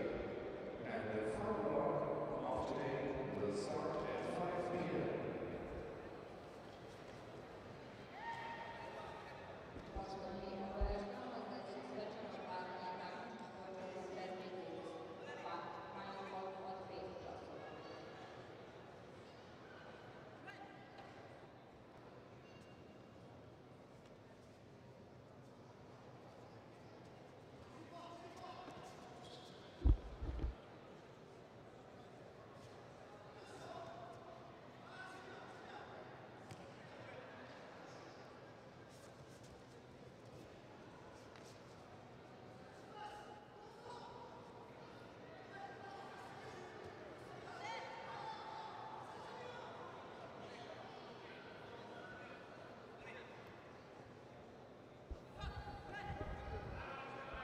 La Rocca received Judo.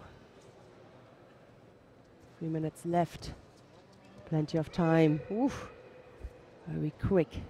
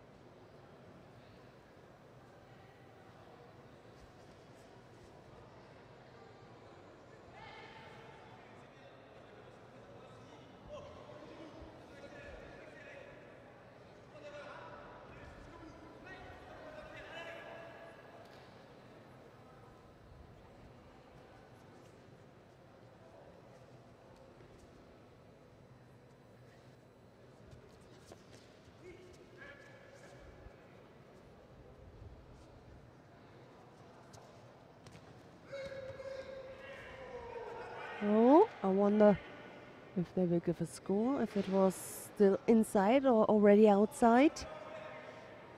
And they will check it for sure.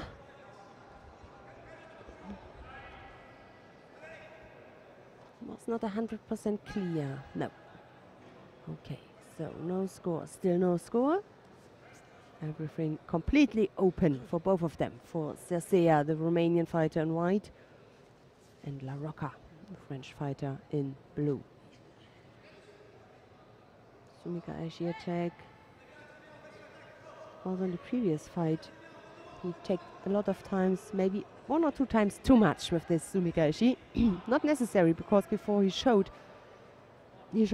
us that he is able to throw with classical judo, with big attacks.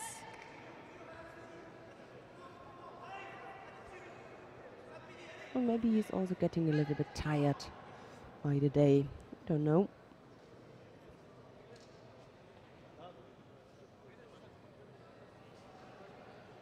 We are in the last minute.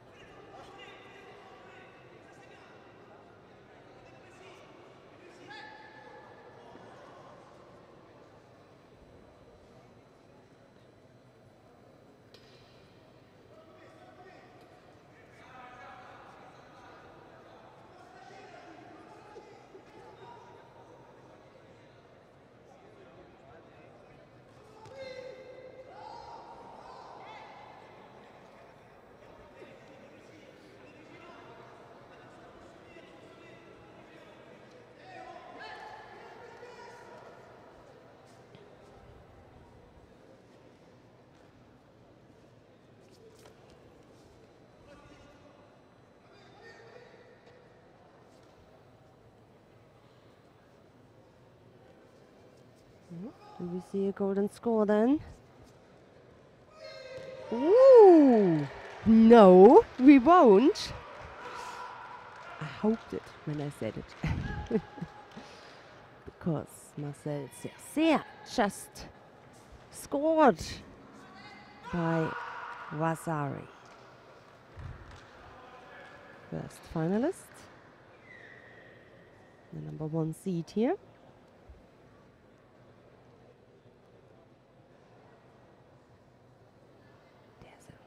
The replay, Uchimata, right-sided. Countered. The attack came from the French fighter. But he lost in the end. Somehow he lost the control and let himself counter. So the last semi-final, the last contest for the preliminaries. Lukas Wennekold of Germany. He's up against Samuel Nzingo of France.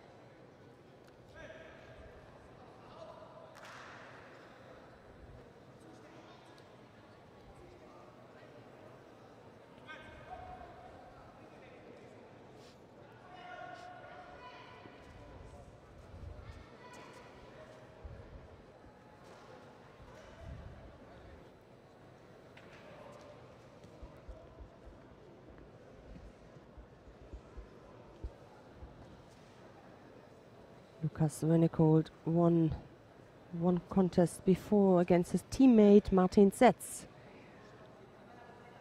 with a choke before he trailed by 2 Vasari. Martin Setz couldn't believe it. The German Setz will fight for bronze, and now if Wennekold wins that semi-final, he already has the silver medal and yeah, can make a gold medal. If he loses here, he's also in the bronze medal contest.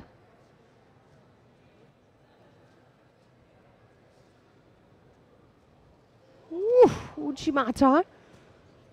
Unfortunately, Singo was a little bit too much in this attack and lost his grip in the end. He lifted up Venecoat completely, but couldn't use it.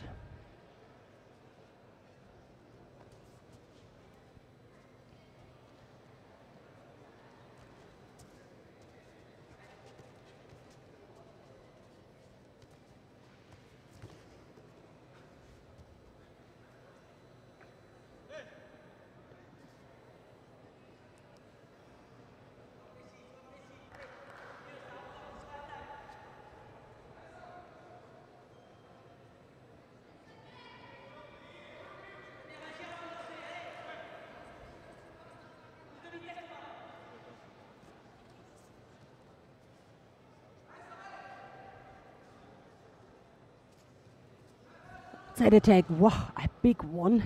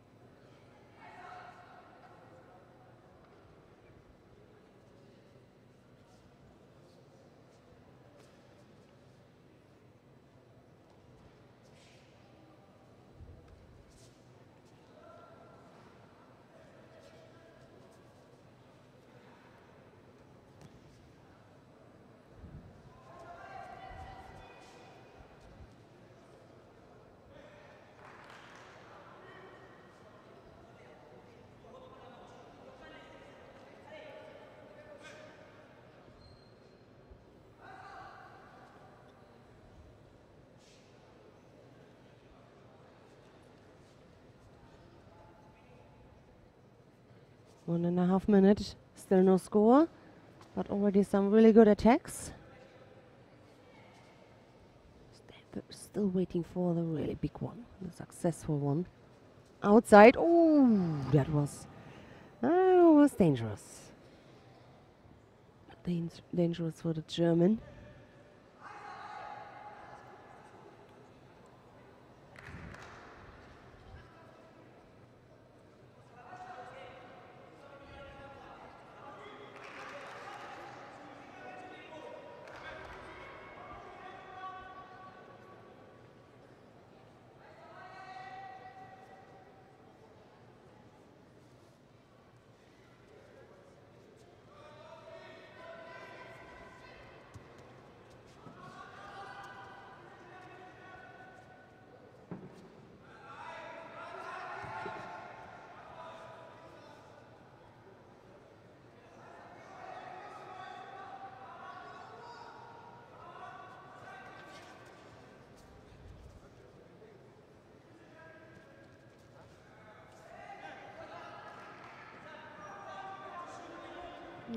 Last half minute now. Yes. Beginning.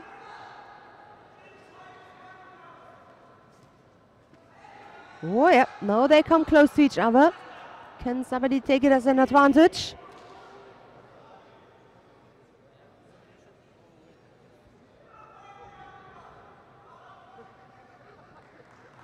Did the referee say Mate? I couldn't see it.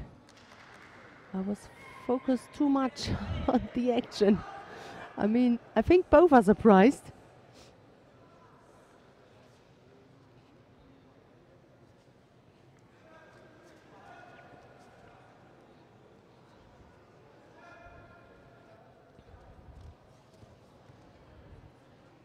Oh, he has to be careful. Yep, for the arm lock. So we saw if they're once getting close to each other, then it's getting really interesting. Golden score.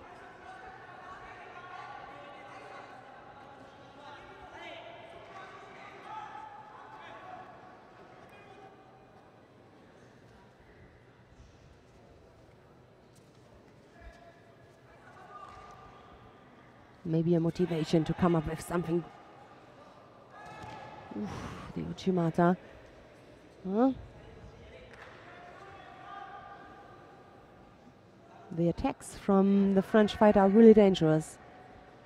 His problem is that he just can't coordinate it until the end. Again, similar situation, Matti.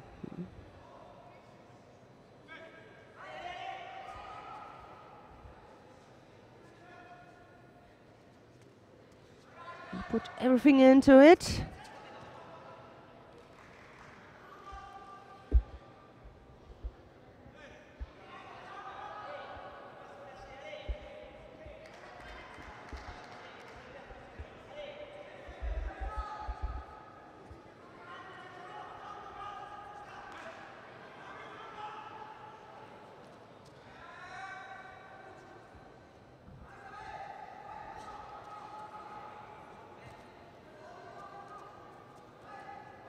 Oof.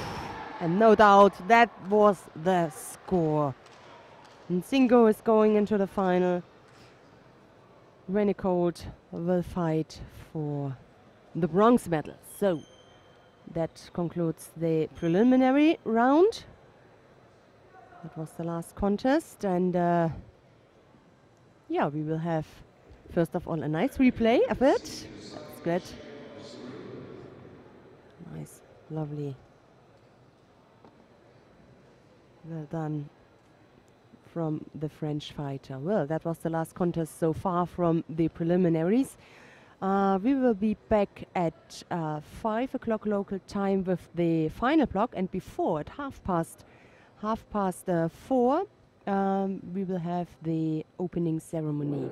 So far 7 categories for the first day at the European Judo Open in Belgrade. We have a couple of, well, not we, but the Serbian Judo Federation has got a couple of bronze medal possibilities. I just want to go have a quick look. Milica Nikolic in the under 52 kilos fighting for bronze. Marisa Perisic is fighting for bronze, and the Obradovic sisters in the under 63 kilo category.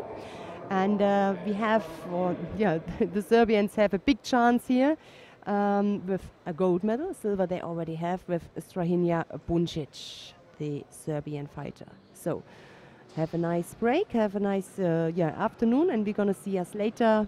Bye-bye for now.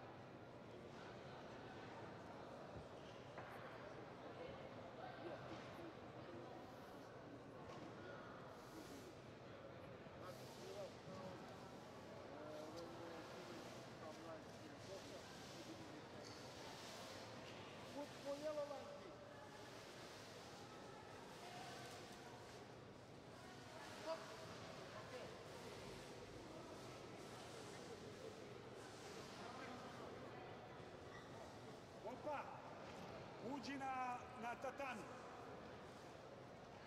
Znači, my man now come inside. Uđi na tatami, reci im prva linija na žutu.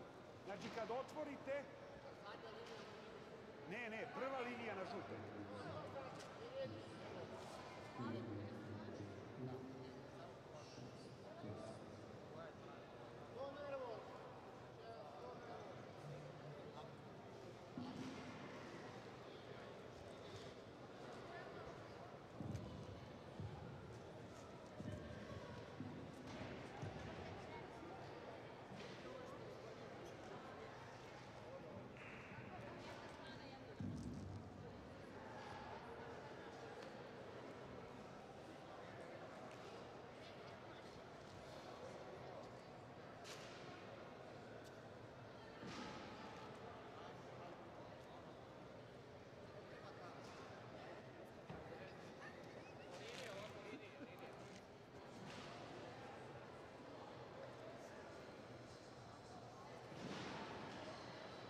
Ovdje linija samo da bude cijela.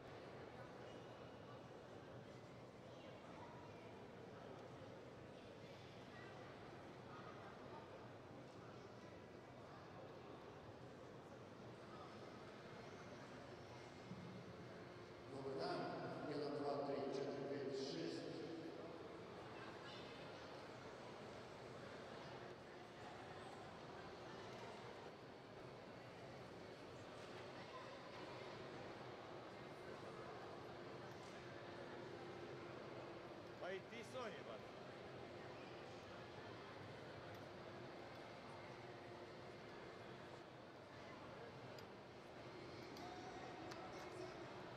I ti Sonji.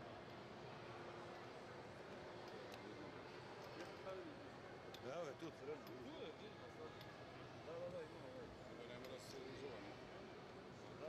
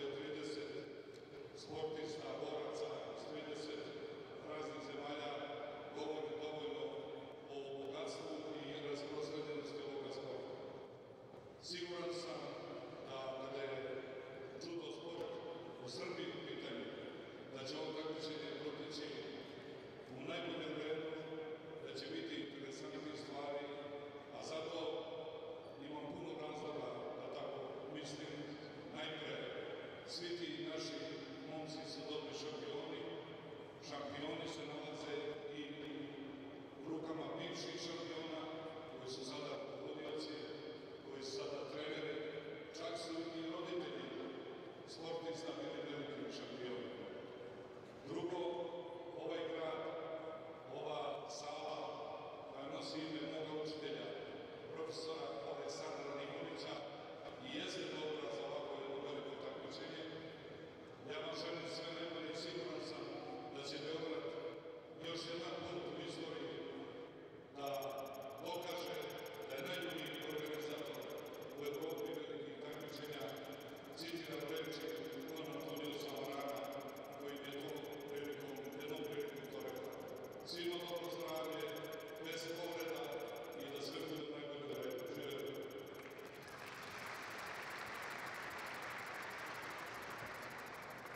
Hvala najbolje gospodinu Majanoviću, sada pozdravimo znakove na stojanu godina prema Sovjeti.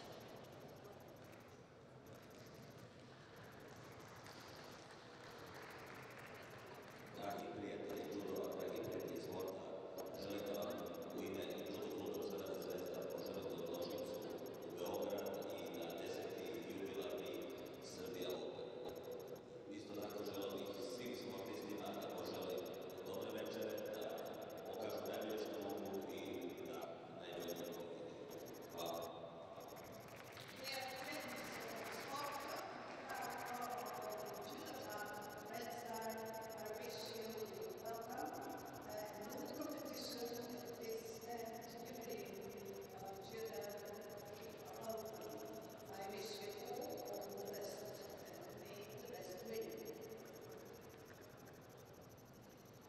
Hvala gospodinu Vujku, a pozivam sada predsjednika Saveza Srbije, gospodina Ivana Sovjeta.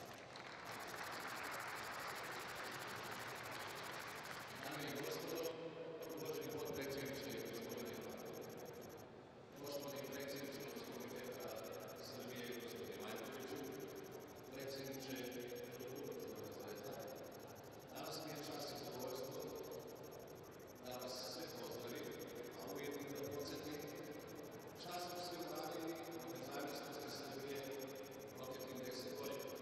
Pre 10 godina u Šubica smo obećali da će turnir Srbija opet prerasti u evropski klub.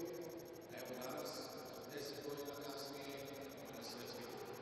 Ovo je veoma značajno takmičenje za razvoj judova u Srbiji i naši sportisti na domaćem terenu imaju šansu da uđu na svetsku rang listu.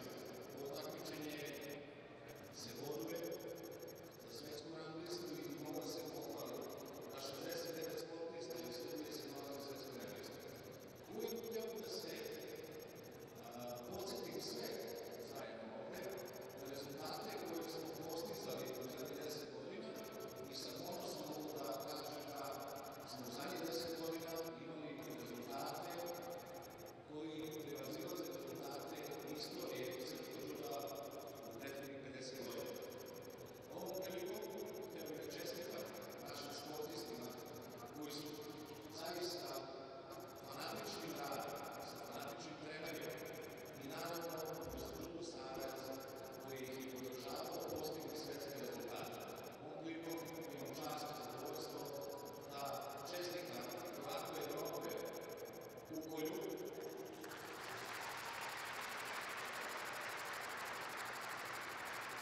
zatim svetskom prvaku Majdovu,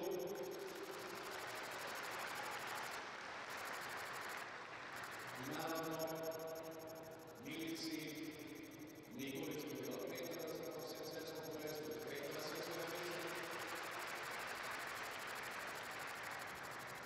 Mislim da težak rad, ozbiljna organizacija koju smo u zadnjih 10 godina napravili, Judo ima mogućnost i on koji je htio da se zahvali predsjedniku, gospodinu Vučiću, i htio bih sigurno da kažem da trening centar, odnosno nacionalni trening centar, 2019. godine biće otvoren u Košarnjaku, gde Judo dobija svoju kuću i gde Judo nastavlja svoju budućnost i mislim da sa tim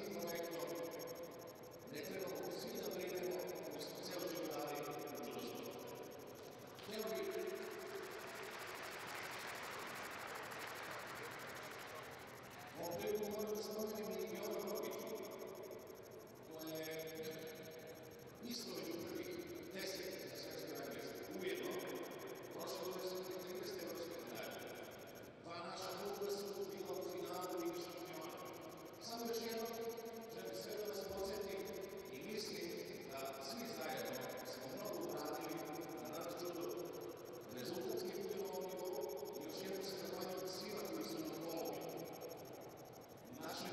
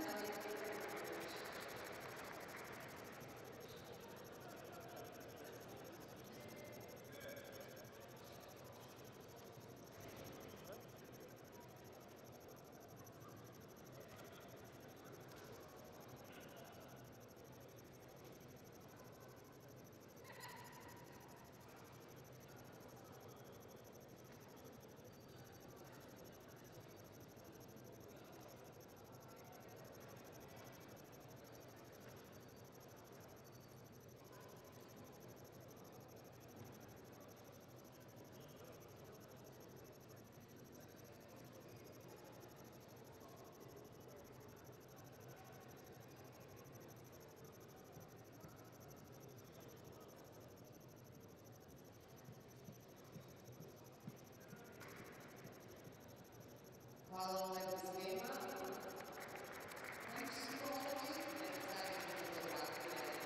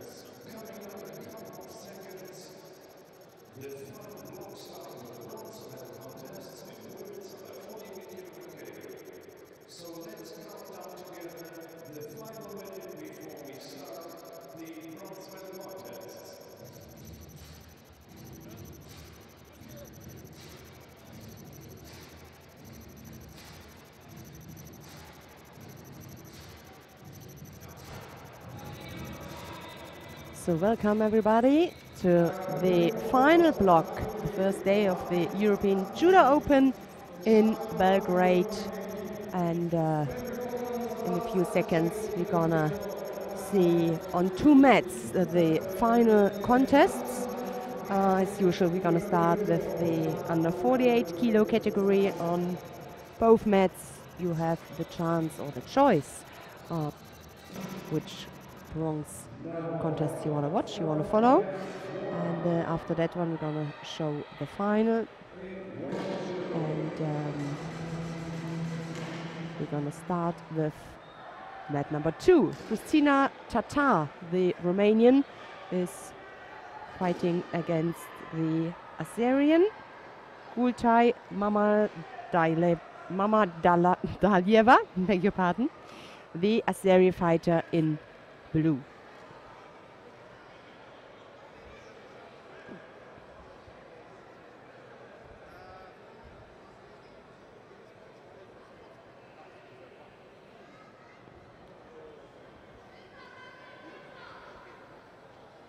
Only 8 fighters in this category, and Alexandra Pop, another Romanian, she made it until the final, won against the Azeri.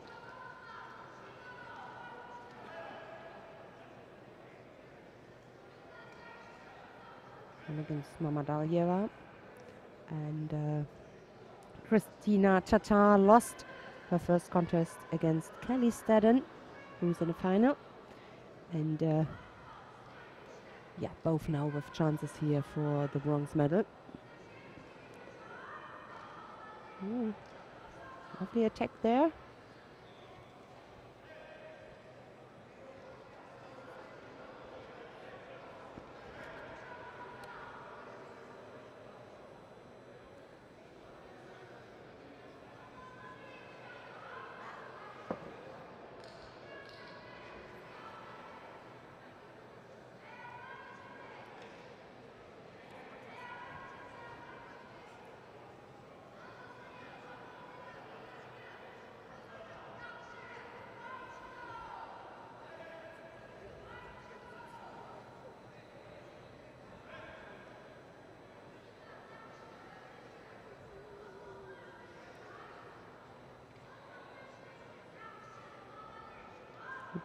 Good attempt there from Mamadalieva.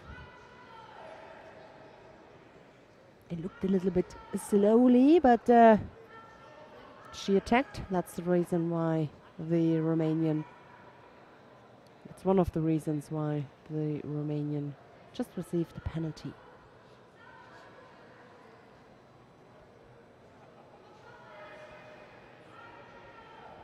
Still no score. Half the contest is gone.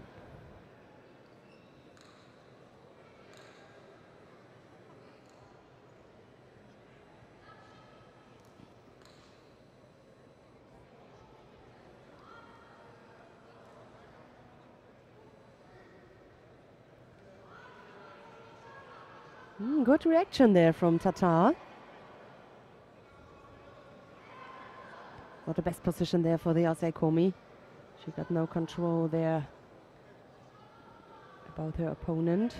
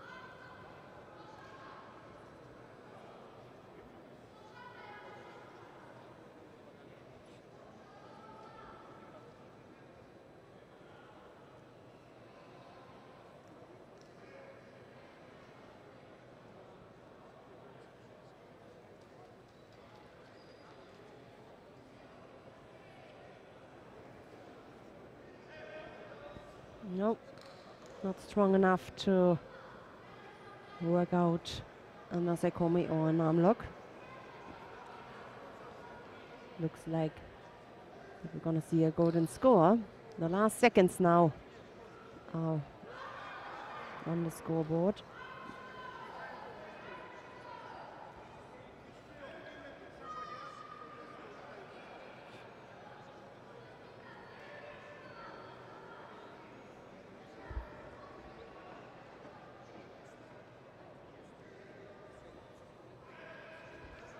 So, first score,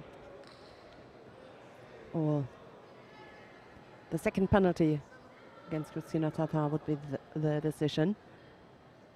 Mamadalieva can afford one penalty, then it would be balanced. Oh, but they love it. They made a decision with a score. And I'm happy for that Azeri girl. It's nice to see the Azeri woman on the mat.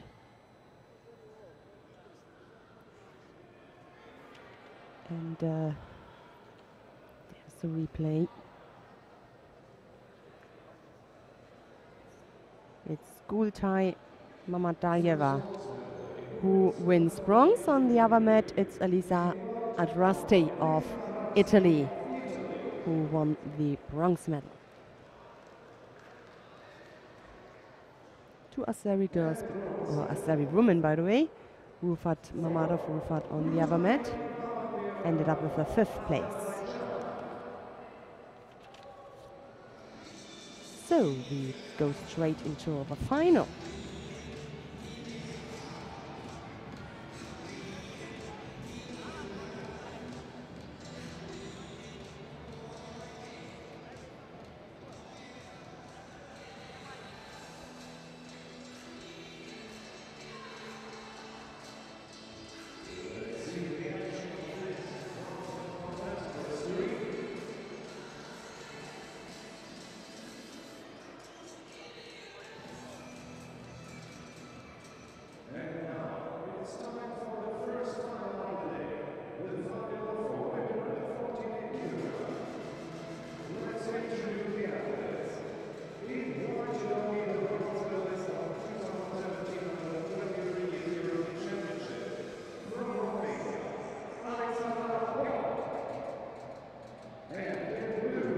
So there are the names. Alexandra Pop of Romania. She's up against Kelly Stedden of Great Britain.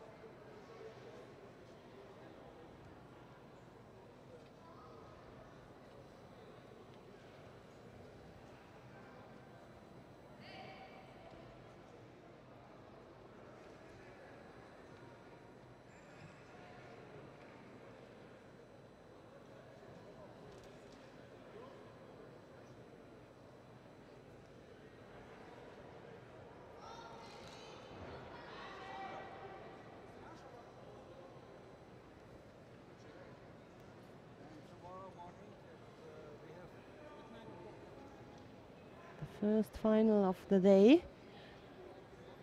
The attempt there for the arm lock from Alexandra Pop.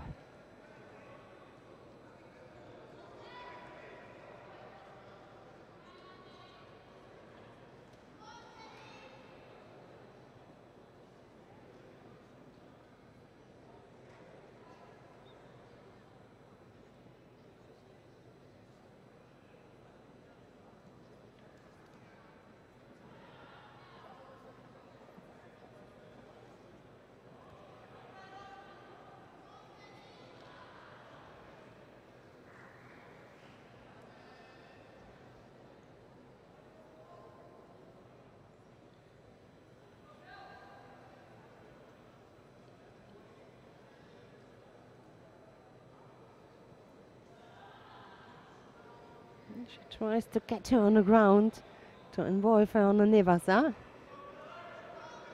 No way, is Kelly started thinking. 2.5 minutes to go. No score yet. Yep. Hard working there for the grip. Outside attack. The right leg was a little bit too far away from Kelly Stedden. Just a little bit closer. Maybe a combination with Ochi and then the Haragoshi or Sotogari.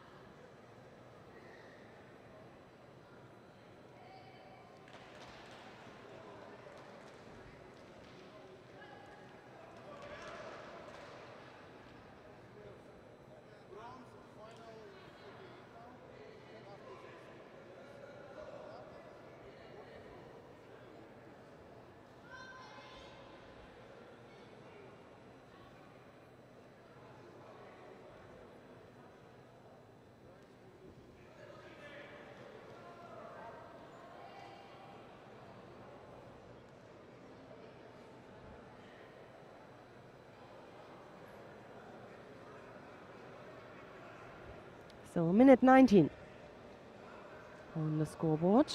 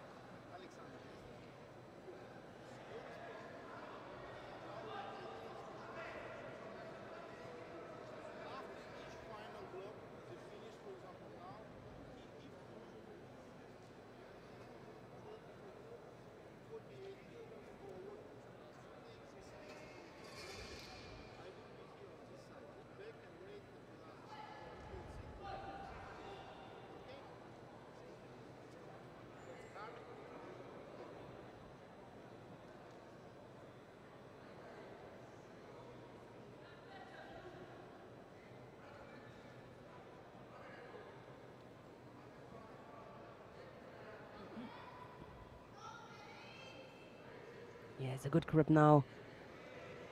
And she used it. Score for Alexandra Popp. Came through with her right arm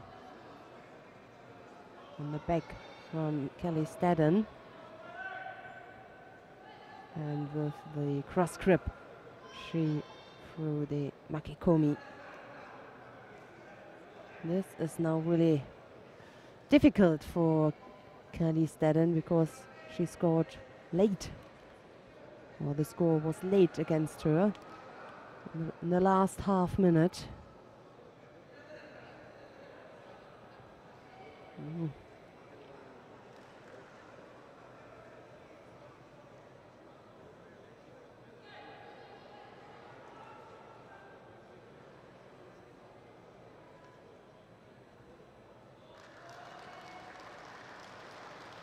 That's it. Alexandra Popp. Oh, this is another replay. But Alexandra Popp wins gold here in Belgrade, and Kelly Stedden with silver.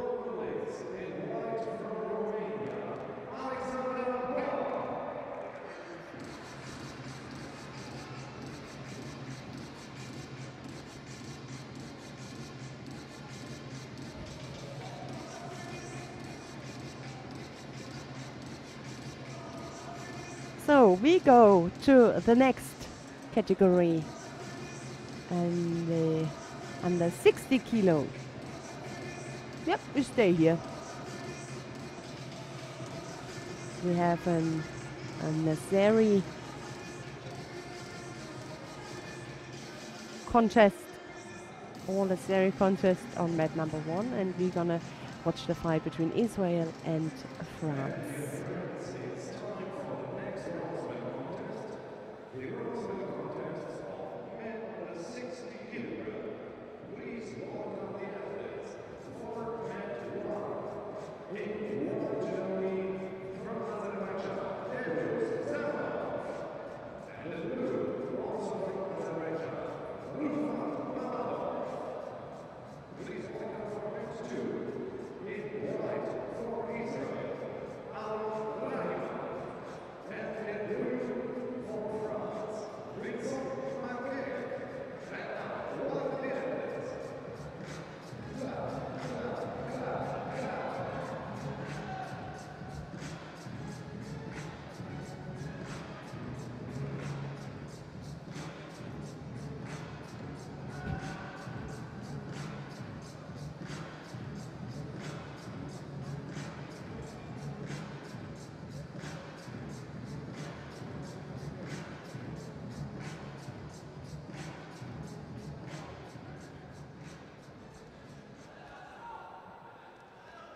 Alon Rahima in white faces Vincent Mankest in blue. The under 60 kilo category. We had 18 judokas. Mankest number 1 seed here.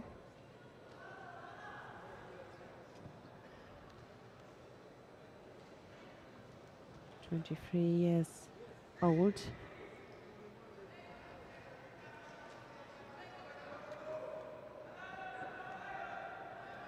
Rahima, number 2 seed, a year older. Alon Rahima of Israel. Both couldn't make it until the final. Oh, lovely entry. Lovely entry there from Mankes. So quick.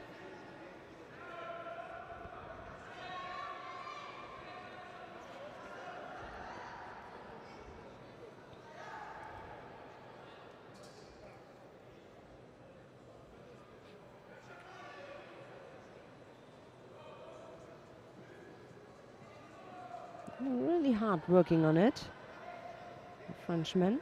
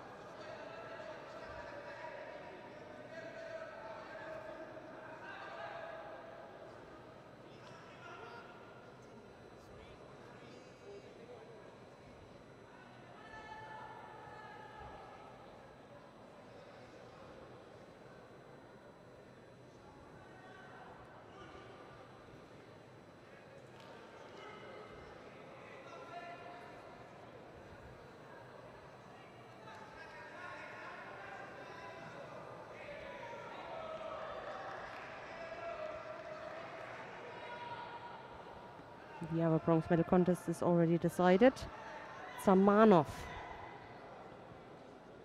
Elbos Zamanov of Azerbaijan won against his countryman. Against Mamadov.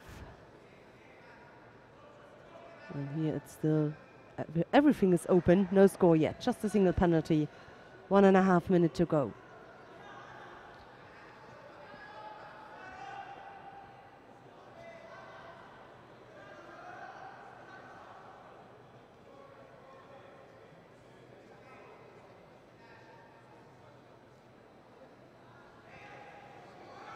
Yeah, powerful. I like it to see. He just doesn't stop when he's on the ground.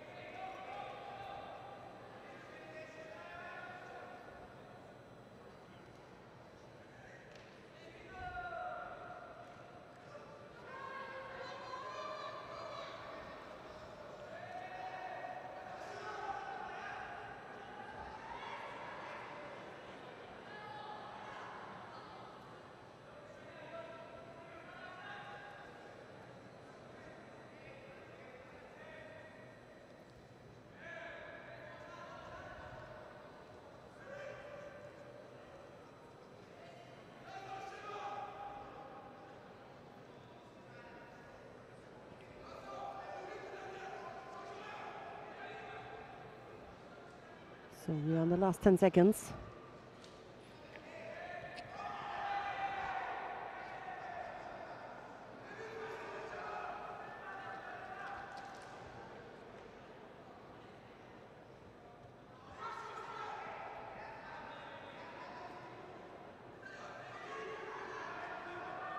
Golden score.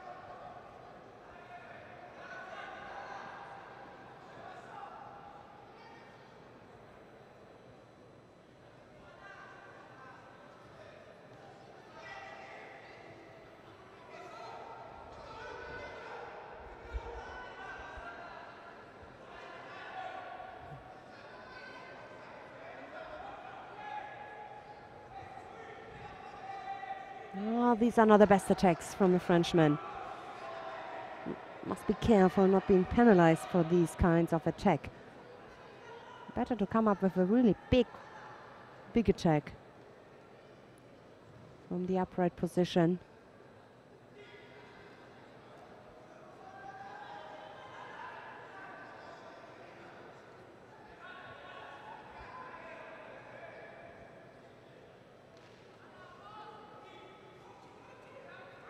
That was brilliant.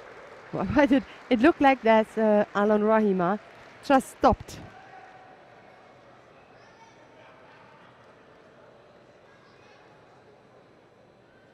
For a second, but in the end it's Vincent Manquist of France who takes bronze. There's the replay.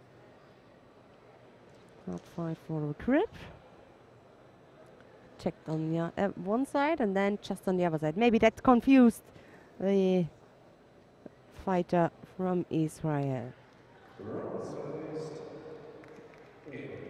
So Zamanov and Manquist, the two bronze medals. And we come now to the final in the under 60 kilo category.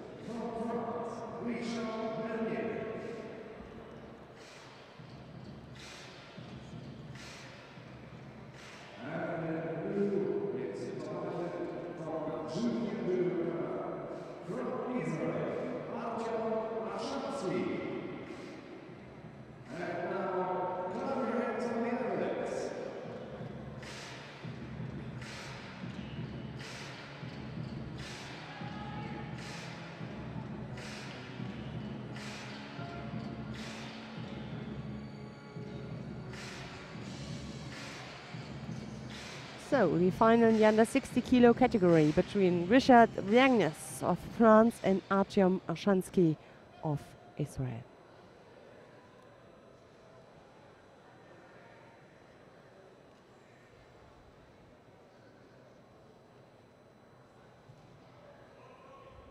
Good start there from Arshansky.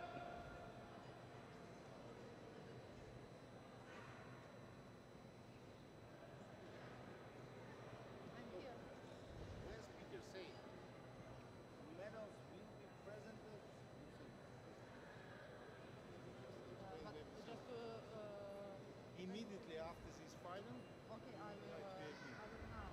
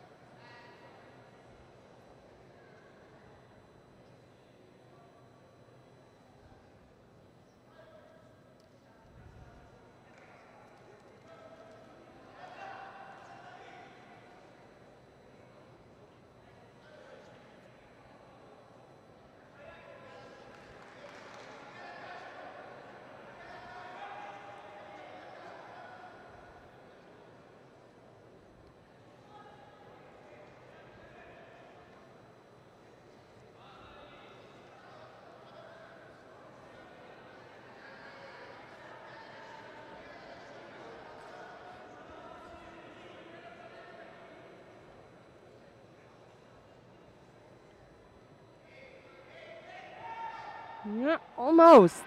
Yes, and he scored.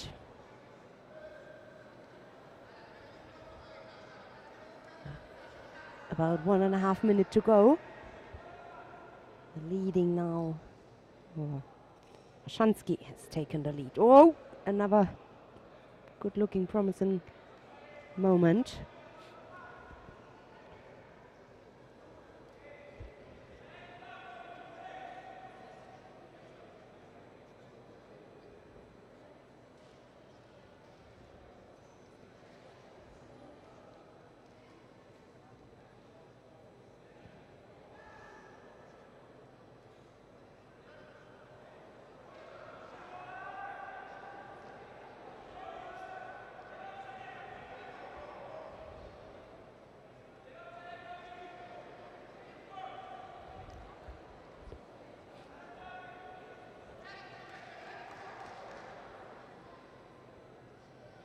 So it's the last minute.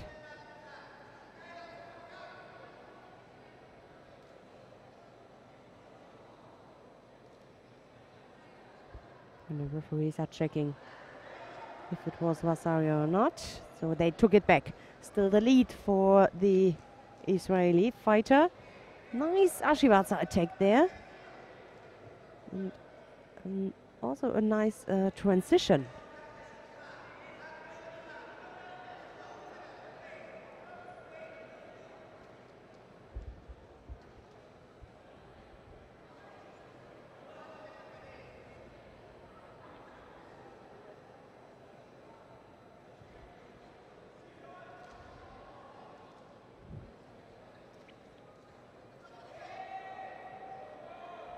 Couldn't come through with this right-sided attack.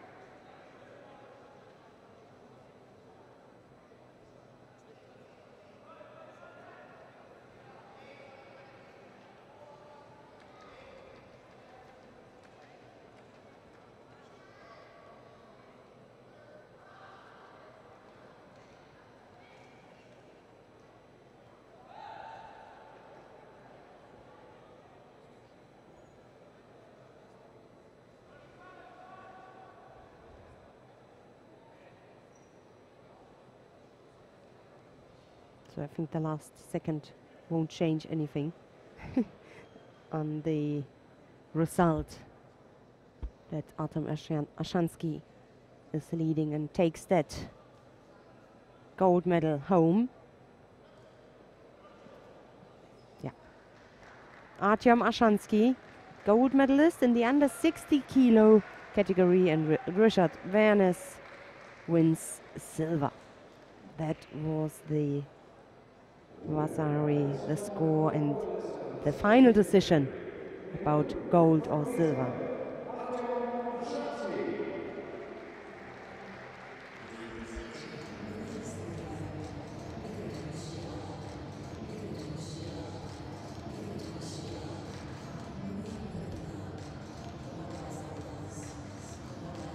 So before we come to the next category, we have the awarding ceremony in the under 48 kilo category.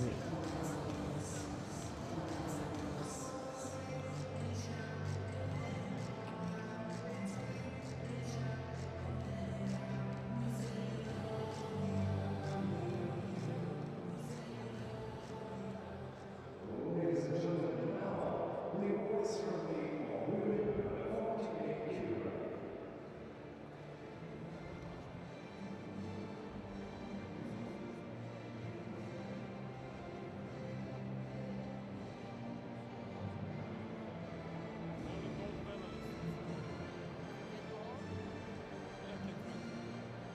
So the first awarding ceremony of the day. Vice President of the European Judo Union, winner of the bronze medal First bronze medalist, Gultai Mamadalyeva, the just 18-year-old fighter from Azerbaijan. Second bronze medal wins Elisa Atrasti of Italy. Silver goes to Kelly Stedden of Great Britain. And gold wins Alexandra Pop of Romania. The medals are given from Michael Varoon, EJU Vice President.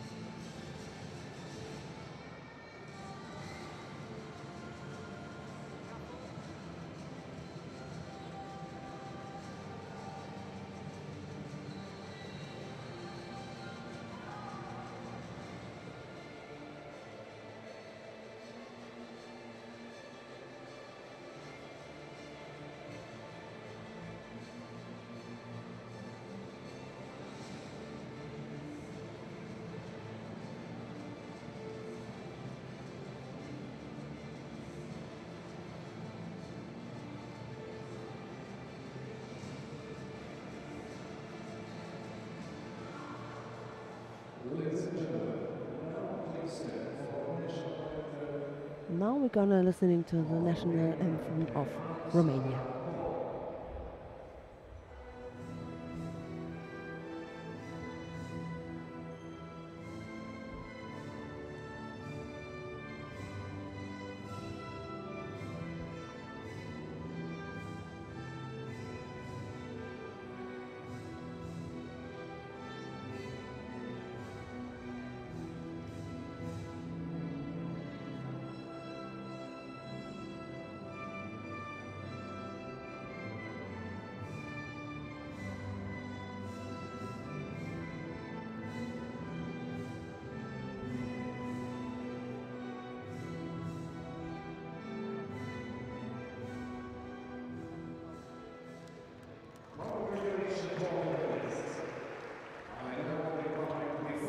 Nice family picture before we come to the next category.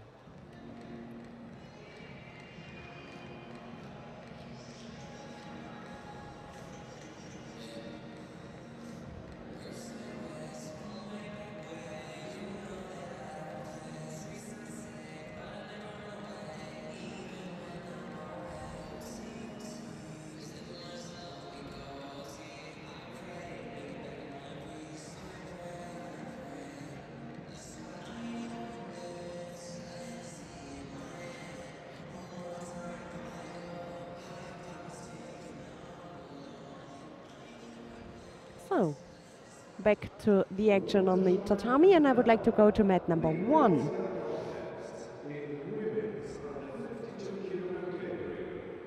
Bronze medal contest on mat number 1, if it's possible. Yeah.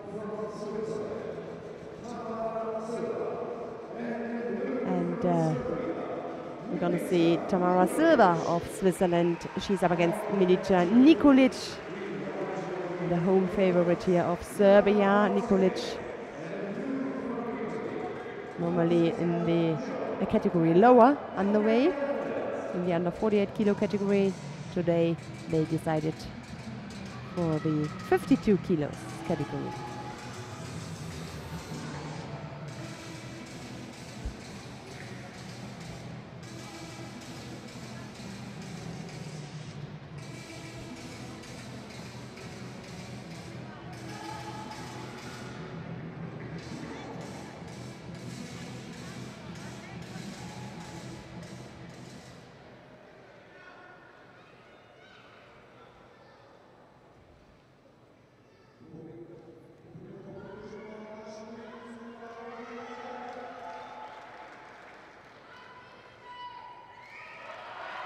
The first score here for Milica Nikolic. Yes, she has taken the lead.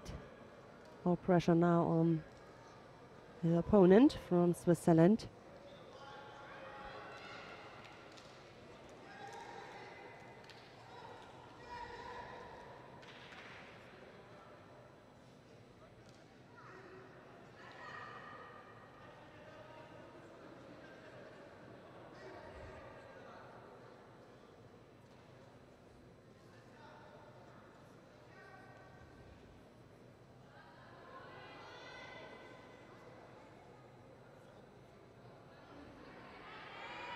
Oh, that's a nice workout there from Milica Nikolic. I think Tamara Silva didn't expect it, that. Normally you try to rotate your opponent when you have this kind of grip, but she decided to go like backwards and turned her that way. That looked easy, so she's happy in the end. And we go straight to mat number 2 to watch the second bronze contest. Exactly. Laura Holzinger of France is up against Francesca Giorda of Italy.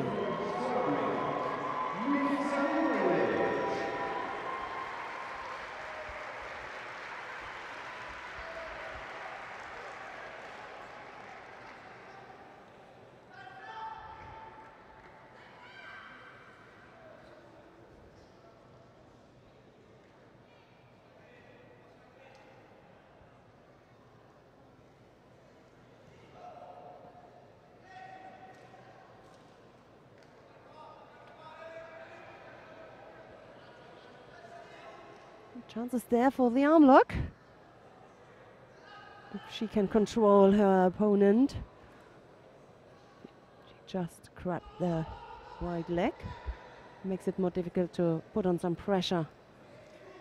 That was the right movement, the right way for her to get out of this dangerous situation.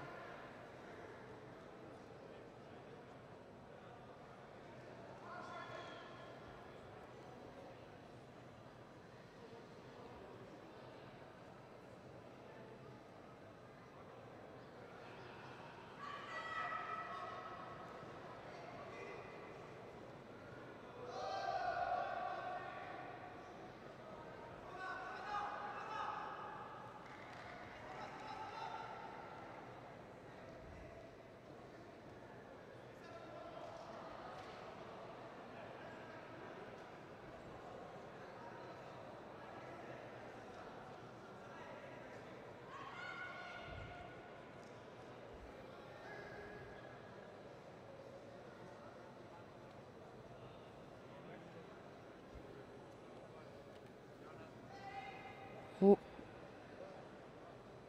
She laid a little bit too much back, Holzinger, when she attacked. And at the same time, the fence from the Italian was strong enough.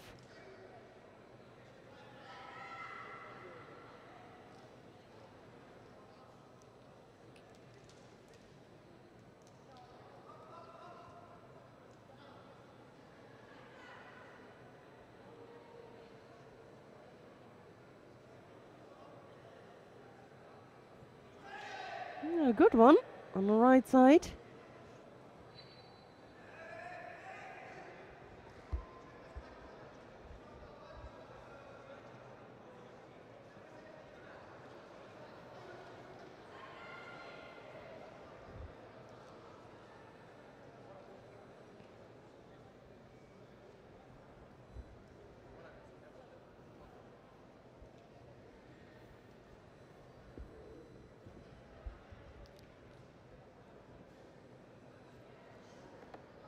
So meanwhile, we are watching the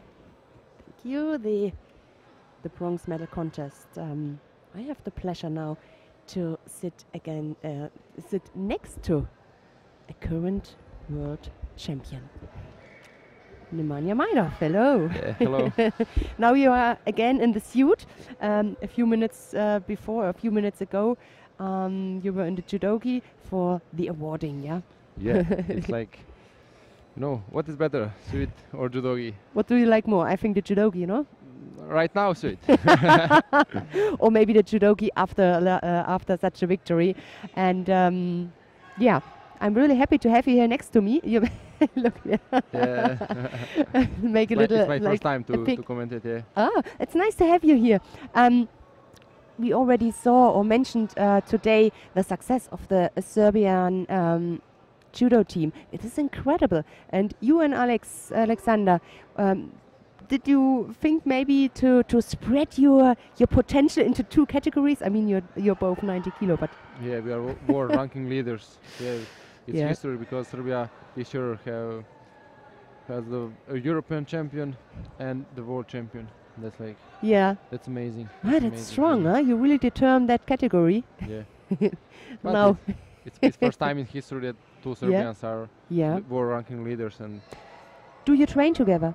no, How is it? No. So everybody's in his own club. Yeah, that's like it. But we are really good friends and like Yeah. we respect each other. And but it's not only now. We know each other many years before. Yeah. And What changed? What changed your life after the world title? How can you compare before and after, or Yeah. is it still the same? For me, it's same. You know, I know what is my goal, and this is my dream come true. Yeah. But for others, I become the superstar in my country.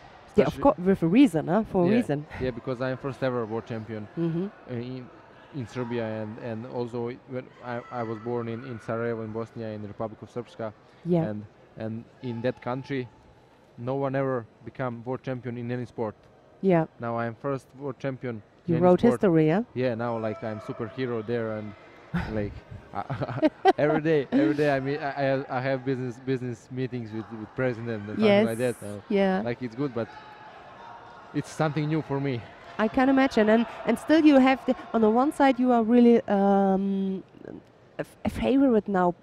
You are really a fighter now. People look up to. Kids look up to. This is a big responsibility. On the other side, you really have to focus on your own, on your on the next competition, on your career, on your judo career. Yeah, huh? but I know it means a lot to the kids. Yeah. Because I was kid also, and I'm looking for the world champion. Did you have some idols when you were a kid? Yeah, my idol was Ivan Ifontov from Oh, Russia. can imagine. He was world champion in Rotterdam 2009. Yes, And 2009. it was my first competition, first world championship that I looked at screen. Mm-hmm. And like on that day he made history, and I say one day I want to be like him. And especially 2000 I think 7. It was European Cup in Sarajevo. Yeah. And as kid, I was looking, and he was junior, and on that day he beat, I think, current Olympic champion from Italy, Madaloni. Madaloni, yeah. Yeah, Giuseppe Madaloni is big Yes. champion. Yeah. Respect to him. And even if Fontova Junior, he beats him in Nevada, and I said, who is that guy who beats Olympic champion? And Yes. it was, and I go down. I was kid, and we shake hands, and for Yeah. me it was like. But in that time it wasn't judo base Ippon and something like Yes. that to see the names. Yes.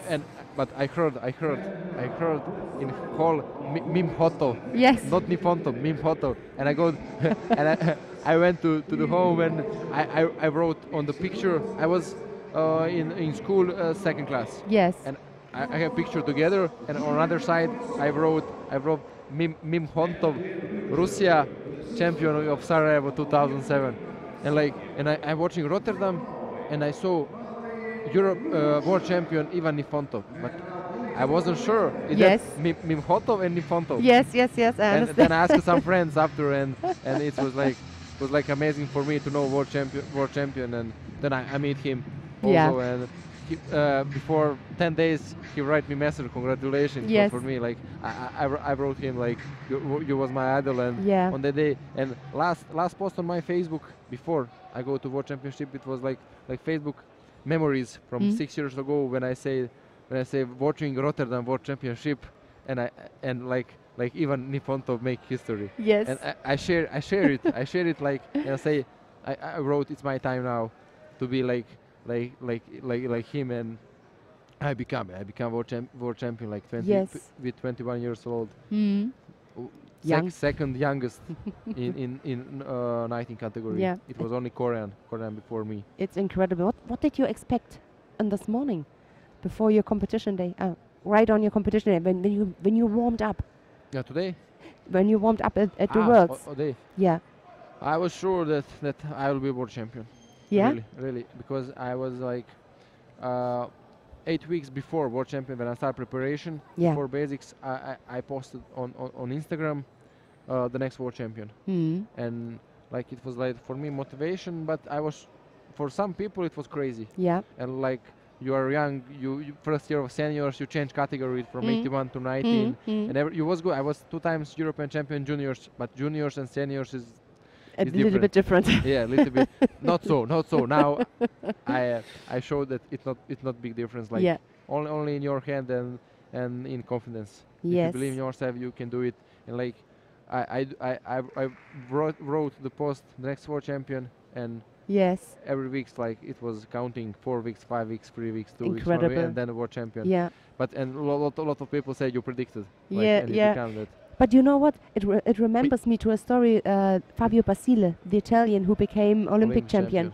When we spoke with him after the Meet the Champions on the ICU website, you know, it's a story behind the person, and he also told us, I believed it, and I was sure that I will win. And I think this is a very important point. Of course, it is the condition, the judo skills, and the fitness, but first of all, also the mental thing. You really have to believe that you can win it. Yeah, every day, every judoka train. We have also coaches. We all training hard, but difference is in mental game, in confidence, and who say that he has chance to become. Who say maybe I don't know, he will not become. Yeah, and exactly. That I call vision. I had vision for everything. Sometimes I was like last year in Malaga European Championship. I also I predict that, and I had vision to win it and also I repeat that now in World Championship because I truly believe in myself and I believe also in God. And I'm not if I write it when all people saw this, see this, and then I know I will give the best for me.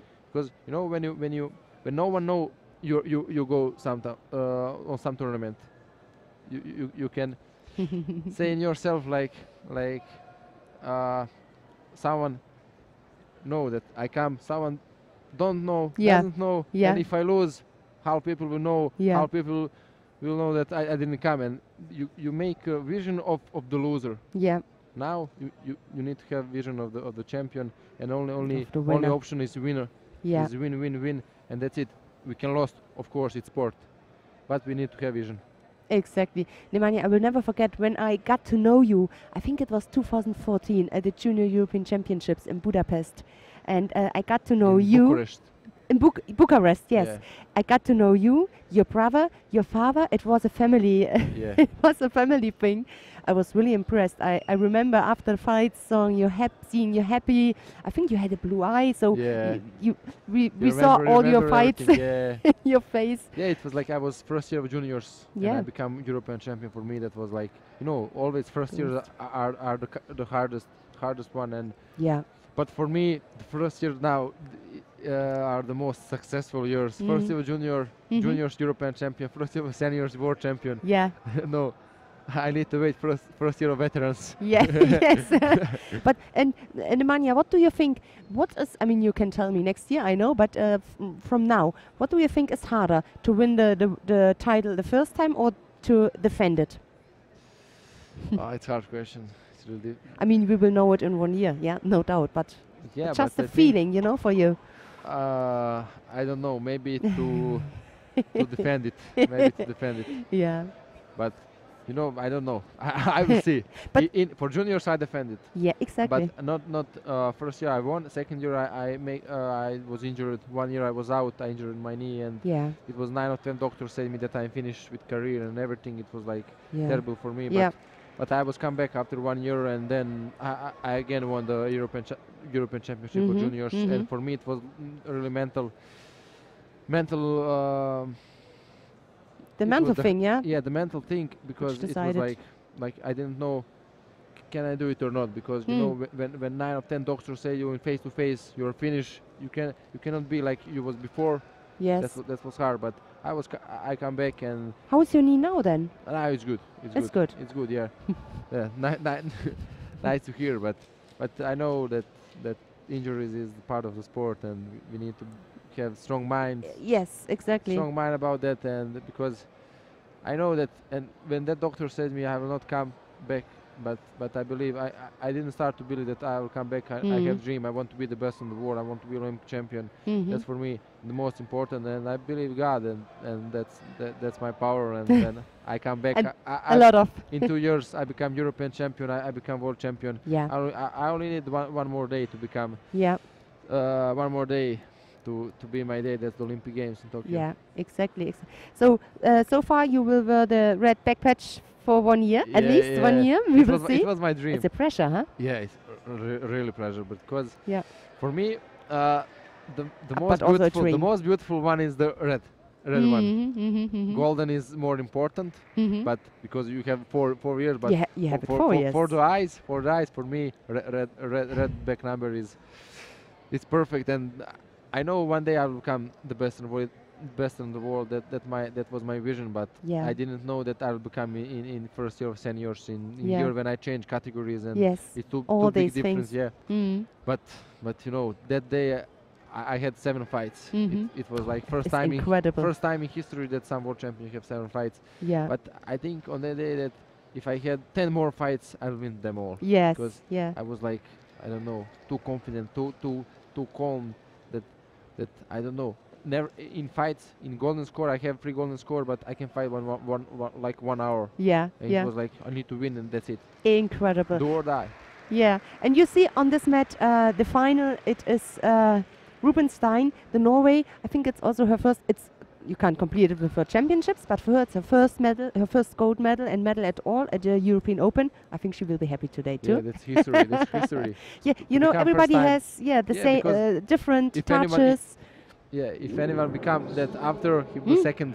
Yeah, He'll be always exactly. for all life first one. Always That's the history. yeah. Nemanja, it was very nice to talk with you, and I hope that you will join us for some minutes for tomorrow, because there we're gonna course. watch your My category, of course. and we can of speak a little bit about the category, and maybe you know for sure you know some fighters from your team, so Yeah, we will do that. I have to watch it because now I'm the king, Yes. and I need to take care of my of everything. Exactly. So it was a pleasure for me, and I'm happy that you are here for the weekend and join this competition. And yeah, I want to wish you a nice final block. Yeah, thank Enjoy you. the fights, and we're gonna see us tomorrow. Okay, thank Yeah? you. It's my pleasure. Bye bye. Bye. Thank you.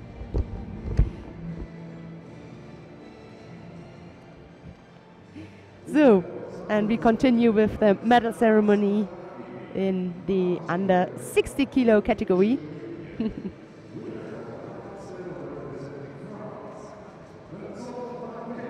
There they are. Elbrus Samamov of Azerbaijan and Vincent Mankest of France are the 2 bronze medalists. Silver goes to Richard Vernes of France, and gold goes to Artyom Ashansky of Israel. The medals are given from Alexander Nakibin, EJU marketing director. So, some nice flowers.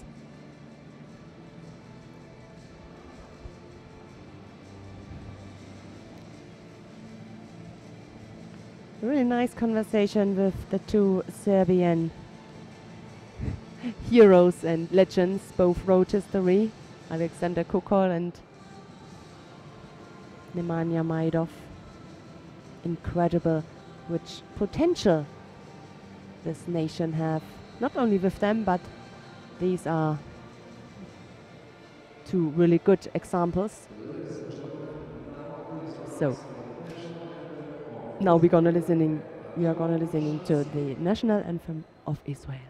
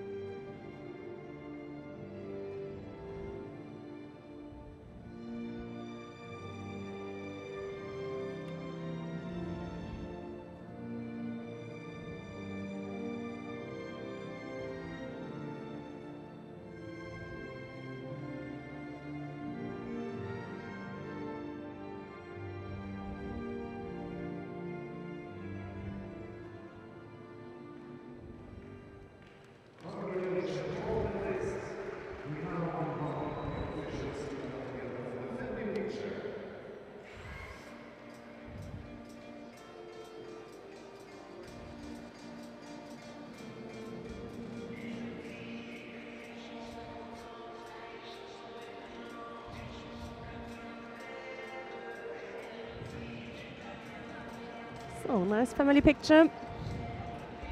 And then we're gonna go to, or come to the next category.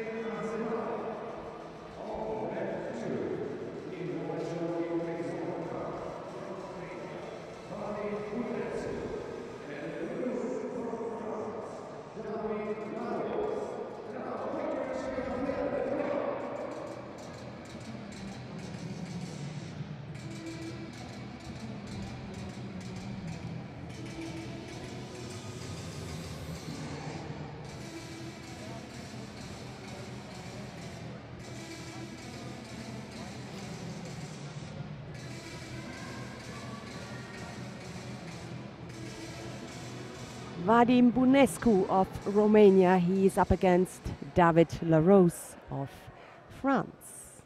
The bronze medal contest in the under 66 kilo category. Mat number 1 is Samuel Hall of Great Britain and Kevin Asema of France.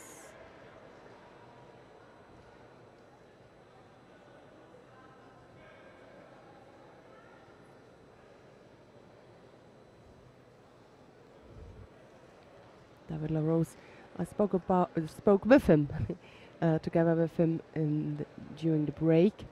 He told me that it's probably his last year. He will have French championships. If he wins it, then he will go to the Grand Slam for sure in Paris. If not, then the commission, or if he becomes second or third, then a commission will decide if he can fight or not. Would be a nice, ending for him, ending for this long career. David Larose, nice guy, good judoka. But okay, he is, I think, 35 now. So there comes the time then, 32, beg your pardon. There comes then the time that you think, okay, I leave it to the younger ones and focus on my life, on the job, family, all these things.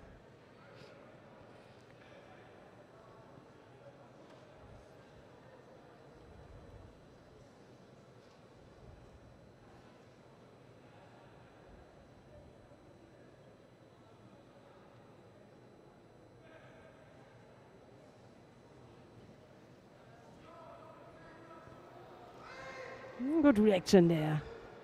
Brilliant judo skills, no doubt about Rose.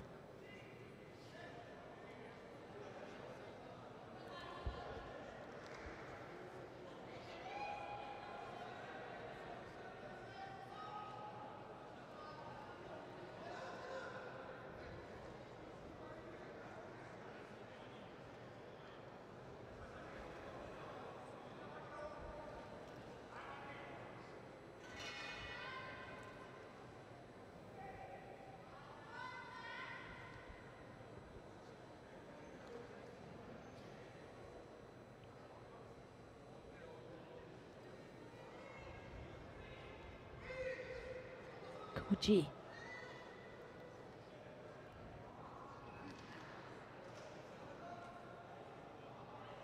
He's got no control above one of the shoulders, at least from Bunescu.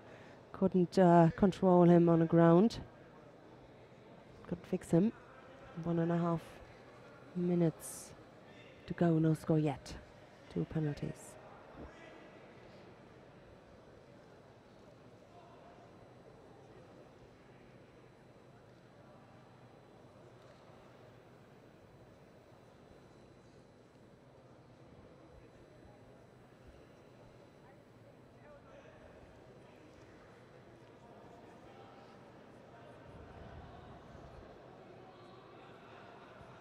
Oh, almost caught him. Oh, nice. Followed by the Ochimata attack.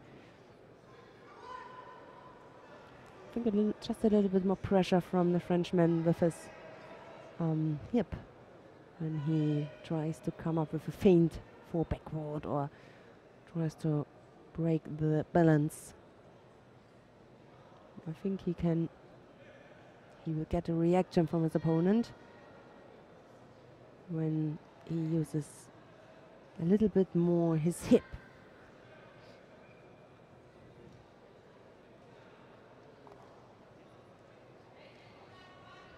Strong grip now also from the Romanian. His left arm there at the back. Oof.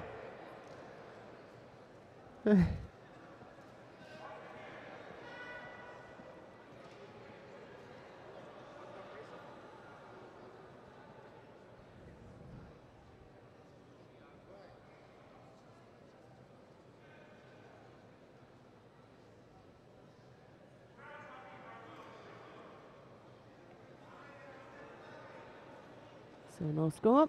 We're gonna see a golden score.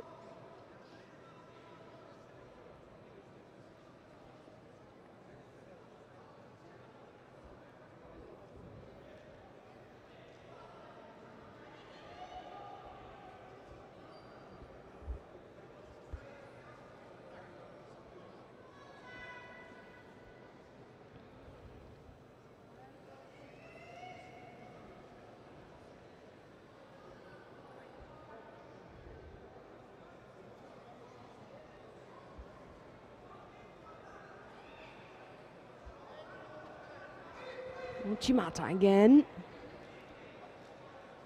And broke up.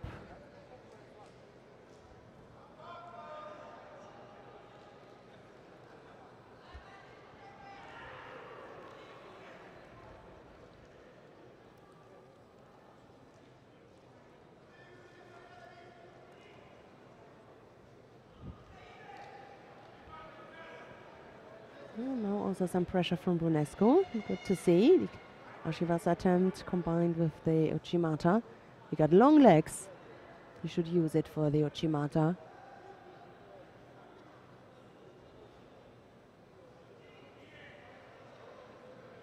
Weak attempt.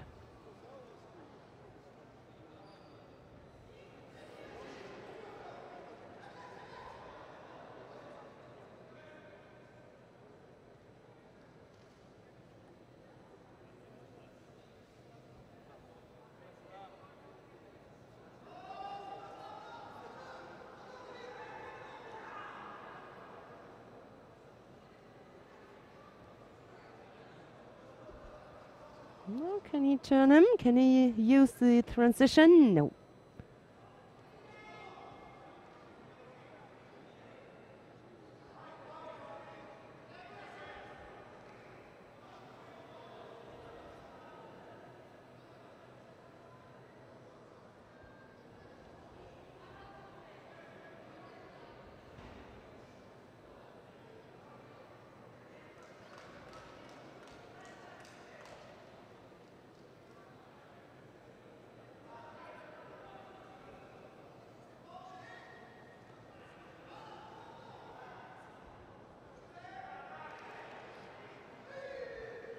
Yeah, almost. That was a good one.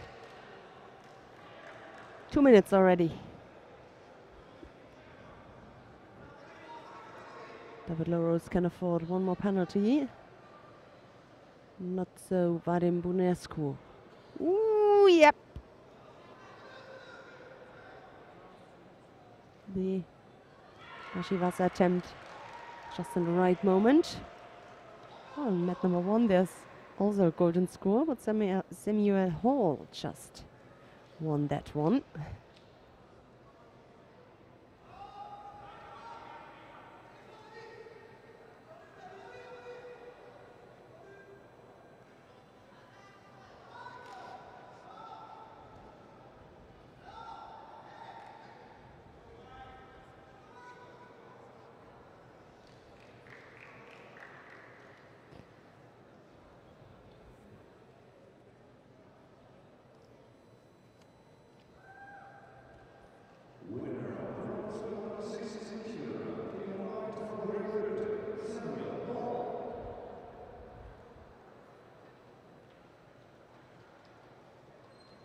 So that is the third penalty now for Vadim Bunescu.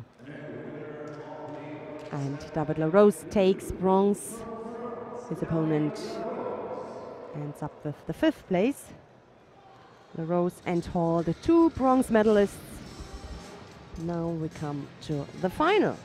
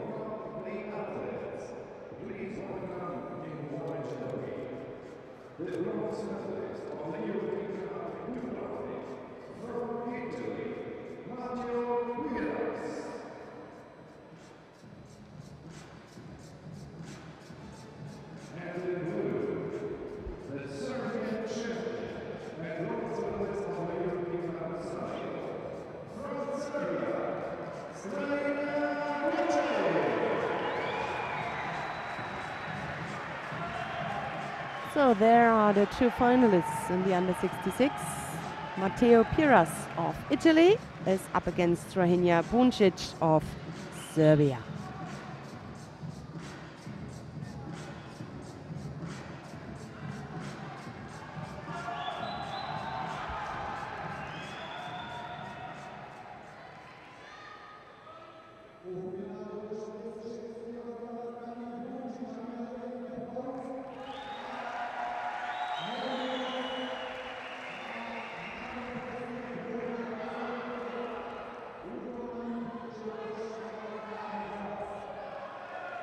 Years old, Buncic.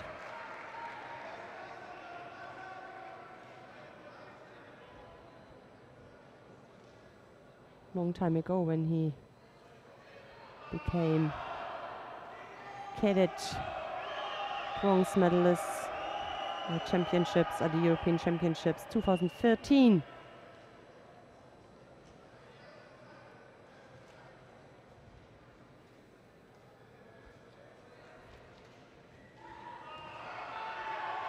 Yeah. His opponent, Piras, 23 years young. Won bronze at the Universiade 2 years ago.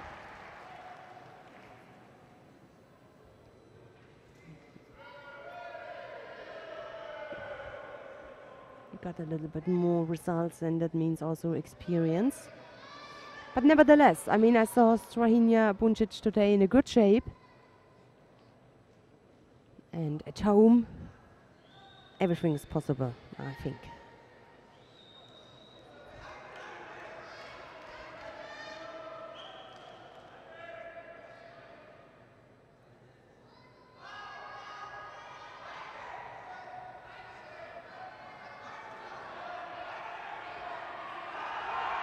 Yeah.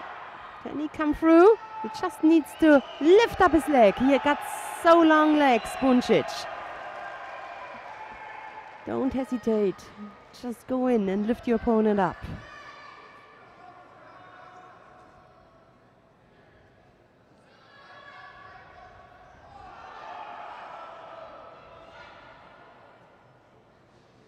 Sumagayashi, yeah, maybe not the best grip. Sumagayashi, the better grip is the one-sided grip to control the shoulder, to turn him.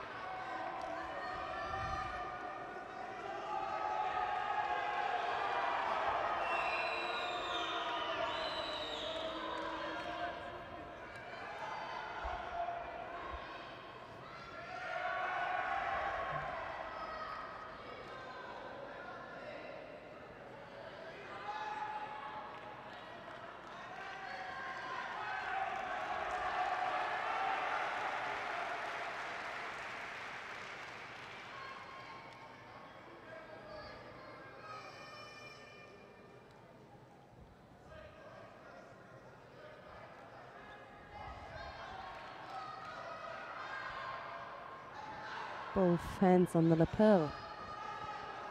Whoa! Ma almost threw himself. Yeah. He took the risk there.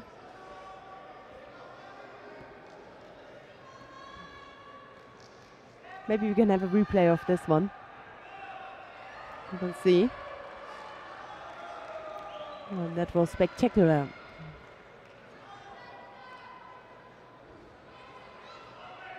Big outside attack. He tries it again. Sumigaeshi. 3 attacks in a row. That looks good. Slovenia. 1.5 minutes left. Got a nice support from the home crowd.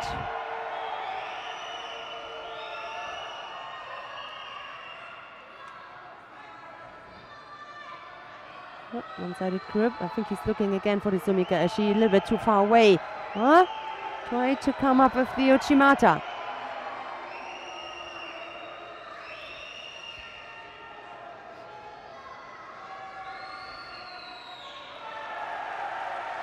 Judo now given to the Italian.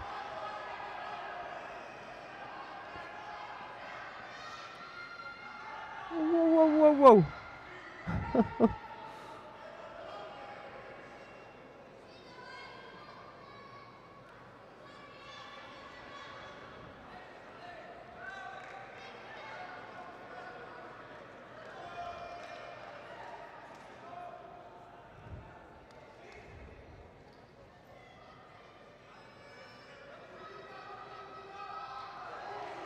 Now the pressure is coming from Piras. Nice to see how it changes from one to the other.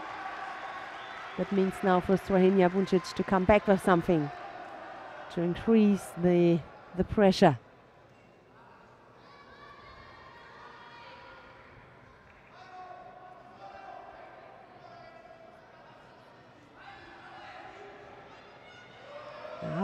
Weak and bad attempt, to be honest. Must be careful not being penalized for dropping down. Well, you can be happy. Lucky.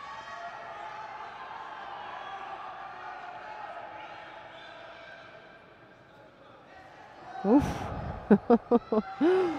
Woo, that was brilliant from both of them. The attack and the defense. Turned on his head.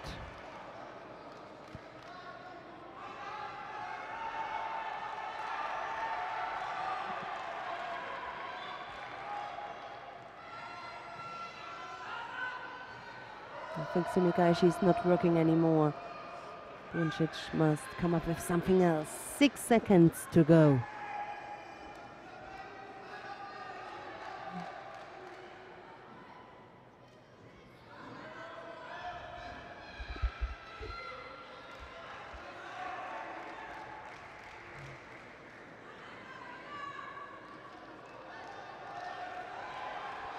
Golden score. Oh my God, countered in the right moment where Buncic just wanted to attack. Oof, no doubt that was a Nippon.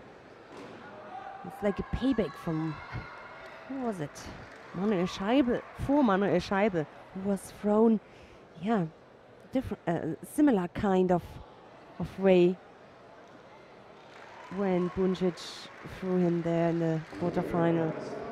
Was another brilliant Ippon, and now it happens to him. Oh my God, he was too far away, too far away. It was like an invitation for the Italian, but brilliant, no doubt that it was brilliant. So Piras, the winner in the under 66 kilo category.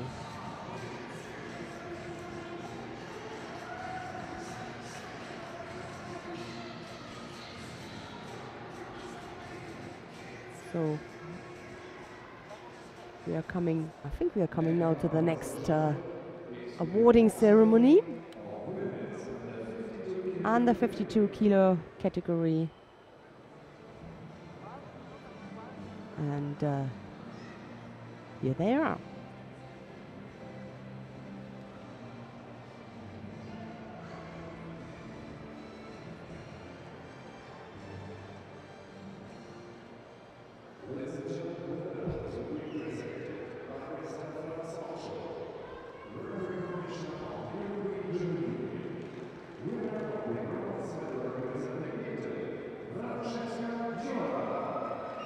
So the first bronze medal goes to Francesca Chiora of Italy.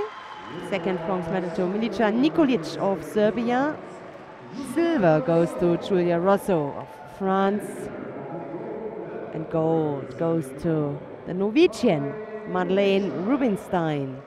The medals are given by Franz Otschko, refereeing commissioner from the EJU.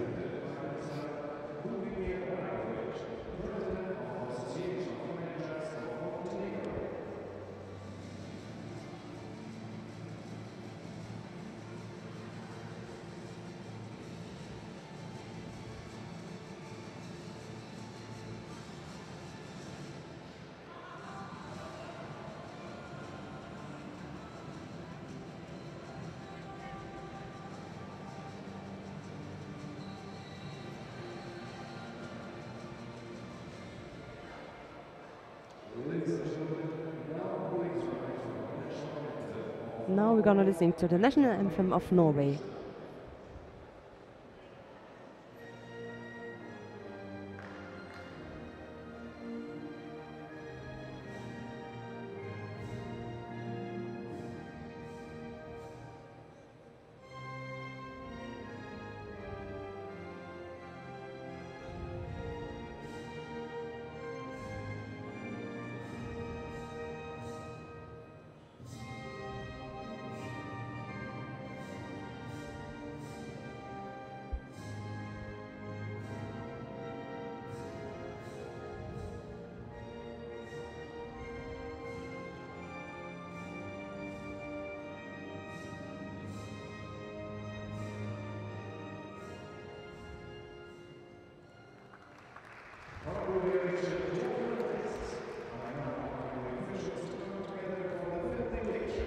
So another family picture, and then we're gonna continue with the under 57 kilo category.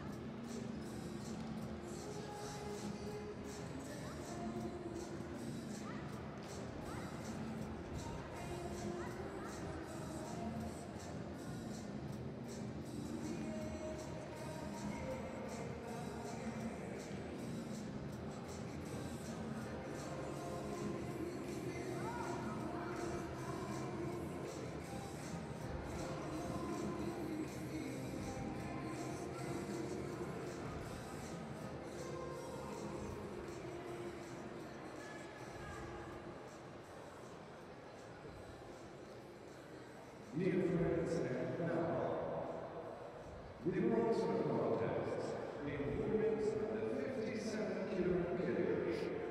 Please welcome the athletes on and one. It's in white jewelry from Hungary, Sophie Leon, and in blue from Italy, Maya Riemann. Net 2, please welcome in white from Serbia, Marisa Medicic. And in blue from Germany, Paulina Wolf.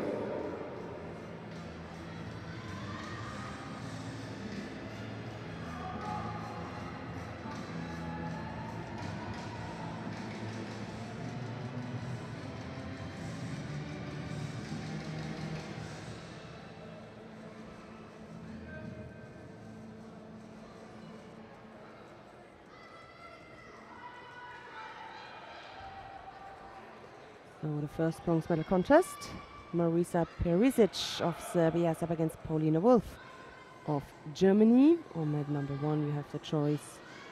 You can watch Ibolia or Siroki Ibolia of Hungary. She's up against Myron Greenberg.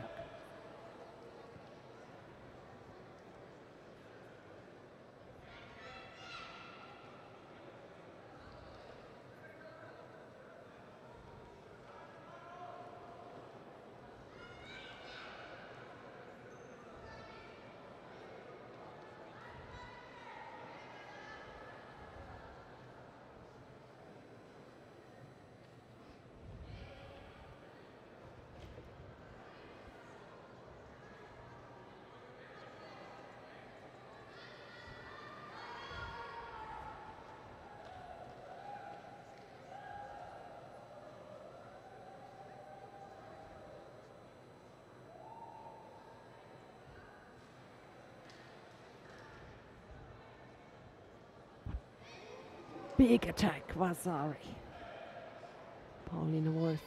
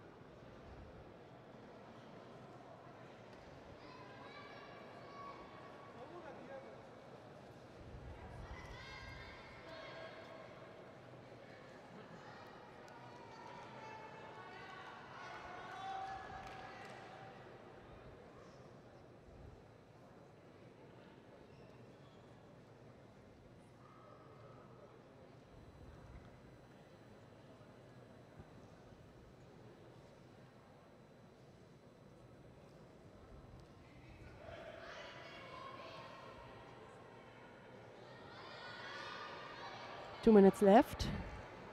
Still the one score for Paulina Wolf. Marisa Perisic, she must come up now with something. Put on the pressure. Come through with an attack to change it.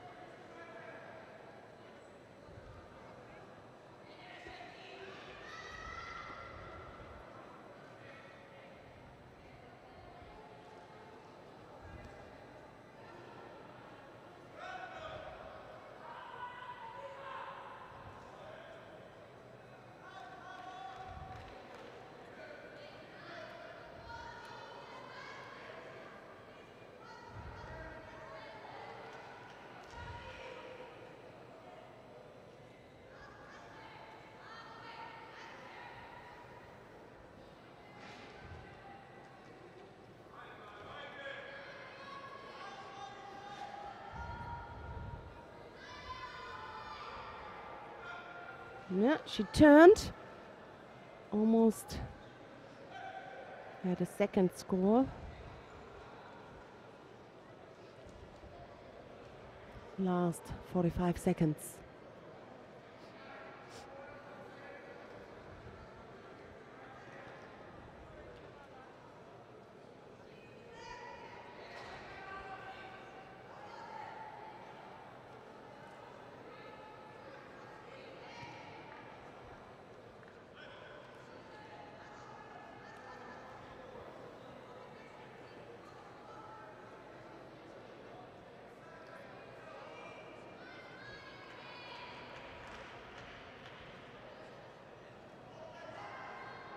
Yep.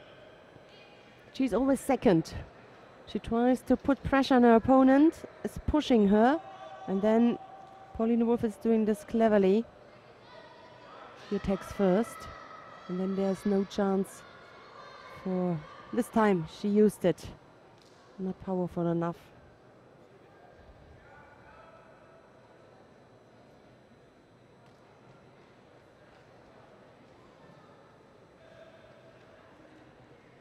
And bronze goes to Paulina Wolf. And we don't need to forget that Marisa Perisic is just 17 years young, so it's not a disappointment for her. She's still got a lot of time to develop her judo. Paulina Wolf with 21 years young. So, but of course, after a lost fight and after realizing that you missed the chance to get on the podium, especially at home, of course you are disappointed. That's normal.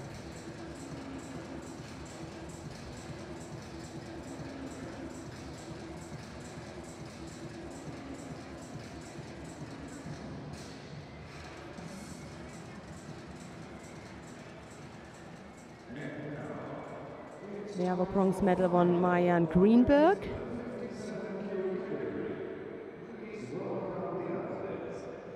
Okay, we're gonna see the medal ceremony, but I think we're gonna still have to watch the final in the under 57. Yes, kilo category. Amélie Gouillou of France. She's up against Celia Toprak of Great Britain. The final in the under 57 kilo category.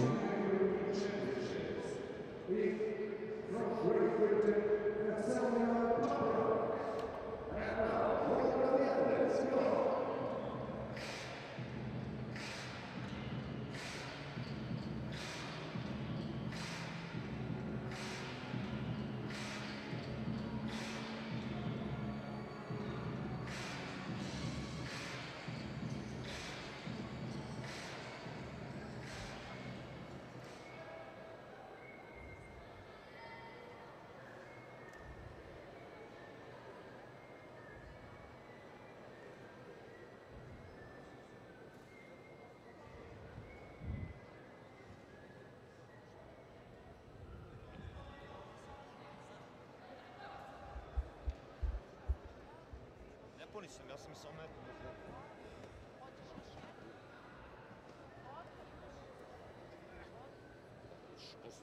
Punjač posle su trgovine.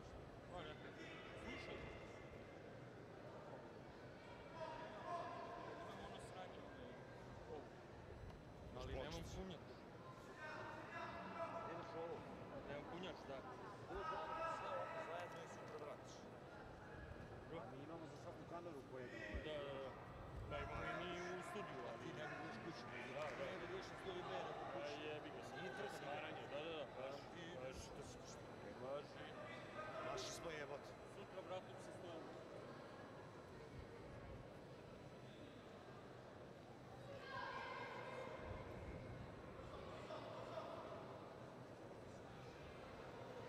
Toprak, just 19 years young, and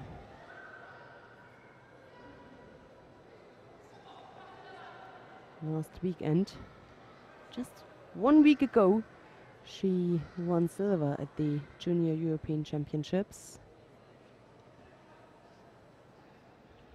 Just 1 week later, she's again on the tatami.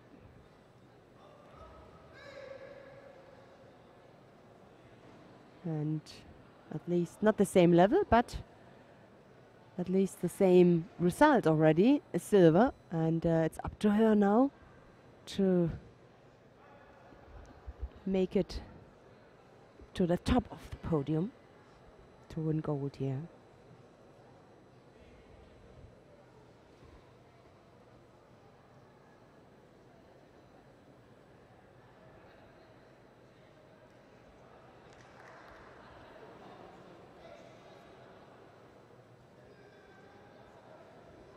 Amélie Gouillou, a French fighter, 23 years old.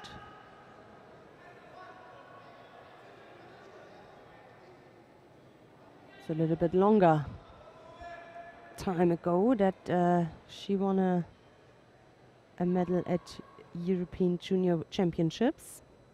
2012 she won silver. 2014 she missed the podium, became 5th.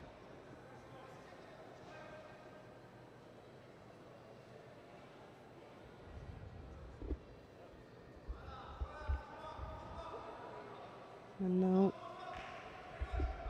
still everything is open. Both no scores yet. Oh, change the sides. Gouillou. Change the position from left to right. 1.5 minutes.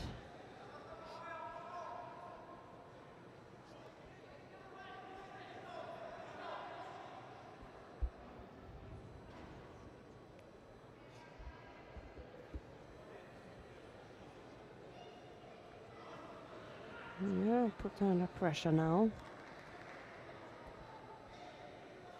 Seeing the penalty against Toprak.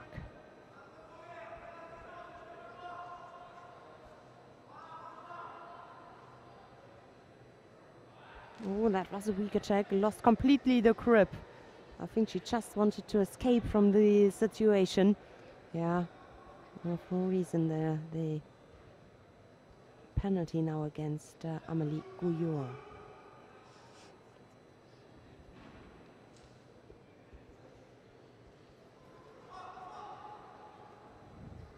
That was a better one.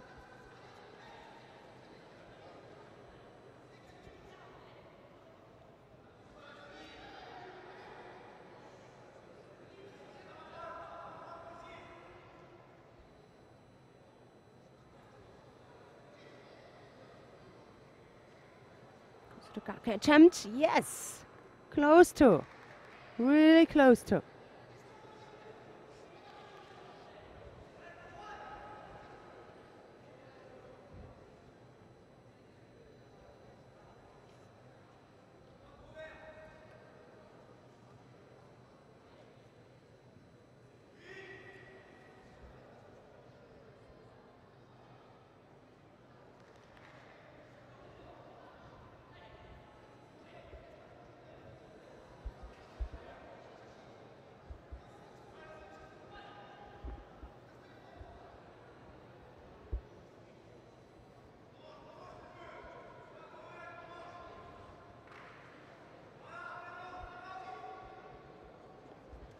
Yeah. Oh, she just lost control with her grip. There was a second where I thought, okay, now she got it. And then she lost the contact, Toprak, to her opponent. Looked good at the beginning. So, another golden score. Both, or each, with a penalty.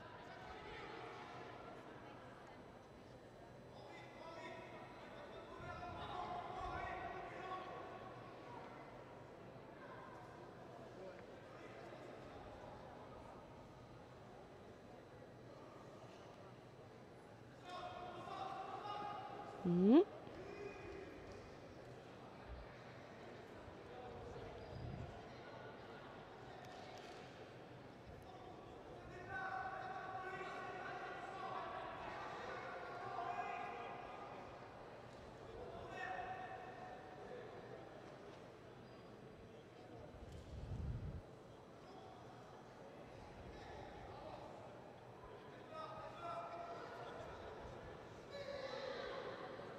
Ooh, that was close.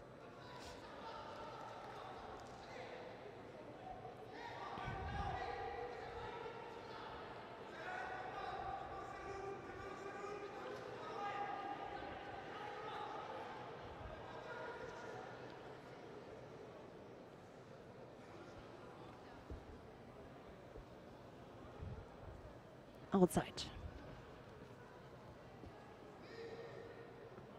Failed Makikomi.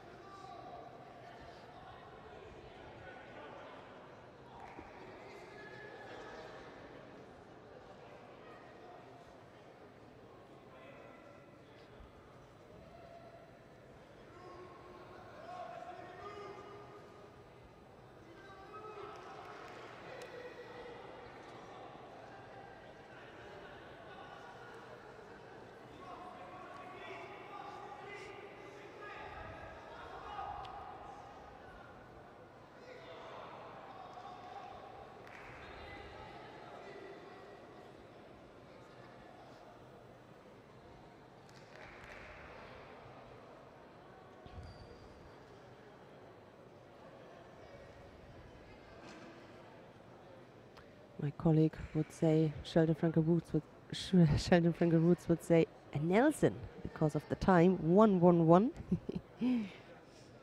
Maybe he's watching us. So, second penalty now against Amélie Gouillot. That means that Aselia Toprak of Great Britain wins in the under 57 kilo category.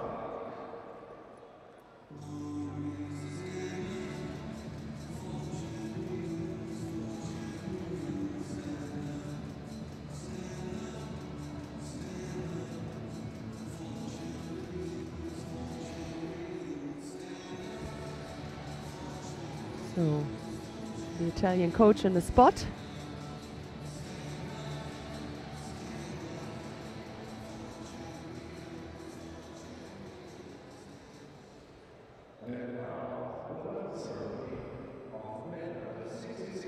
And I hope somebody could tell him to,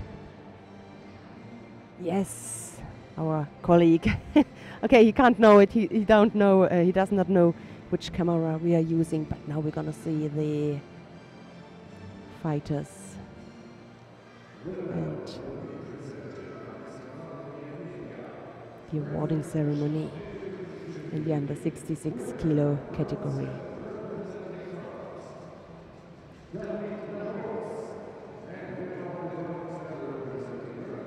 So the two bronze medalists are David Larose of France and Samuel Hall of Great Britain.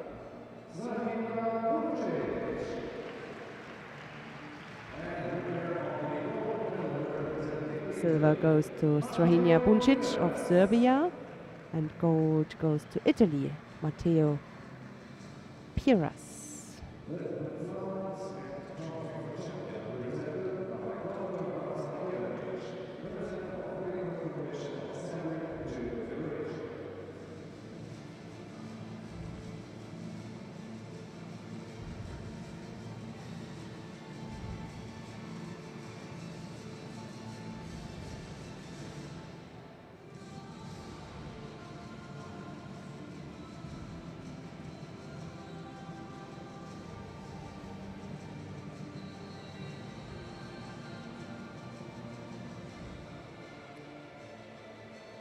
Vladimir Mitka gave the medals. Now they also received some flowers. And now we're gonna listening to the national anthem of Italy.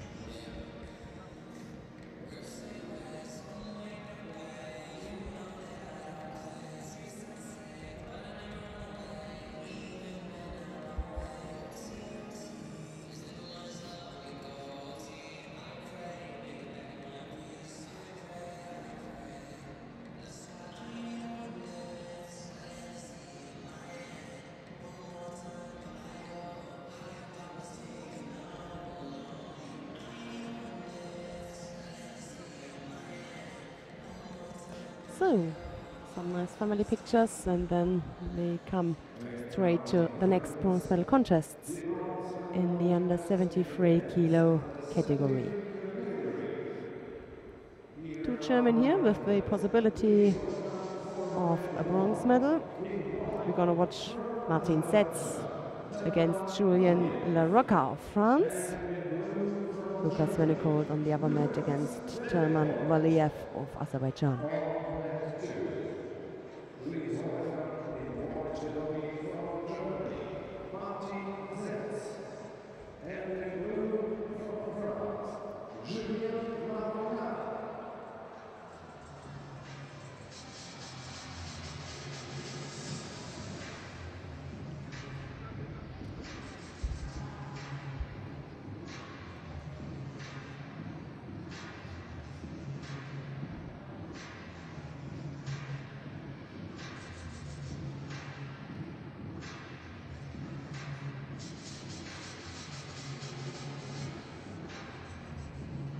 So here are the fighters.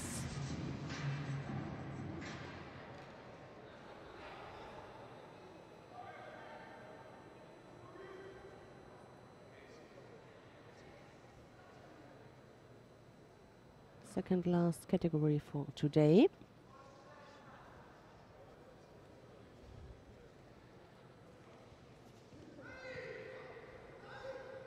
A good opening here from Larocca.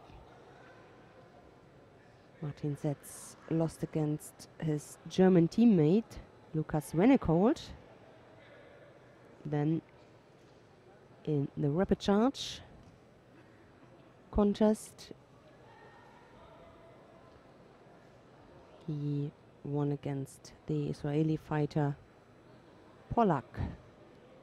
And now Golan Pollack, and now with chances here for a bronze medal. Let's have a look to Larocca. He was around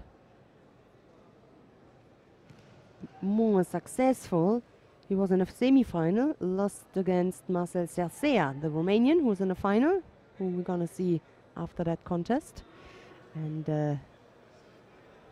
now both with the chance here for the bronze medal. For the moment, Larocca, who is leading by Vasari.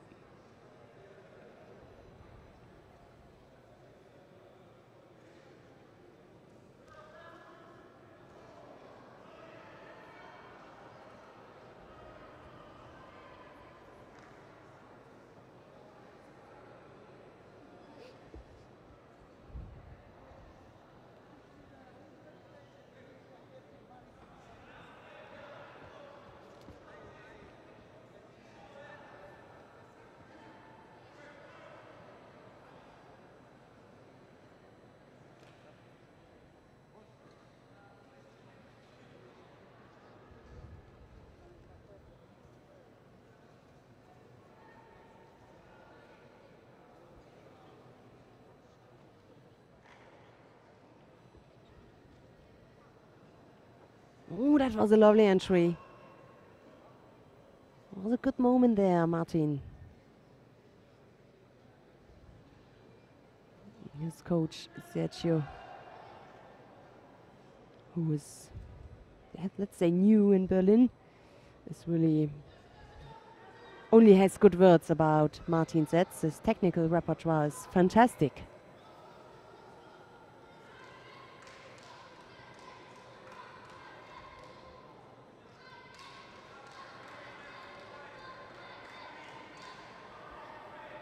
Yeah, let's call it laudatory words. We had a chance to speak about him in the break. He's a good boy. Maybe he just needs some time. A few time ago he also changed category. Okay, it's now 1 or 2 years ago, but still sometimes you have typical reactions learned in a specific category, and then you have to adapt and you change the category.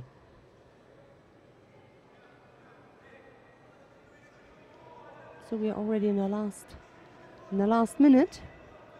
Still the Vasari lead for Larocca.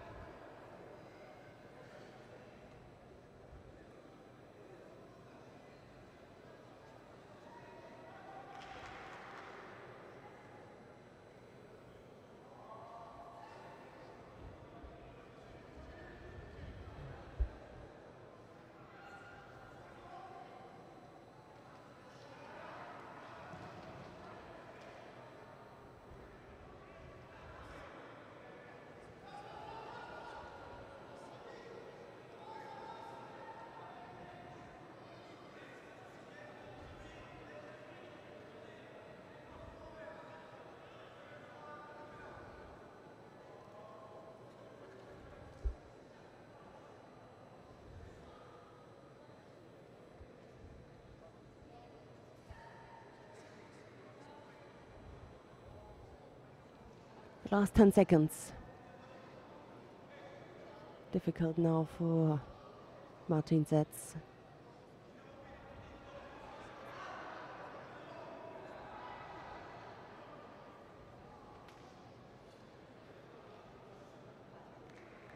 And that's it. That's it. Only a 5th place for the German, and Julian La Rocca wins the bronze medal. And I suggest that we have a quick look down on mat number 1 to watch the last 20 seconds in the other bronze medal contest. So have a look. Telman Valiev. Valiev, the Azeri, is leading by Yuko. Similar. So if there will be no changes on the scoreboard, 2 5th places for Germany in this category. No one could manage it to get on the podium.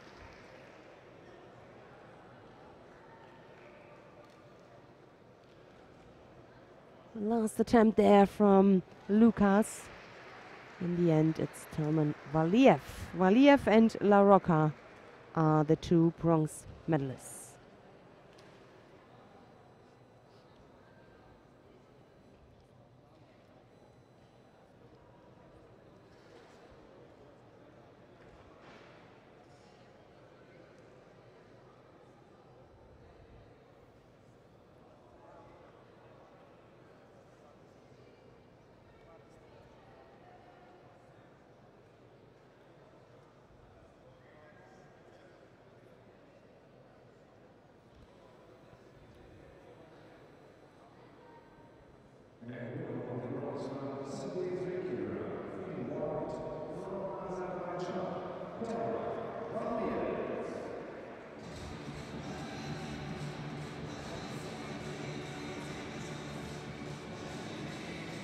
So, we are coming to the final in the under 73 kilo category.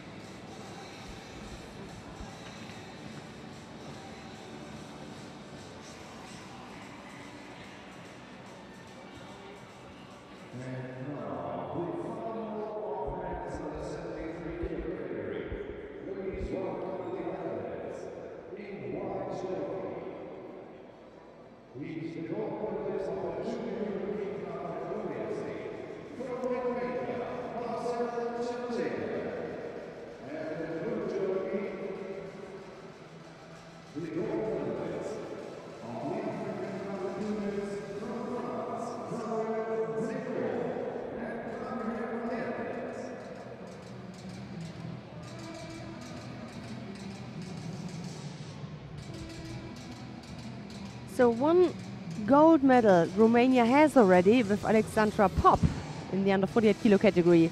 The question is, can they win a 2nd one today with Marcel Sea, the Romanian in white, and he's up against Samuel Singo of France.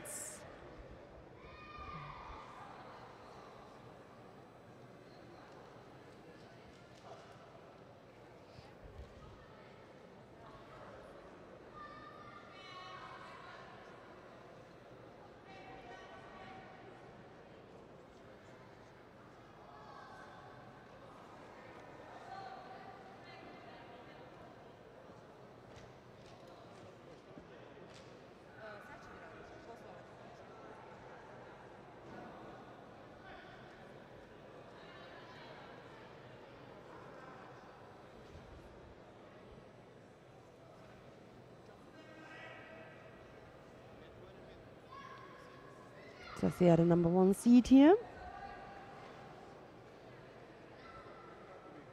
His opponent, number 3 seed. So two seeded places found their way until the final.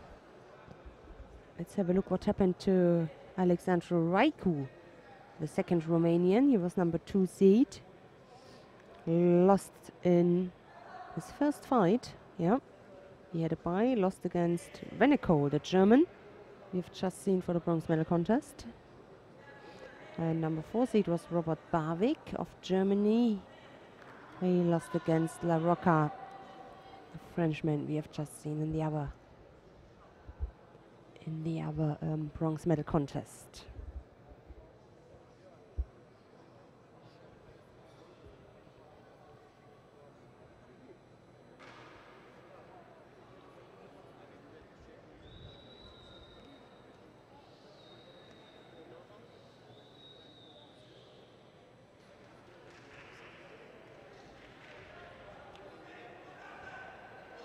Chimata almost countered. Almost.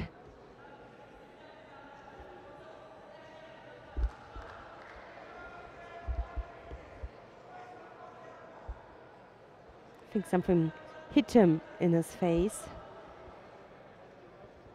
But not bad, so they can continue.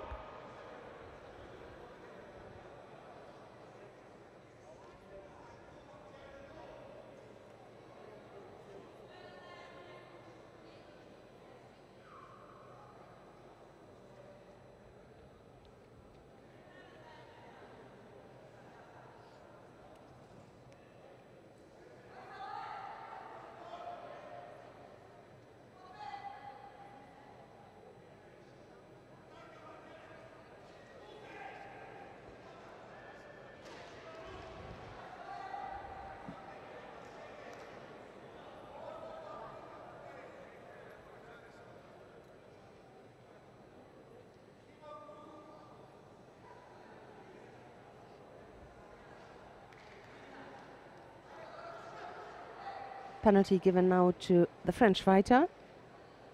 It's balanced again, but it has nothing to say when it comes to the golden score. Not yet.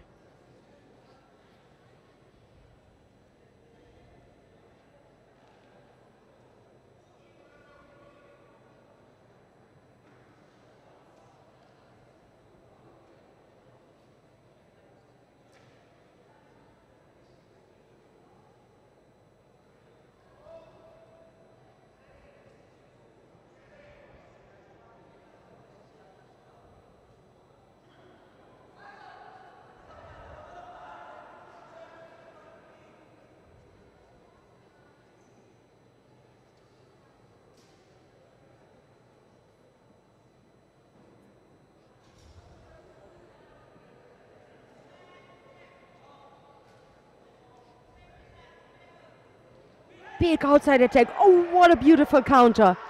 That was brilliant. I mean, Cinco, he is so tall.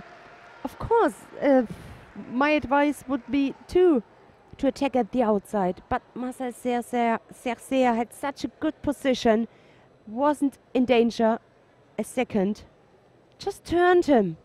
And I think Cinco was just a little bit too far away. His leg, his attacking leg was too high. His hip was a little bit too high. He didn't push him. It was too less pressure there again.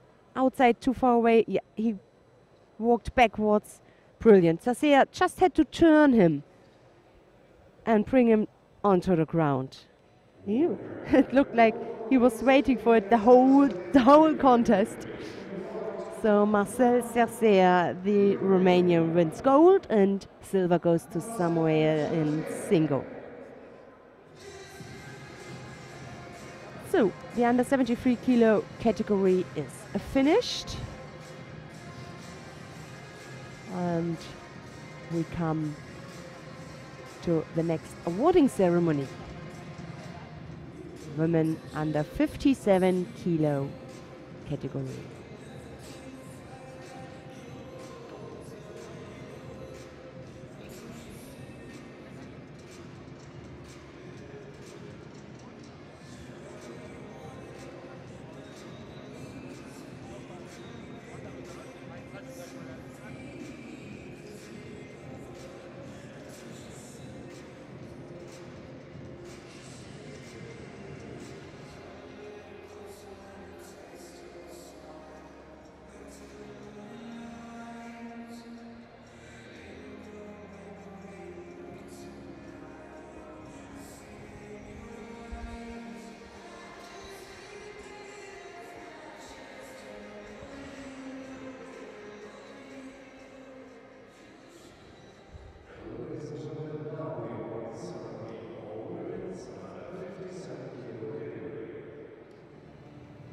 So here the medalists are coming.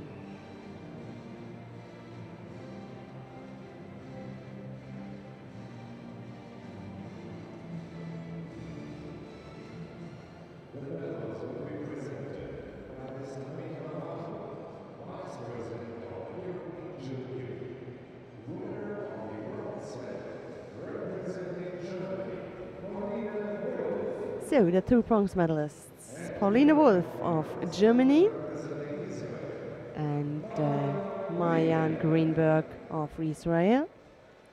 The medals are given by Michael Vahroun, EJU Vice President, and he gives the silver medal to Amélie Gouyour of France, and the gold medal goes to Great Britain to Aselia Toprak.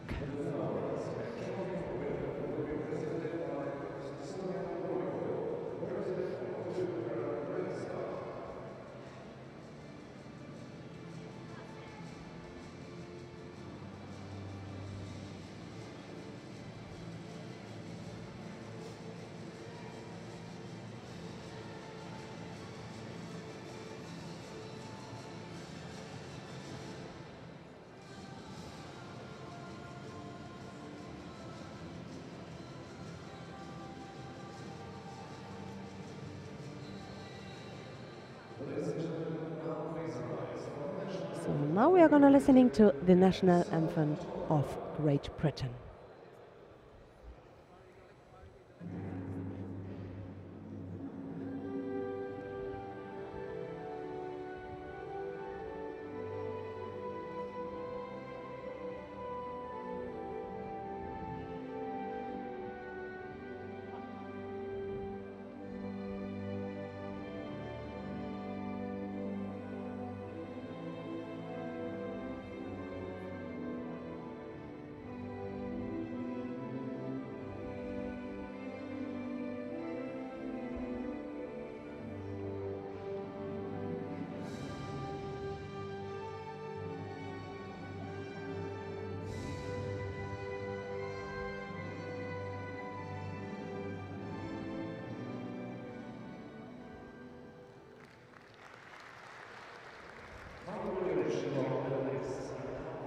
So again, some family pictures, and then we are coming to the last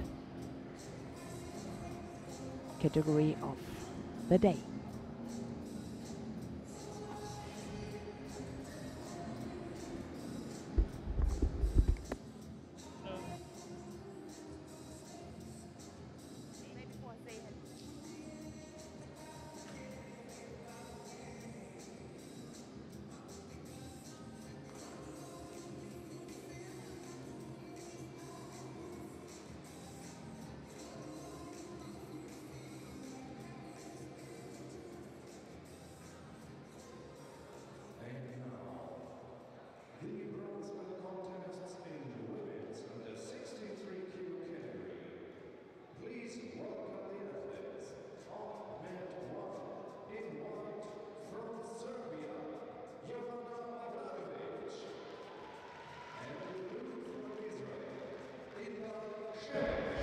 So we're going to start with bronze medal contests as usual. We have the two the Obradovic sisters here. One on each mat. We're going to watch mat number 2, Anya Obradovic. She's up against the French fighter Chloe Ewin. And her sister Joanna Obradovic is up against Inba Shemesh of Israel.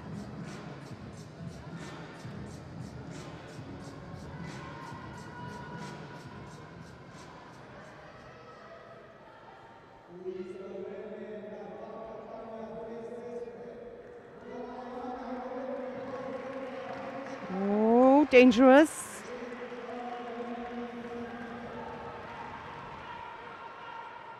Was it really Vasari? Maybe they will check it. For me, it was a little bit too slowly. There was a little break.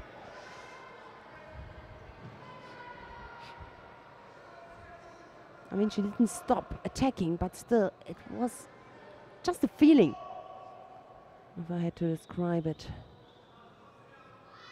They will check. Yeah, they take it back. I think that's correct. That's correct. Fight continues. Now a better position for Obradovic.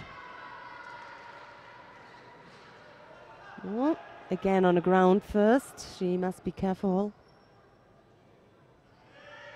French fighters are always tactically very, very clever.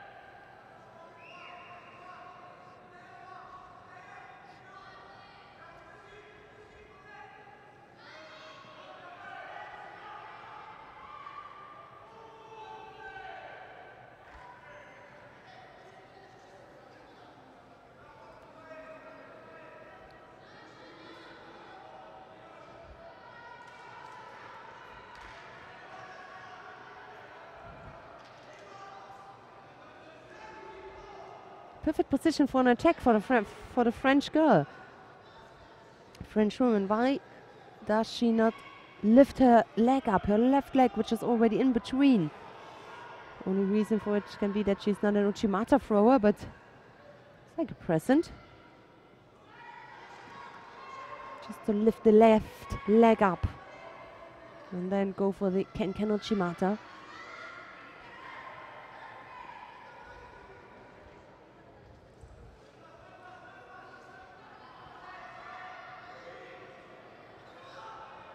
Very often it's even the French fighter who's first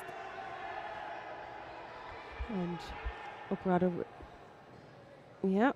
second.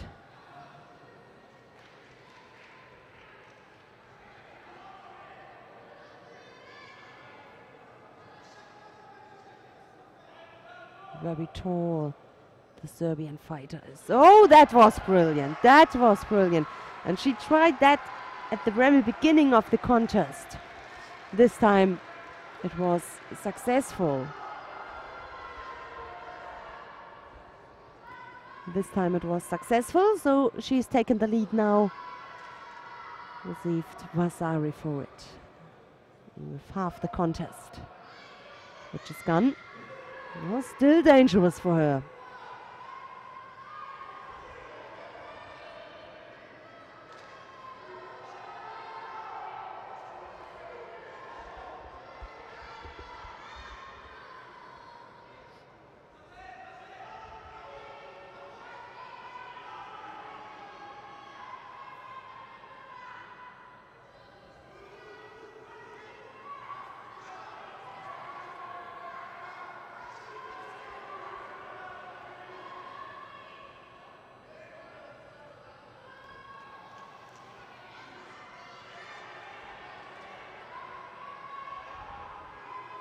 Crossed steps Obradovic is doing. She must be a little bit careful with that.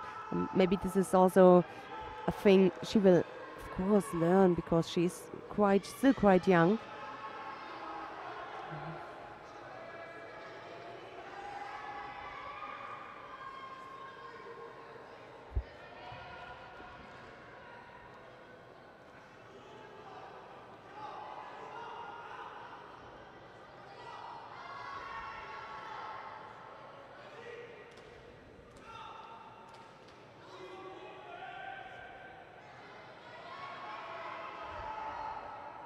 Little bit more than a minute to go.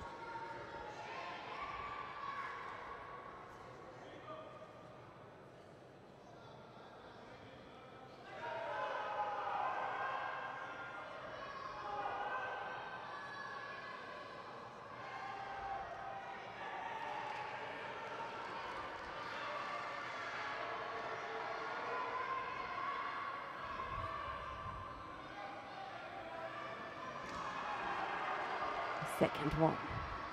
Second Vasari. Now try to work on the ground. Rotate her, turn her over. Oh, mat number one.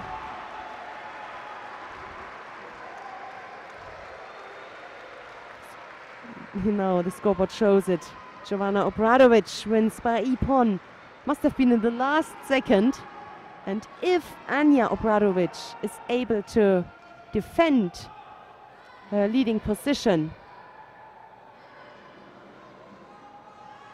Then the two sisters would be on the podium. And she can be lucky that the French fighter seems to be tired already. That was a big chance. She just stopped on the ground, almost got in the Oseikomi.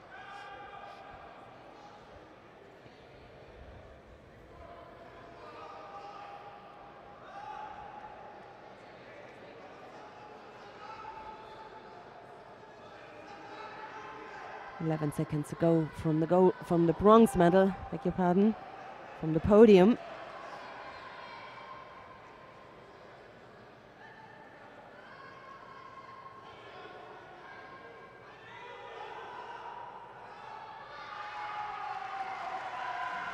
And that's the second bronze medal for Serbia.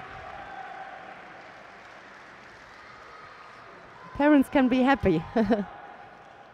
Their two girls are on the ground, on the podium, and the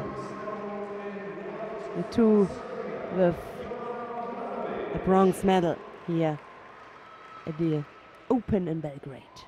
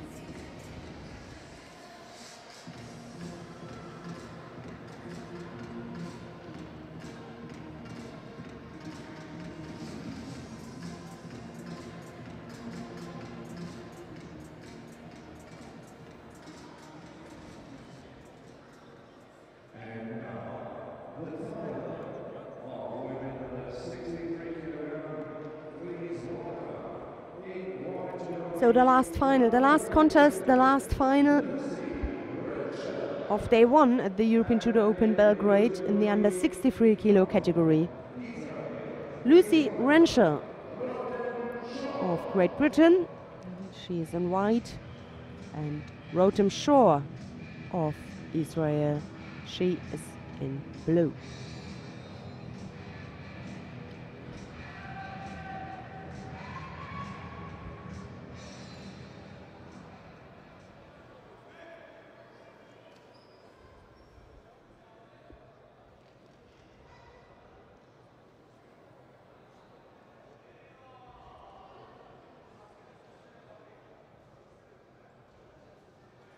I think it doesn't matter if she becomes first or second, Lucy Renshaw.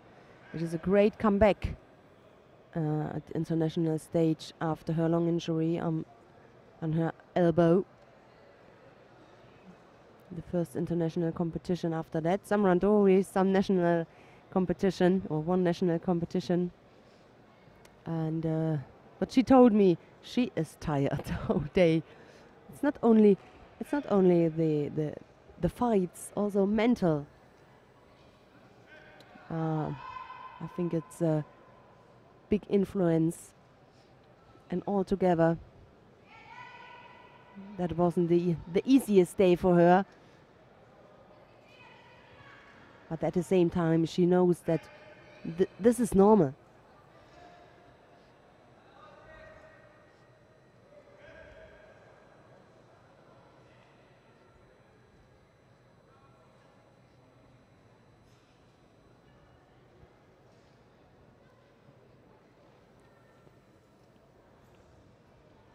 Cross grip or Chigari attempt.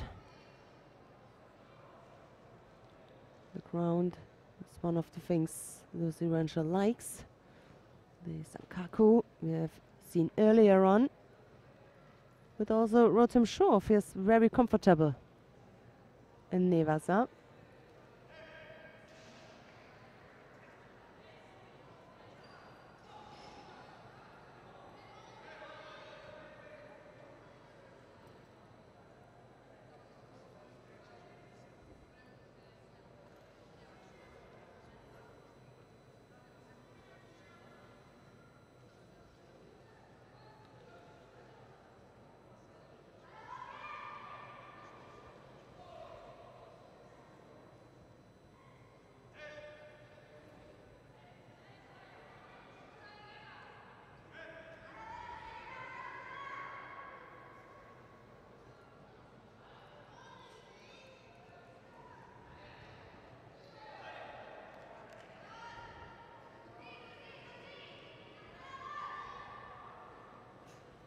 The lead for Rotem Shore. She looks very calm, concentrated. Some advices from her coach, Yvonne Böhnisch.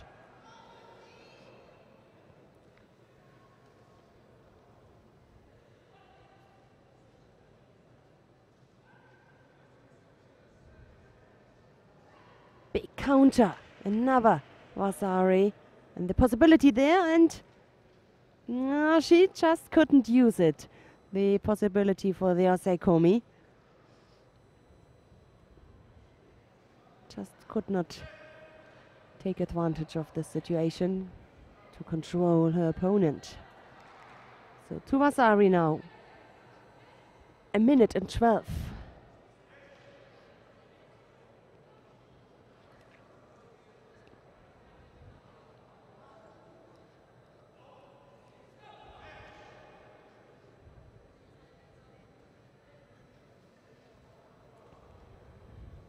So does Lucy Rentschel got something left in the tank?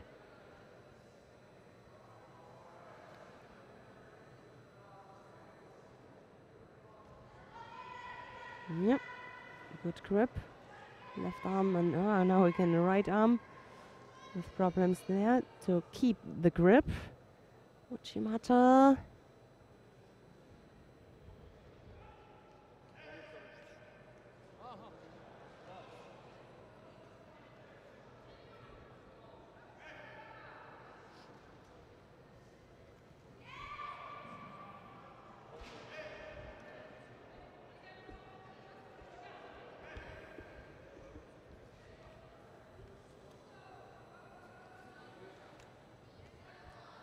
Another attempt there.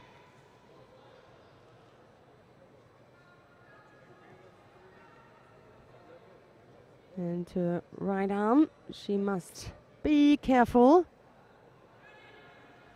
The chance here for the arm lock for Rotem Shore. I hope it is her, not her injured arm, not her injured elbow. And I hope if she gets in any danger, it's better to tap than to risk another injury, especially with that history on the arm, the elbow.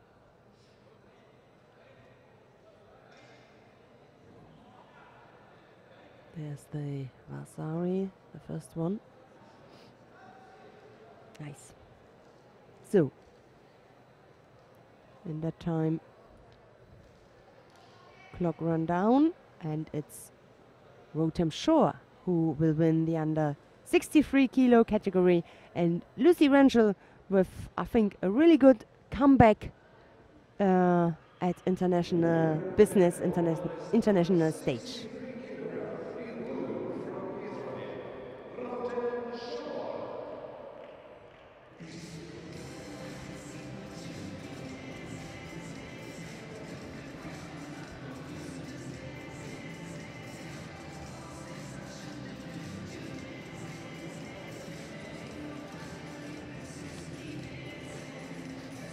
So we can have two more awarding ceremonies.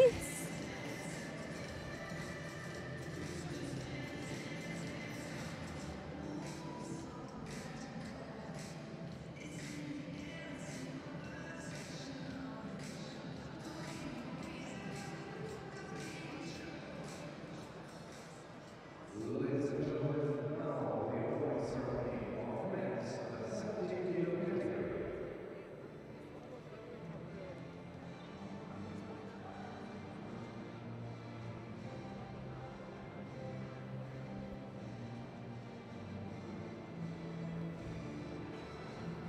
So we are coming to the under 73 kilo category.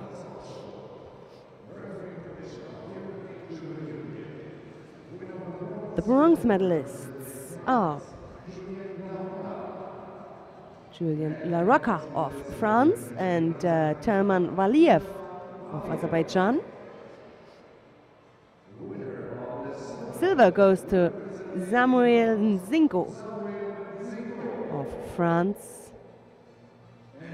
And gold goes to Marcel Cercea of Romania. And the medals are given by Franz Otschko from the referee commission, EJU referee commissioner.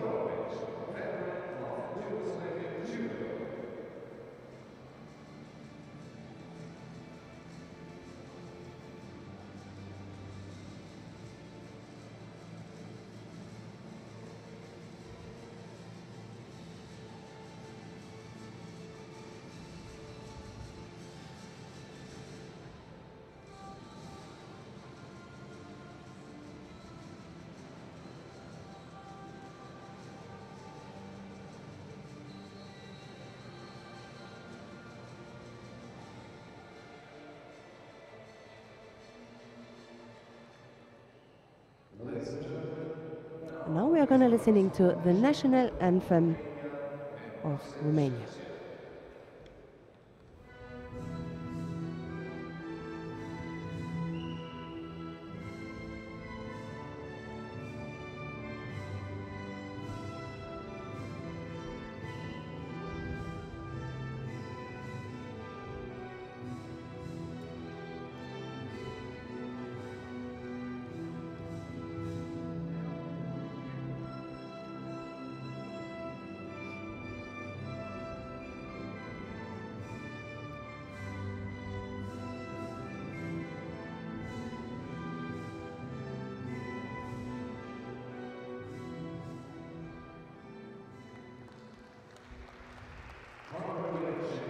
So, another nice family picture, and then we are coming to the last awarding ceremony of day one.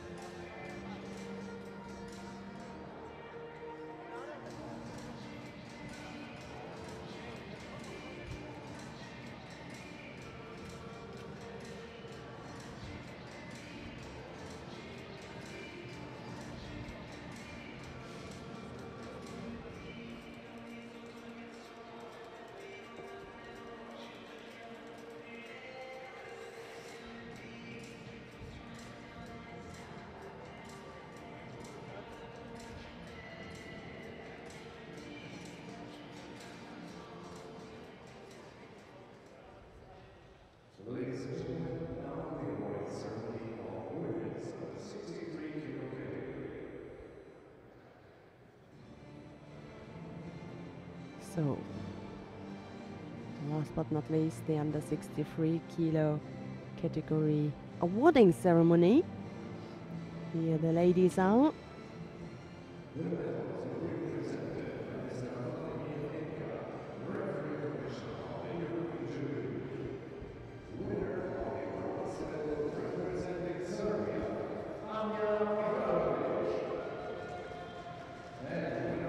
So the two bronze medalists are Anja and Giovanna Obradovic.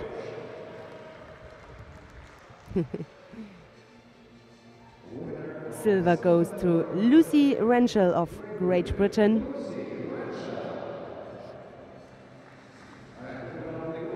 And gold wins Rotem Shore of Israel. And the medals are given by EGU referee commissioner Vladimir Hnitka.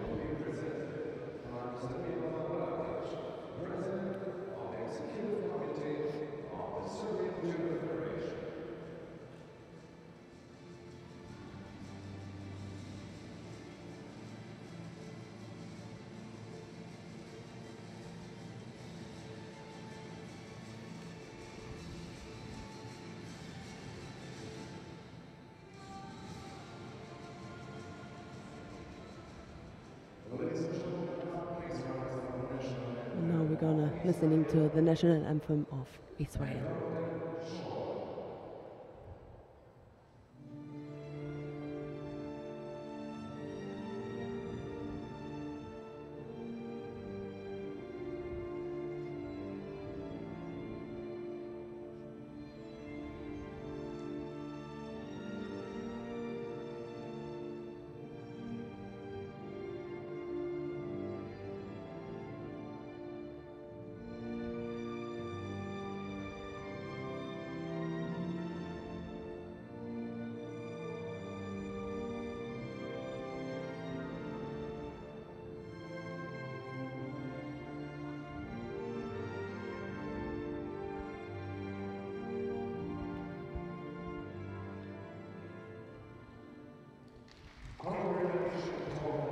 So, also for this category, some family pictures.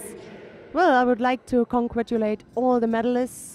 They won at the European Judo Open in Belgrade. I hope you enjoyed the first day.